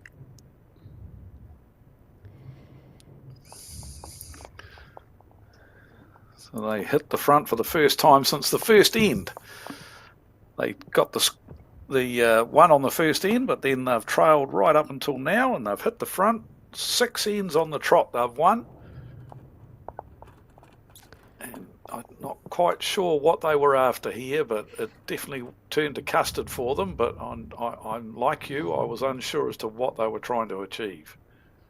Yeah, obviously those angles weren't the ones they were after, but I feel like even if she did play a good bowl down there, they weren't actually going to achieve anything better than the current situation. And once again, they were only one down. It makes you think back to that end where they were, what was it, 3 up on the board and holding one shot. And, I still don't mind their shot selection, opting to replace Briar's bowl for a number. But of course that didn't happen and the shot was given away, and Paratutu have managed to keep that momentum that they started building.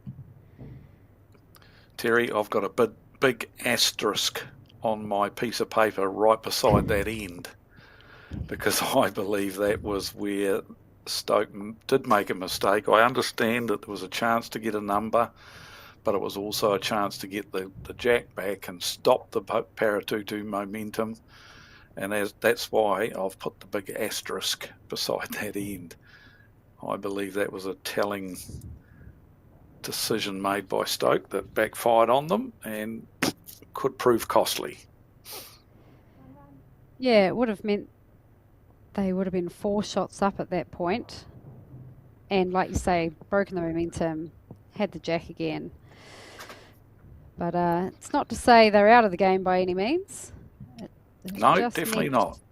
Yeah, it's just meant that Paratutu's had a really, really strong run of momentum, and they're just combining really well as a team, really. Everyone's sort of getting just bowls in good areas. And Briar's finishing off really well.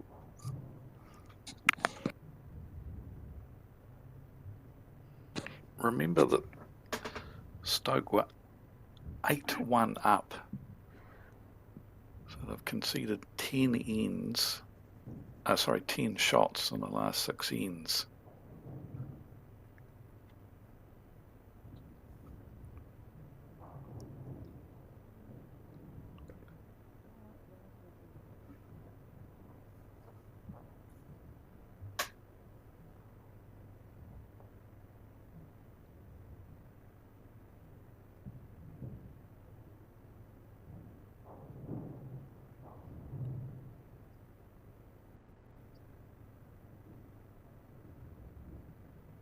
Looking good from Kirsten. Very Brilliant. good bowl.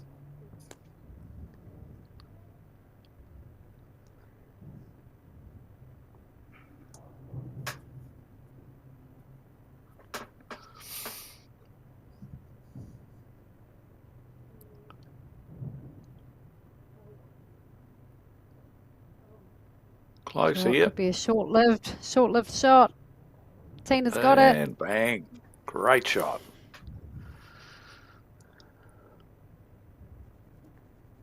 Put it back. Yep. Still holding shot, Stoke. They've still got the shot with Gemma's bowl. So good test for Kirsten's mental fortitude here, just to go through the process again, rinse and repeat, and put it back.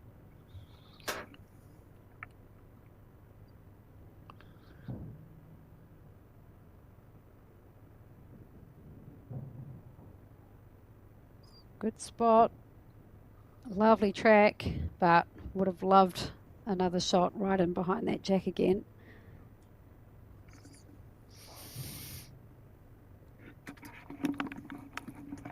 I think as it sits, that's a good amount of room for Briar. She's in good form.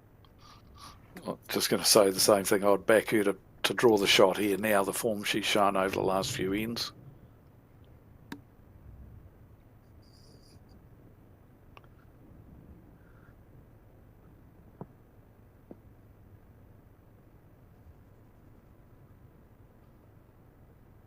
Good effort. Would have to be close. Yeah, close measure now, I think.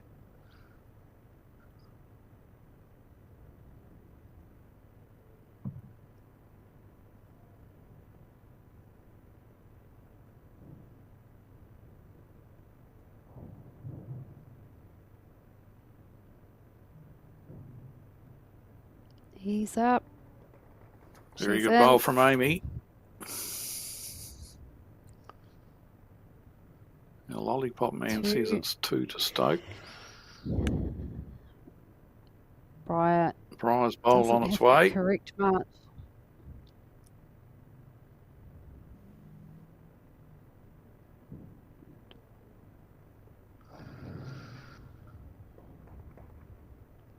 Okay, so this time, don't cross the centre line, Amy. Draw another shot without crossing the centre line, and the momentum will have been halted.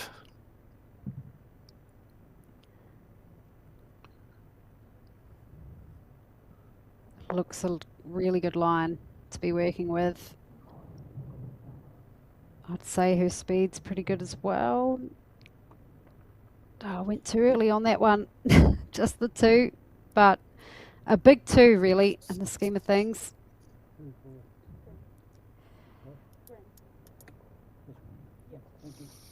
Momentum has been broken and only one shot the difference. That was desperately needed by Stoke for sure. Yep. We see Briar a little bit unlucky with this bowl. Just got the edge of Gemma's bowl and popped it a bit closer to the jack. If she'd cleared that, probably would have got at least second shot.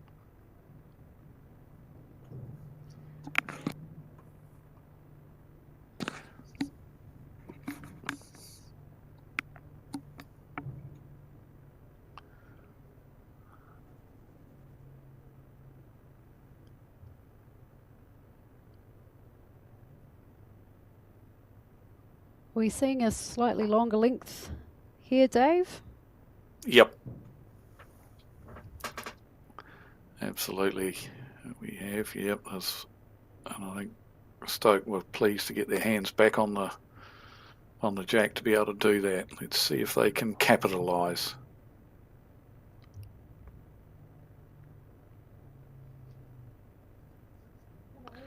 Well, Gemma's made a great start of it, that's for sure. What a great bowl. Oh, that's the best way to start and end once you've got the jack back. Or just any end in general.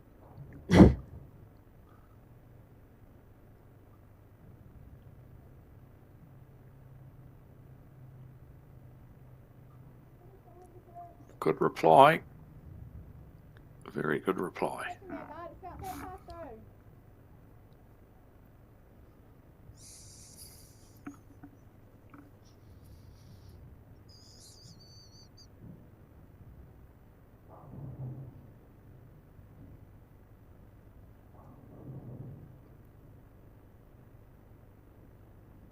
Should come to a good spot.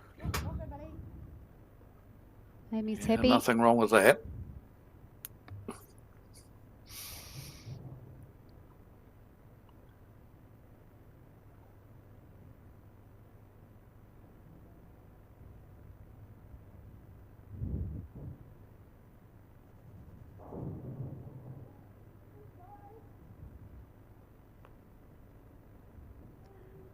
Close here from Jackie. Very good second shot. Sets it up nicely to be popped off later if need be.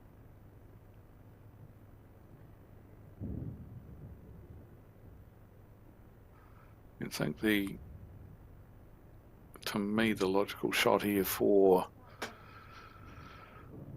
Kirsten is the forehand, drawing to beat the shot that's just behind the jack, or the bowl that's just behind the jack, but no, they're going to play the backhand.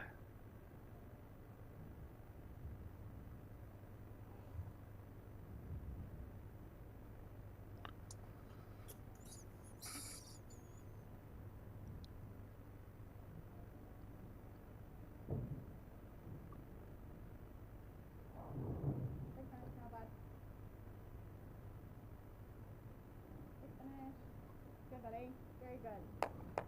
Very good. Yeah, played it well. Well played.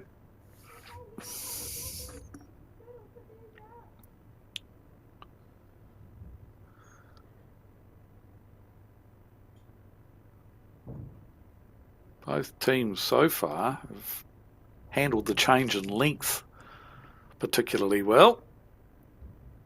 Yeah, extremely well.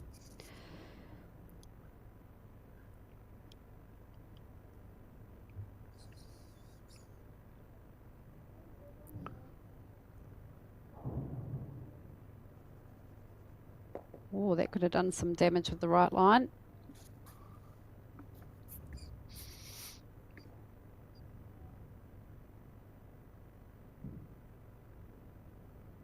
I don't mind Kirsten playing a similar shot to her first one. She can get to a good spot down that backhand side or lock in the shot bowl a little better, change the angles a little bit. Don't often see the two walking up to the head.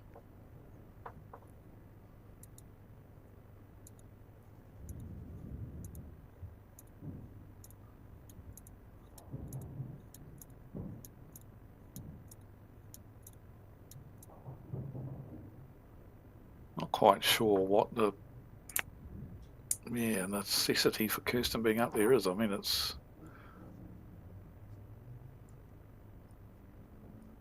they have their reasons, obviously, but it looks like a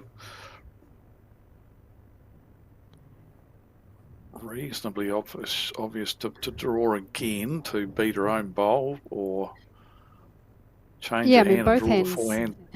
Yeah. Both hands are open. Yeah.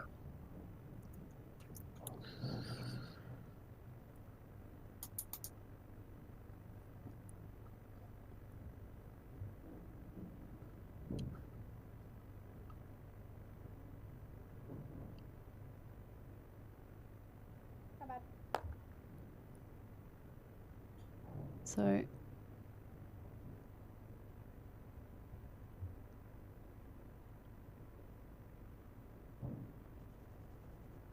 down the backhand again.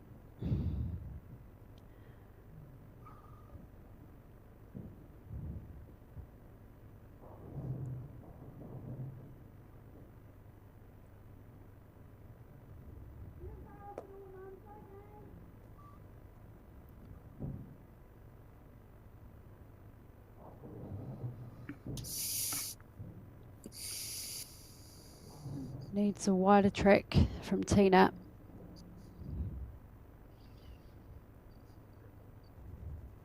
She's got that wider track. Has she kept the speed? Oh, she's close here, but not enough. Oh, It's looking really good genuine though. attempt. Yeah. Don't Now think it's Briar will be wonder- unhappy with that at all. Oh, that no, hasn't that's helped. changed the angles. It has, hasn't it? I was just about to start talking about the shot that was on, and now I need to have another look at it now because there was a real good plant on there to get rid of both of the Stoke bowls off the head. But now I don't think that plant exists anymore.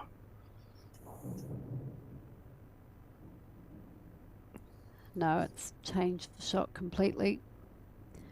Wonder what it means for Amy's bowl. You can Here's see the replay plant of the lined sit. up there, and then over it fell.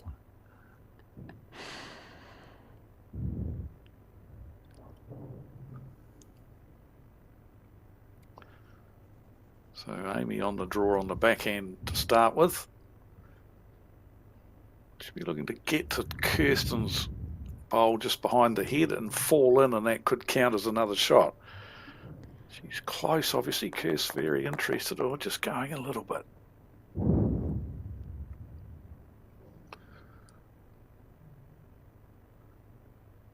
So does Briar play with some weight to her own shortest red disc bowl there, the grey one,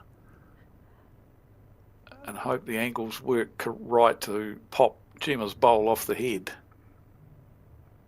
On the backhand. I wonder if she's looking, shot bowl through the jack a little bit. Maybe if she gets the split, that's the sweetest result.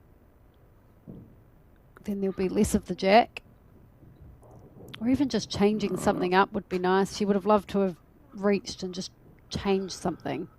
Unfortunately, that's probably blocked any future on the forehand. Forehand, yeah. Because I think she could have caught the outside edge of Jackie's bowl still. Again, not as easy as how it was set up before, but still there.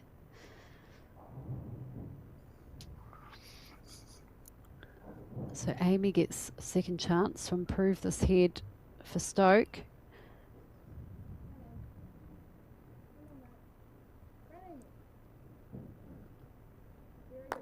Ooh, gee. Good effort. Yeah, another bowl in the mix. I reckon Briar on the backhand could get onto that purple bowl of Tina's, and if she gets sort of the outside half of that purple bowl, that'll get onto Jackie's bowl and pop the shot bowl off. Yeah, that's what I like, yep. Still a fairly controlled speed. Yeah, you And don't want then the if you're jack wide- popping too far. You just want the jack popping too far back. Yeah, and you don't want all your bowls disappearing out of the head as well. So I think with a nice speed, that would work really well. And with that speed, if she was to get onto the shot bowl and then onto the jack, it may just pop nicely to their back bowl. So how are we looking? She's not playing with any great speed, that's for sure. So it'll be 1 to Stoke. We're all locked up again, 11 each after 13 ends.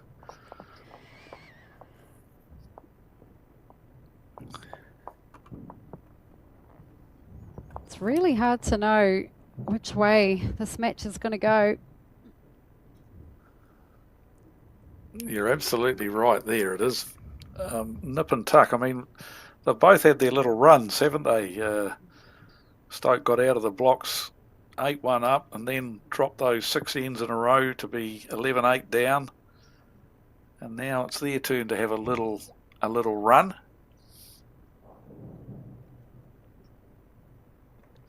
Okay, so it's Paratutu according to our win likelihood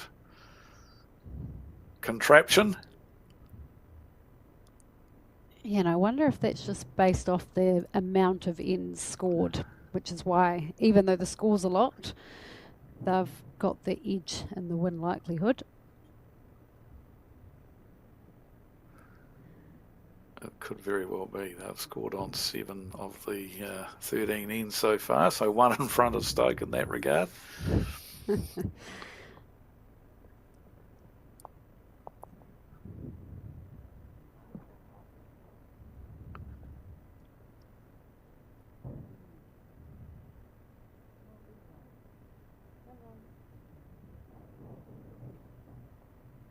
Yeah, it's probably the loosest we've seen from Jackie in quite some time, if at all. You could tell she wasn't a huge fan of that bowl. But no doubt she'll redeem herself.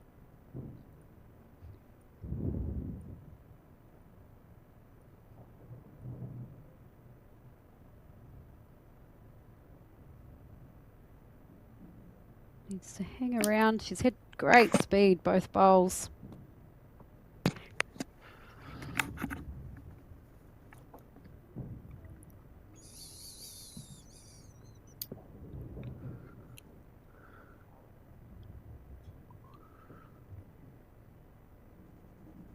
Better track here.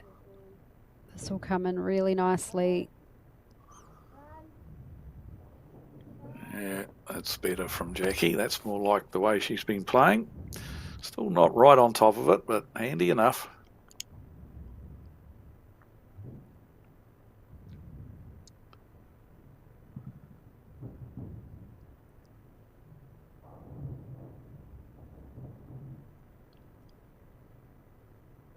This is showing plenty of promise.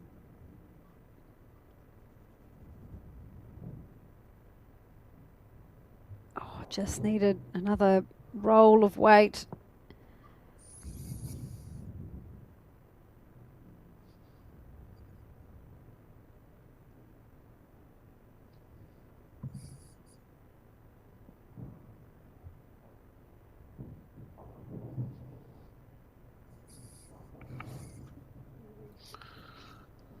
Coming in hot here.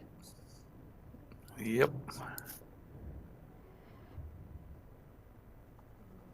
Kirsten just looking to beat her own with another couple of feet of weight.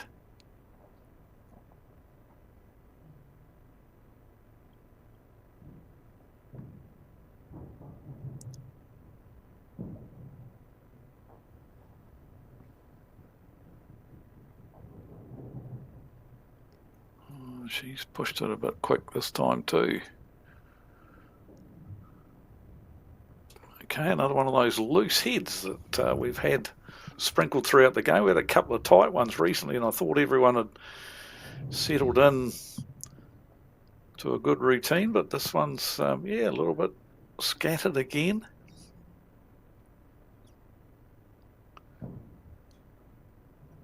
This might Still run a bit through as quick well. here. Yep. So Jackie from Paratutu still holding. And Amy has first shot from the skips. First bowl in hand.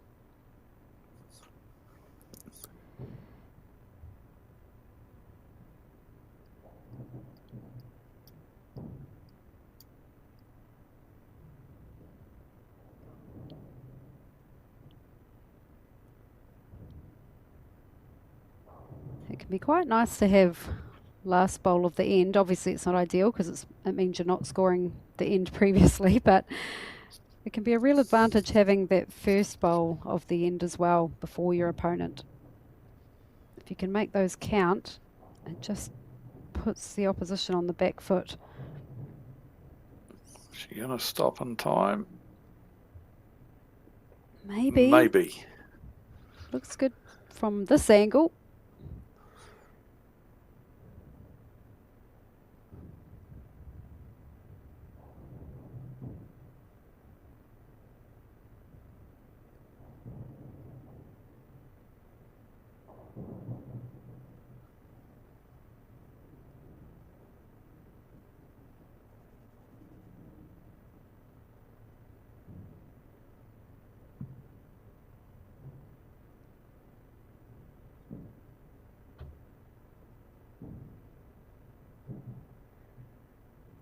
Looks pretty good for Briar.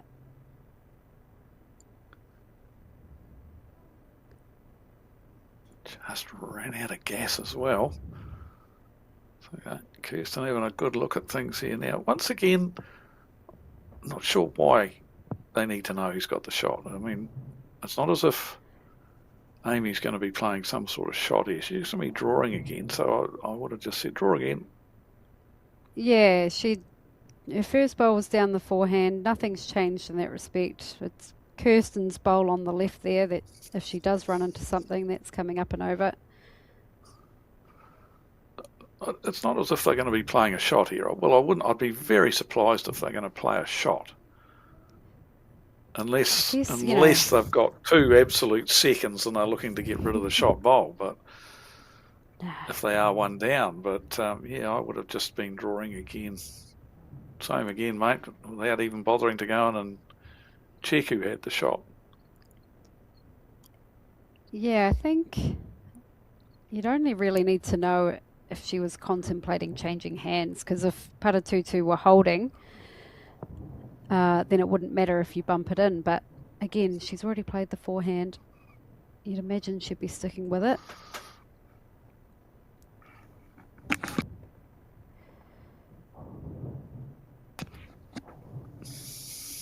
She'll be disappointed with that, purely because those were the bowls she was getting, I think, in the semi-final more often than not. Yep. We're not sure who's got the shot here, but let's see if Bri can change something. She's going to run Doesn't through want as well, a I think. clean run. Yeah, she would Okay, have it's a loved a measure. touch.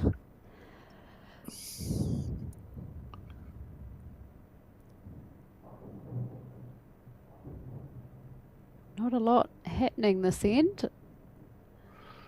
No, it was a pretty mundane end as far as the match is concerned. No one could really nail the jack. 1-2 Paratutu.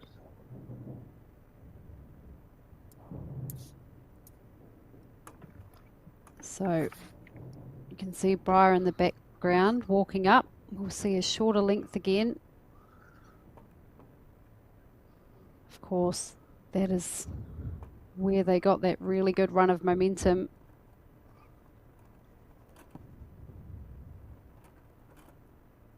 So 4 ends to go. Still anybody's game. And a little bit of a form lapse from all 6 players over the last couple of ends, it would be fair to say.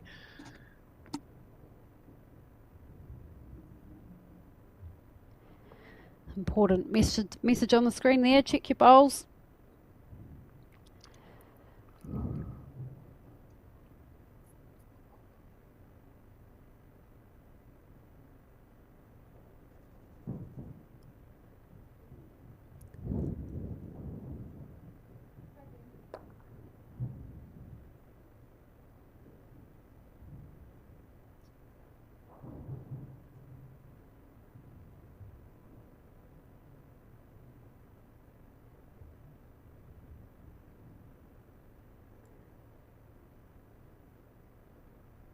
I know last week the men had flights to catch, so I do wonder if the women might be in the same boat and just have that in the back of their mind. Yes, it's especially coming from the provinces like both these teams do. It's not as if there's a heap of flights into the provincial centres, both New Plymouth and Nelson, so hopefully it doesn't mean another night's accommodation for them. They can get home later tonight. Pukekohe's not all that far away from the airport. Sunday afternoon traffic shouldn't be too bad, hopefully. Oh, Gemma's missed her line again there.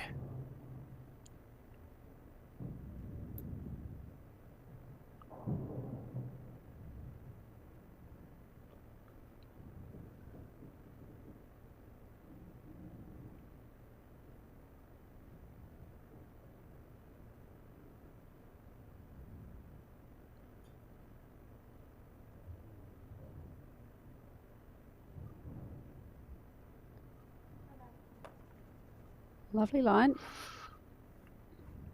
We're screaming out again for somebody to nail it here.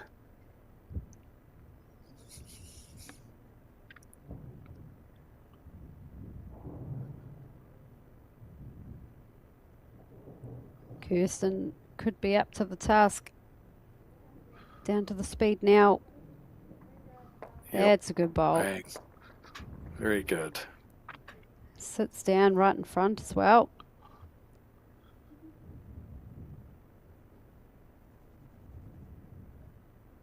It's a good drill, that one, isn't it, Dave? Having a bowl in front of the jack, drawing to the jack. Excellent drill. Very, very good. Close here. Pretty well played. What Oh, a tough bowl. shot. What a bowl.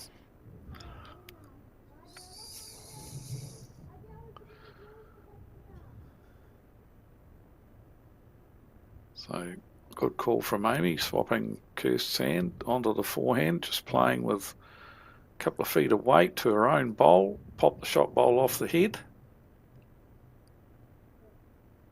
If this So going breaks, to get which down it and- is, might need a little help That from one on. Gemma's Yep, that's bowl. it. She got it. Got the desired result, although the lollipop man says it's still one red. but probably made it a little bit better for Stoke. Yeah, she's The red, loosened that the shot shot. bowl off and Yes. got a handy position one in. Yep. Second and third shot there. Probably fourth shot too if you're looking further afield, but don't imagine it will stay that way.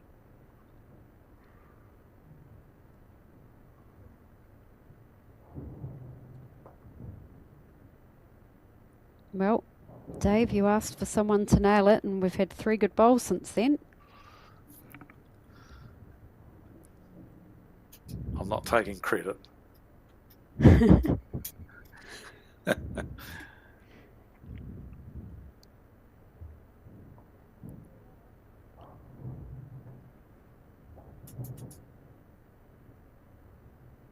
Which hand do you think Amy will play here? Good question. Look, it's on both hands, but I think more options perhaps on the backhand.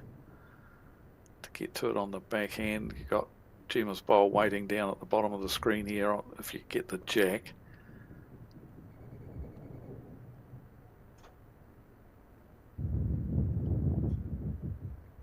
Probably have to play it a bit quicker if you played it on the forehand. So, yeah, backhand it is. Yeah, I think on the forehand you'd more be looking to roll Kirsten's bowl onto the jack. So, like you say, more chances down here, and she's close. Oh, just got She's it. got the bowl. Did she get any jack with that? She did. You can see it I over to think the she left, did. and that's. They didn't want that. They are holding, but if it stayed where it was, they'd be holding 3 or 4. Oh, maybe 2. Her first bowl had found itself stuck out there, and that's actually come handy. Yeah, Bri can't be too positive to this because she doesn't want to get rid of her own bowl and carry on through, because that would mean dropping a big number. So she can't be. I think just a backhand draw. Looking to arrive, sit the shot bowl, just tickle the jack a little bit. Yeah.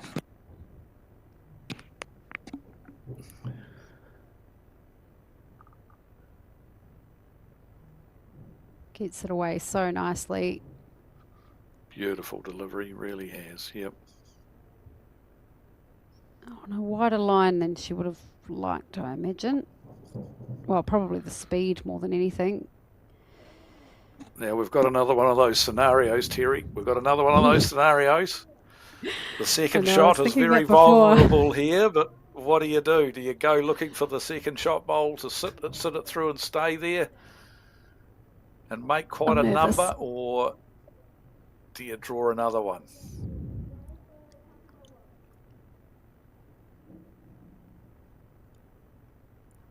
This is N9 all over again.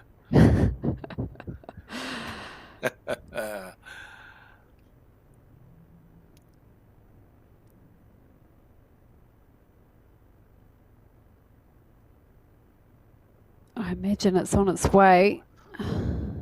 Following this. Oh, No, she's definitely just- playing on the safer side. Yep. So we're Great all track. square again. And we'll be on end number 16, the third to last end, and it's quite an important end to score really, because if you score this one, you're setting yourself up quite nicely. It means that if you score back to back, you've got a nice little buffer, but if you don't score that second to last end, you can afford to drop it and have last bowl on the last end. And that was the first bowl by Amy. Replaces the shot bowl, but unfortunately got a little tickle on the jack as well.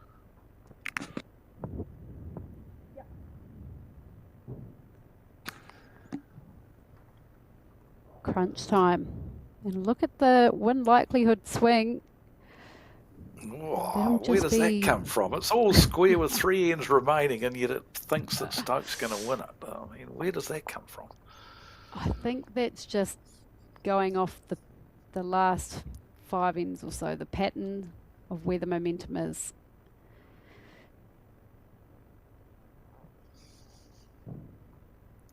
Well, I guess Stoke have won 3 of the last 4 ends. Maybe that's where it's coming from, as you alluded to.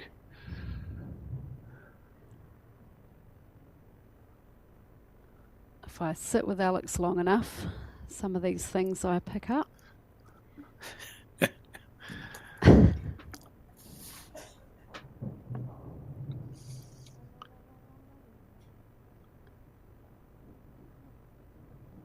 She'll be disappointed with that one, Jackie. I think one of her strengths is that the bowls where she hasn't been drawing shots, she's often erred on the, you know, the heavier side. Therefore, she's been finishing past the jack. But not on this occasion. Needs a clean run. Handy bowl. Yep, that's a good bowl. Correction time for Jackie.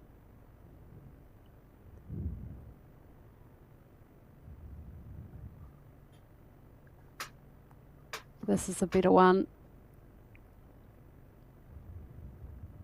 Yeah, very much so. Lovely bowl. Yeah, brilliant. She's well and truly made up for that first one.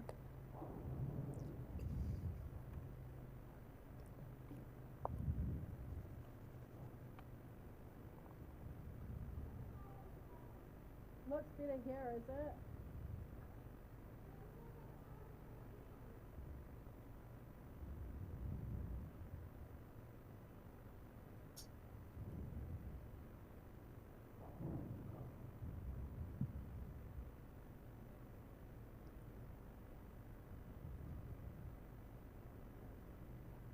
I think this one needs to hold Or run. and run. Yeah. Yeah. Just the running power.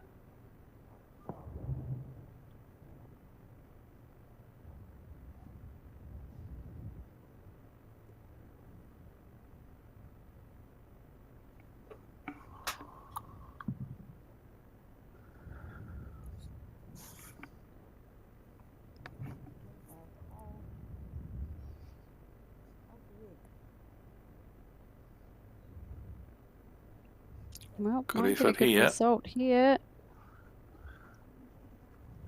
Changes the angles. So I might see Kirsten switching to the forehand now.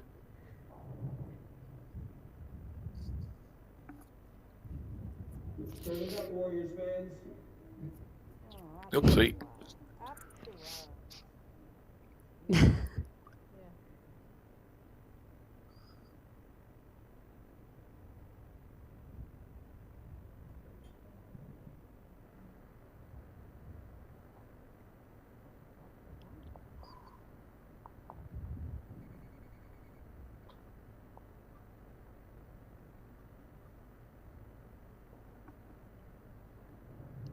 That helped.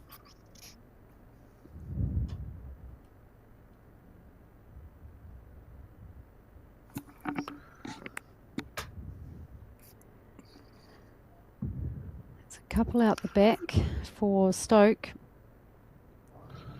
Yeah, Tina will be wanting to get another very handy one here. Otherwise, Stoke are going to have a few seconds to the shot bowl. It looks like she's run through. Yeah, she'll Amy stay might up. be tempted.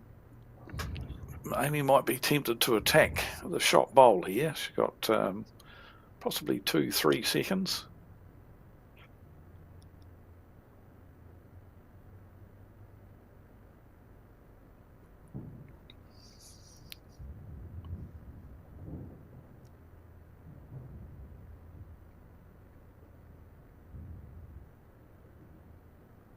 Let's see what she does. Is it perhaps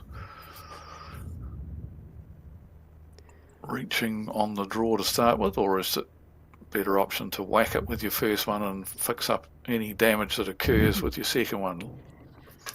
I suppose because there's quite a bit of room for Briar, you would be more inclined to draw a second shot, keep things tight, let's see what it looks like with your last bowl. Needs to be here.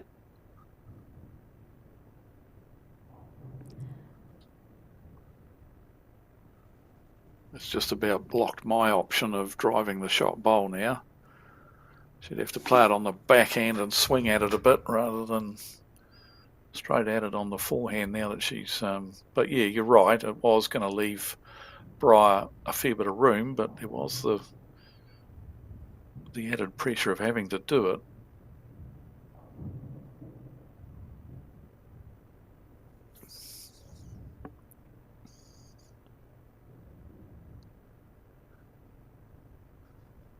She's close to drawing another one here. Yep, that's two.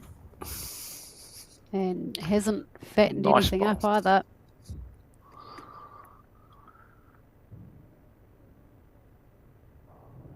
I think I'm best there. Yeah, I think follow Briar down, to be honest.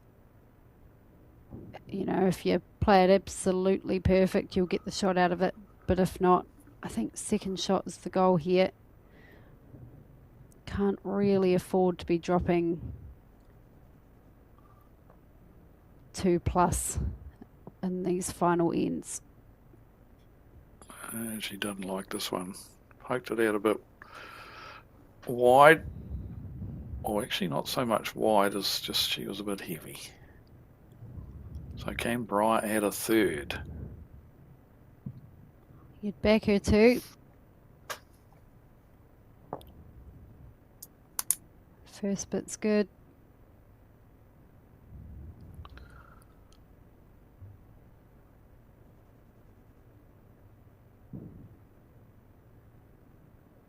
Might need a sit.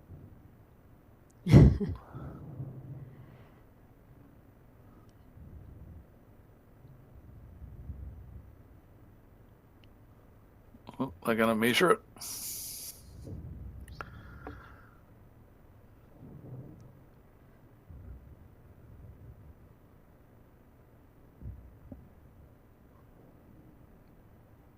All right, just the two. 14-12 to Paratutu with 2 ends to go. Yeah, it's a nice position for Paratutu to be in. That set it up really nicely for Paratutu, that bowl from Tina, just changing the angles. And a lovely second shot there by Briar. She would have loved to have added a third. But regardless, if they can score here, they'll be well positioned going into the last end. And if not, they'll have last bowl on the last end.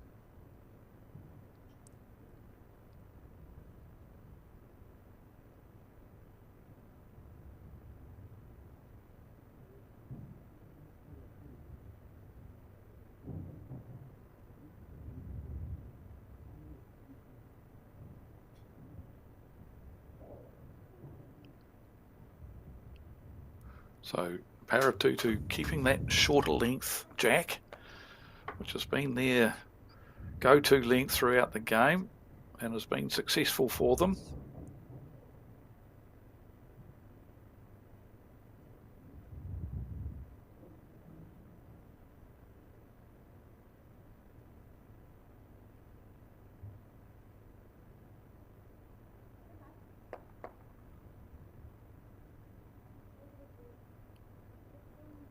It's a good speed. Yeah, once again hasn't nailed that line in this game like she did in the semi-final.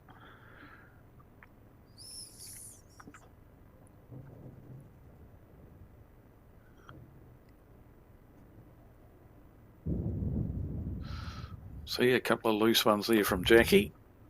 Chance now for Gemma to pounce.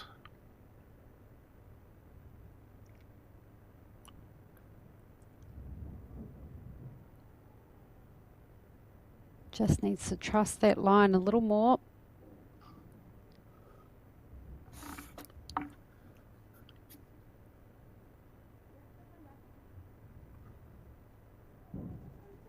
She did. Oh, no one's got No one's got the shot yet.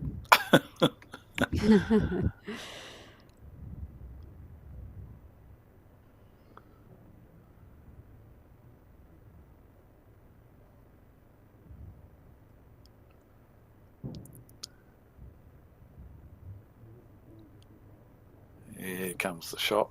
I think, oh, it's going to run out of gas too. It'll be good enough for shot though.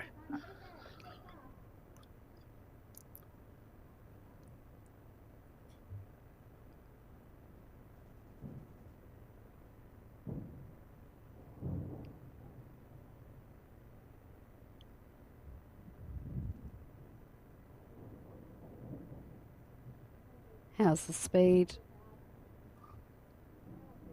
Pretty good. Yeah, beautiful. Well,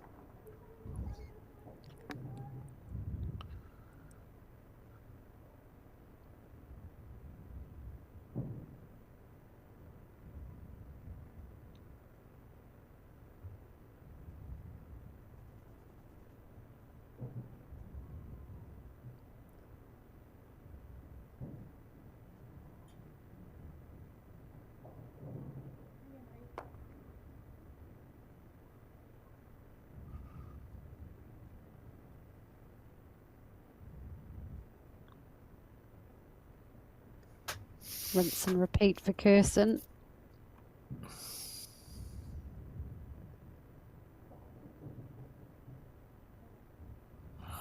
she's taken all the speed off this time.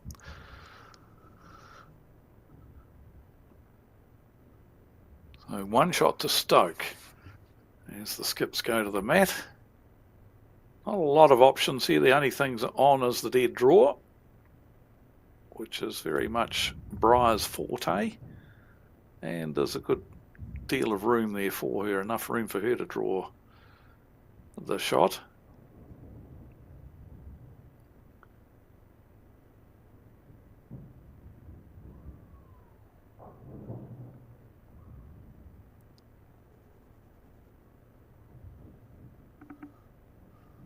Mum's interested.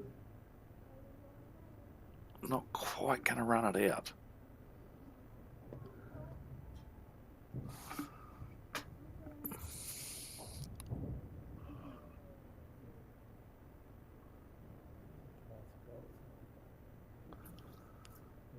So second to last end, Stoke will be desperately keen to score this end, even if it's only a 1. Drop a 1 and they're chasing a 3 on the last end. So they'll be really keen to score. Amy's very close here, just out of the count, I think. Yeah, fraction wider. I think they would be holding 2 right now. Once again, Briar quickly into her work. Yeah, she's clear on what she wants to do and how to do it. Oh, it's just diving. I think she had really nice weight.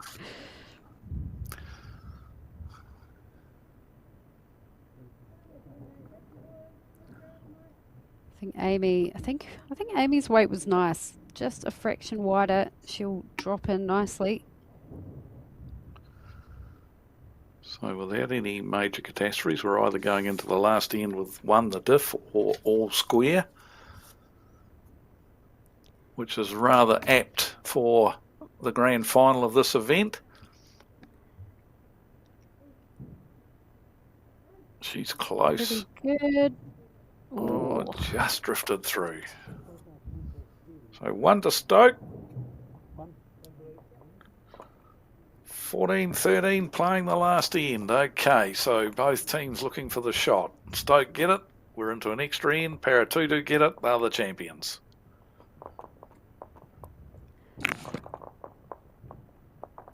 Feels fair for how the final's gone.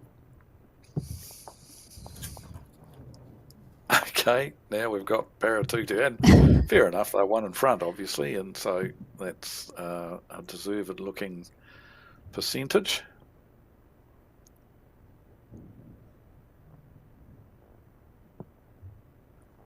Yep, Briar with So- last bowl as well. Paratutu have won 9, ends to Stokes 8. So everything is pretty goddamn close, isn't it?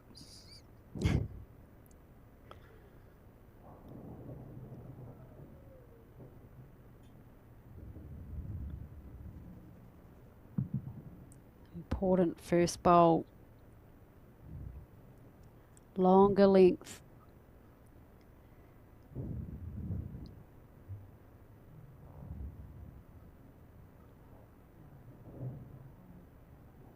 Yeah, that's a good first bowl. Lovely speed.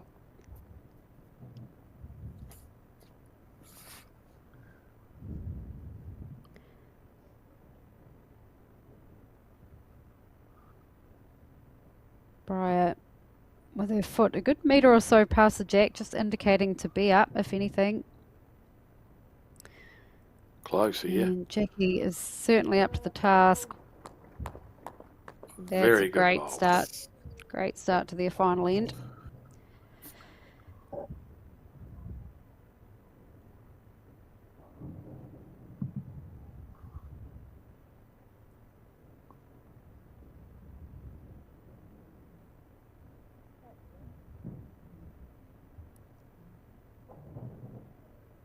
Gemma Watts. Oh, close. Yeah, very good bowl. Might not be the shot, but it's in the zone. Yeah, definitely within play. Jackie looking to be past this time. Getting a back bowl in early. Won't want to connect with Gemma's bowl, which she won't. Lovely track. What's in? One down. Who's there? Yeah, I wondered if Kirsten might favour the backhand here.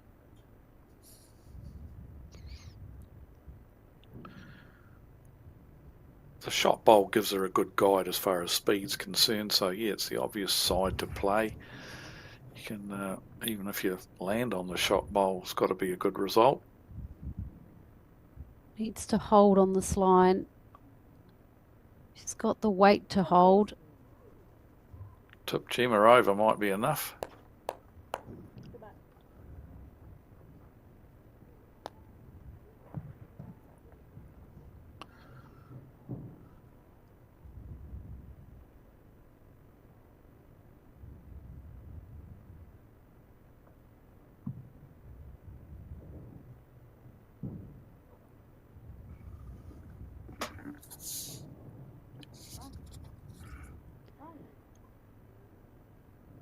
This is in the area too. What a very good bowl here.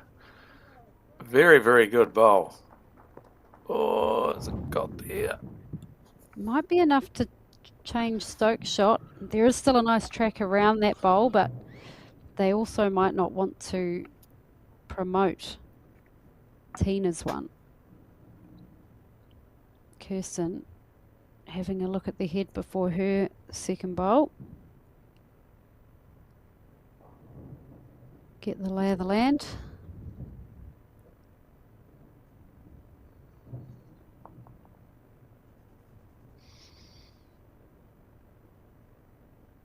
I'd like to know who's got the shot.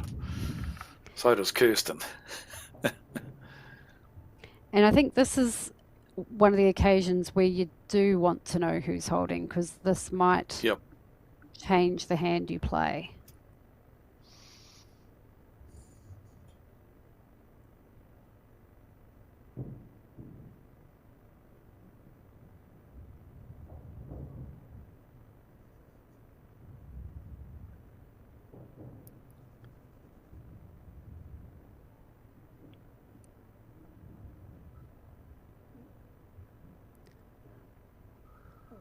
I think it Close all round. looks to me like she needs to change her hand to play the forehand now.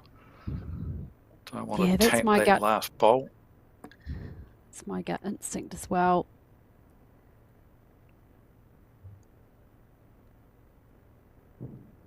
Because even if they are down, it is important that they're only one down, not two, and I only say that because it means that Amy only has to worry about one bowl, not two, when it comes to her turn.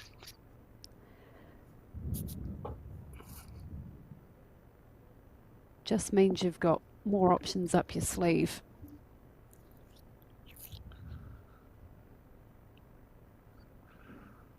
Don't think this is going to come back for Kirsten. A bit quick, eh? But good bowl at the back there. That could have been on purpose if they're holding the shot.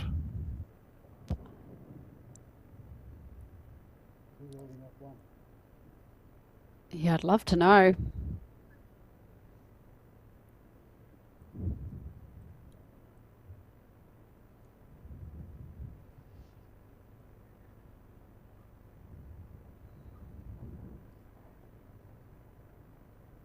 So potentially the last bowl for Tina of this match, unless of course there's an extra end. She's played really well this game. Very effective.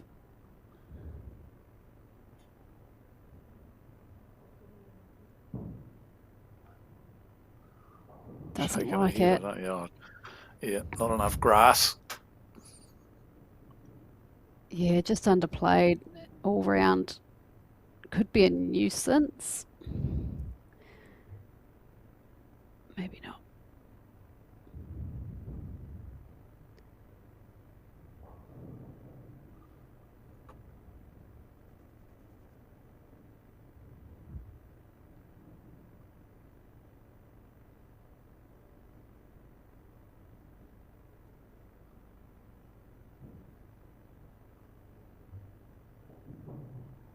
Still don't know who's holding shot. I guess watching what Amy plays here might tell us.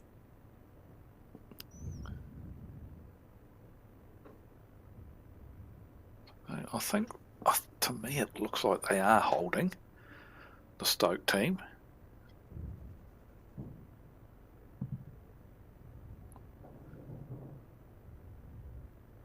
Still, though, they'd love to make it two.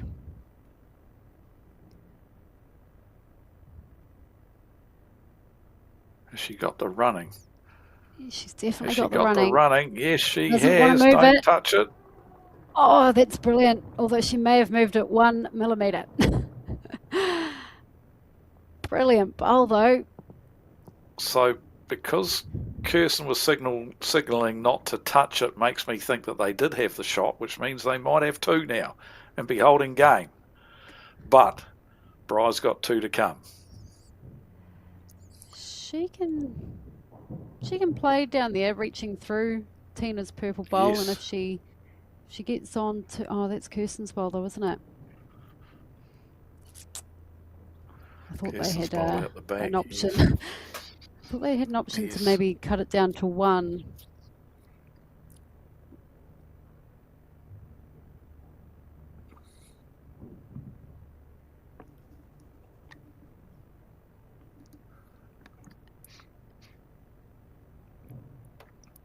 Not far away. She only needs to touch her mother's bowl here, and she's going to. She's got They'll it. get second shot. Oh, That's second almost shot, perfect. definitely. Yep, really well played bowl. Love the speed Bri just played with. So now Amy's going to have to change her hand and draw a shot on the backhand.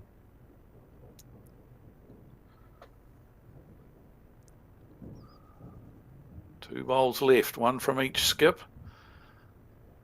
It's been a good last. Very good looking last head. It's a great head to finish the match with.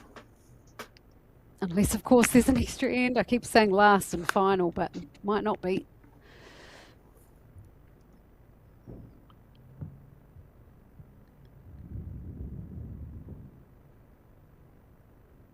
It's a nice track in there for Amy. Don't know that she's drawn many down the side of the rink. I think she had one draw attempt at an off-centre jack down the side.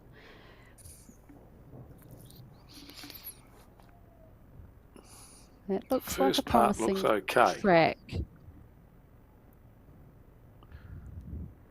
Onto the black with the right connection, not quite. So as it sits, would be we're looking going at to an an extra end. Now, how careful does Briar have to be here?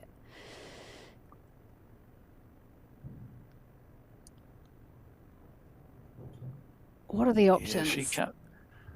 She can't play with weight, because if her own bowl disappears, they haven't got enough bowls on the head to play with any sort of weight. So I think it's very, very awkward situation for her, because it's a huge shot to dead draw it. There's very little room.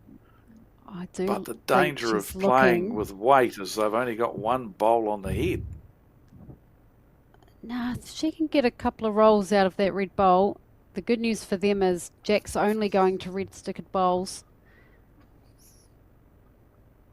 She's willing it to dive, but it doesn't. So we do go to an extra end.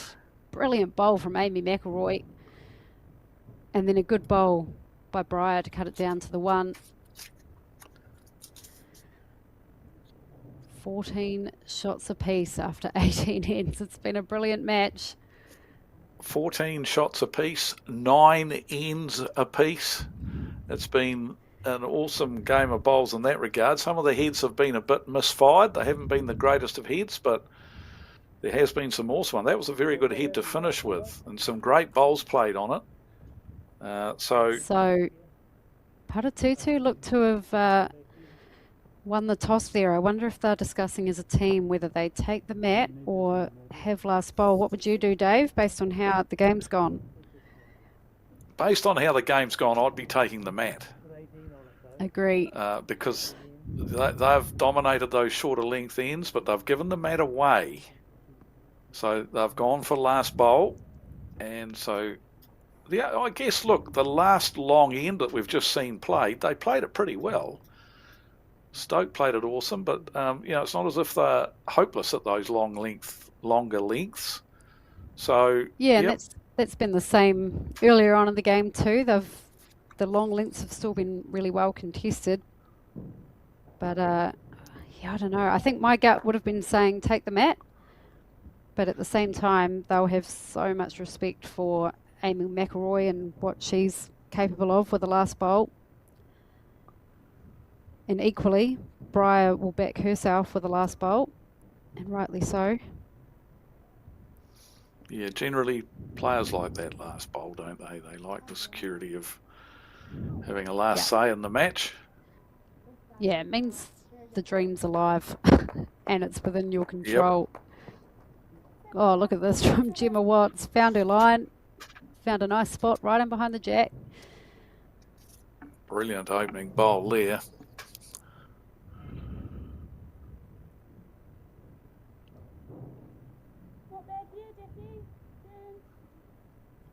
Briar likes it. Not sure what's happening. Oh, there we go. Yep. So, okay, that's not a bad reply.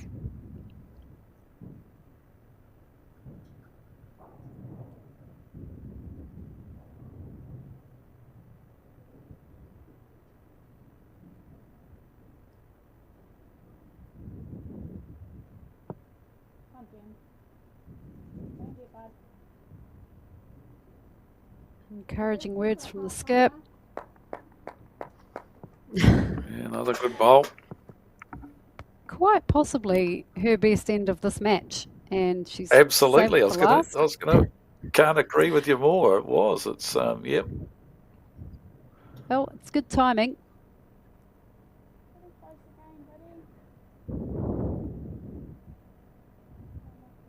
May find a gap. But it was a really good attempt. Out there, bud. No changing around the corner. Yeah, mate, yeah.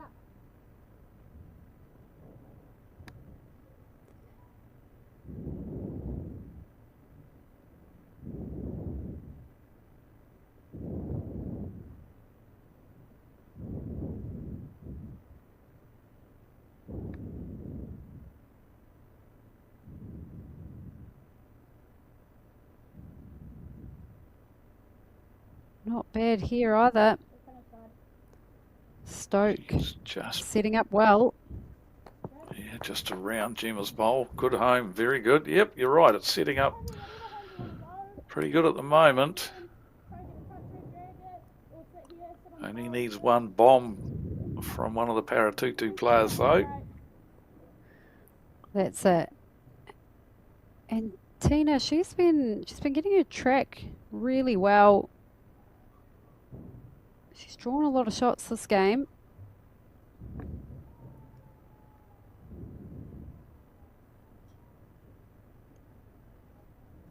May have overplayed this.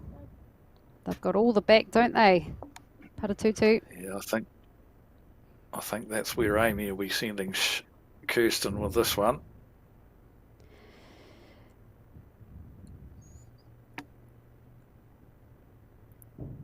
Yeah, you can't be everywhere. It'd be nice to be right on the jack as well, but I think just looking at that position, it'd be nice for Stoke to have one back there as well.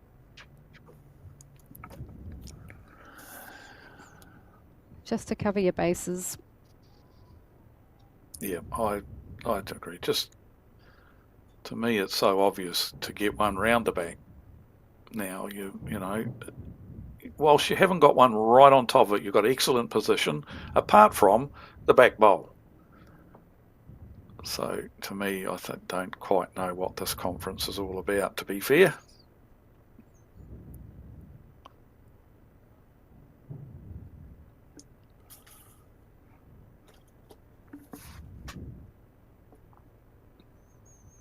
I suppose, though, extra end of a national final, you don't want to be rushing anything and you want to be crystal clear on what you're playing. So perhaps that's what they get by having that, you know, walking up to the head, having that conversation. Yep.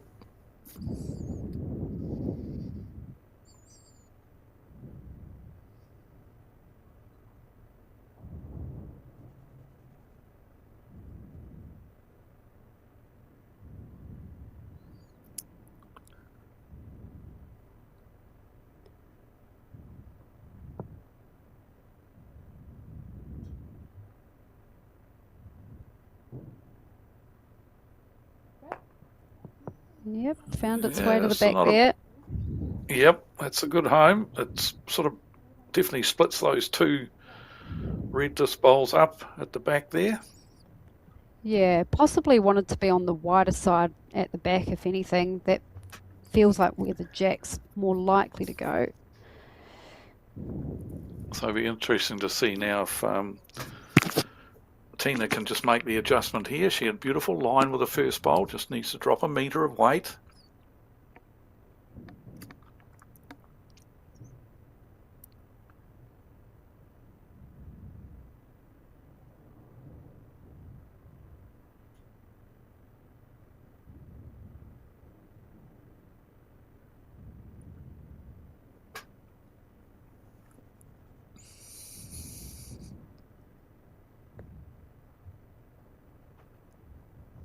Good areas. How's the speed? Close, just going to drift through again. Beautiful track. Well, advantage to 4 Stoke bowls at left. the moment. Yep. Holding Stoke shot have on the got- crossover is a big advantage, but as we know, it's it all comes down to that last bowl, which Briar has.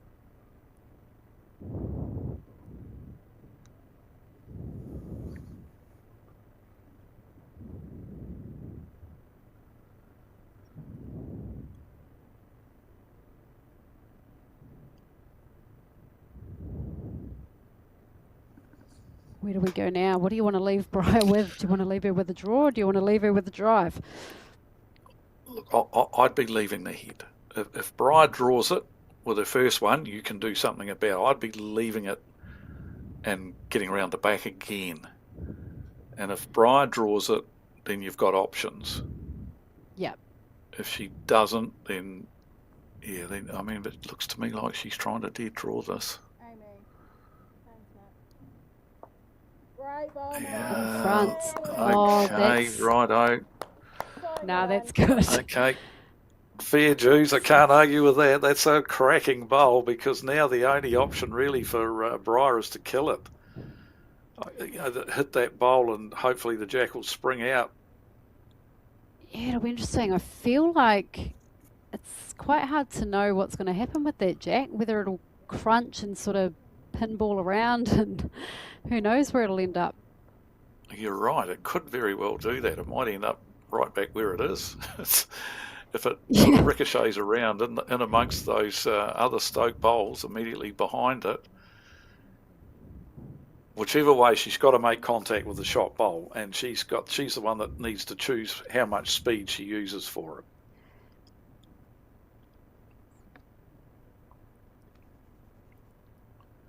The way Amy's bowl is finished, like pretty square on that jack, means it's not popping out at an angle, which again is an advantage to Stoke.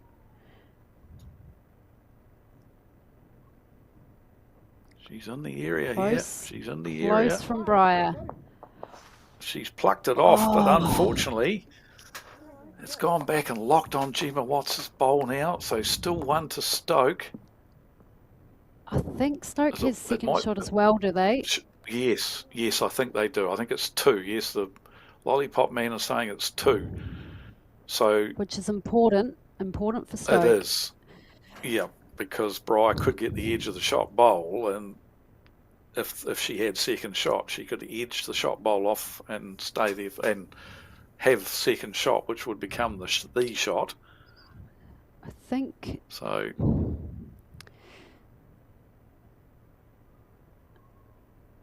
it's tricky. so now So you look it's to get a hard bowl. See where Jackie's blue speckled bowl is with the red sticker on the left of the screen. I almost wonder if you sort of draw there or do you keep it out? I don't know, it's tricky. Where's the jack going to spring if that's where Briar hits it? You're right, it is They already- very hard to know what to do here, because I don't think the option, there's no need to get the very back bowl in, because surely the jack's not going all the way back. It would lock on that bowl, you would think. Yeah. Look, I it's a feel- real conundrum as to know what to do here. I think, I mean, you don't want to go near it because I think they've got second shot already and you can't be fattening up that target. It's a small target.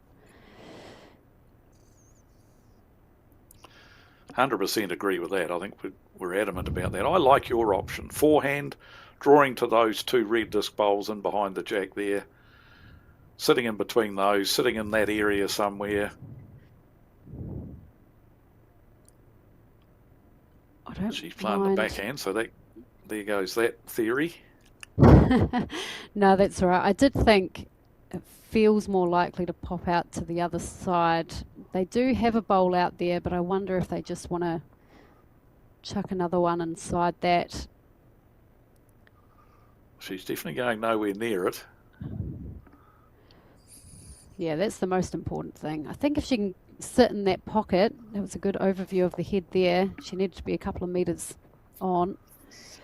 There is a pocket of red bowls there, and I don't know, it's not an easy shot for Briar.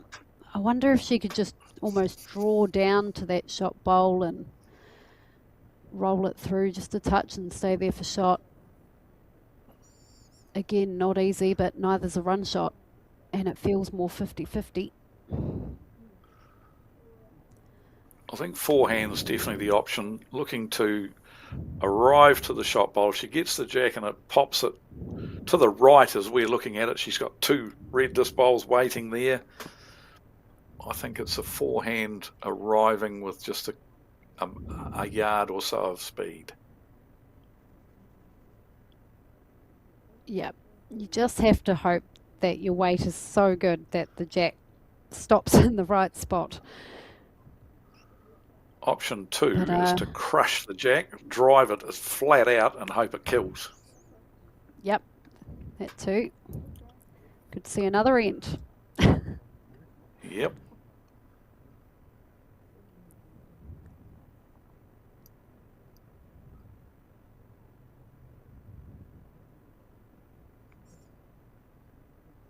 It all Okay. rests on What this last could bowl. be? What could be the final bowl of the 2026 Bowls New Zealand Champ Women's Triples? Looks to be big speed. Oh, looks to be He's missed under. it. So it's Stoke who have gone. They've taken the double, men and women. Amy McElroy, Kirsten Edwards, Gemma Watts take this match out. What a roller coaster it's been, Dave. Can you talk us through it? Well, yeah, look, unbelievable game. Not the most high quality game as far as heads were concerned. We had some good heads in amongst it, but generally, you know, the players would have been disappointed that some of the heads were a bit scattered. But having said, there were some crackers in amongst it. And 9 ends each and 14 all at the completion of the 18 ends. What more could you ask for? And the extra end, it's gone Stoke's way, as you said, Terry. So congratulations to them. It's a double for the Stoke club. The men winning the champion triples last weekend and the women doing it this weekend. Fantastic for the Stoke club, and well done to Paratutu on making it this far. The only loss they've had all weekend in the grand final. Hope you've enjoyed our coverage. Thanks to Terry, and we'll see you again in the future.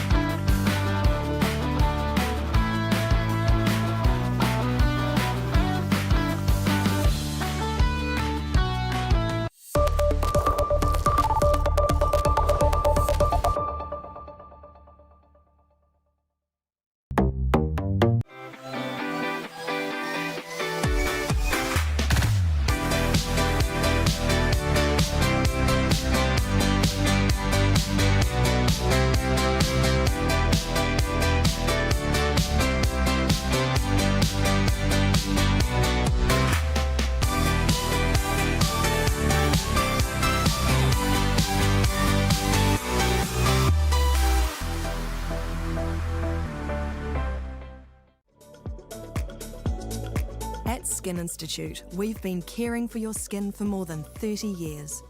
And that's why we're proud to introduce Skin Tracker, our two-step system for detecting microchanges in your skin. We utilise our advanced AI imaging technology alongside a skin assessment with one of our expert clinicians. At Skin Institute, we remain dedicated to the early detection, diagnosis and treatment of every form of skin cancer.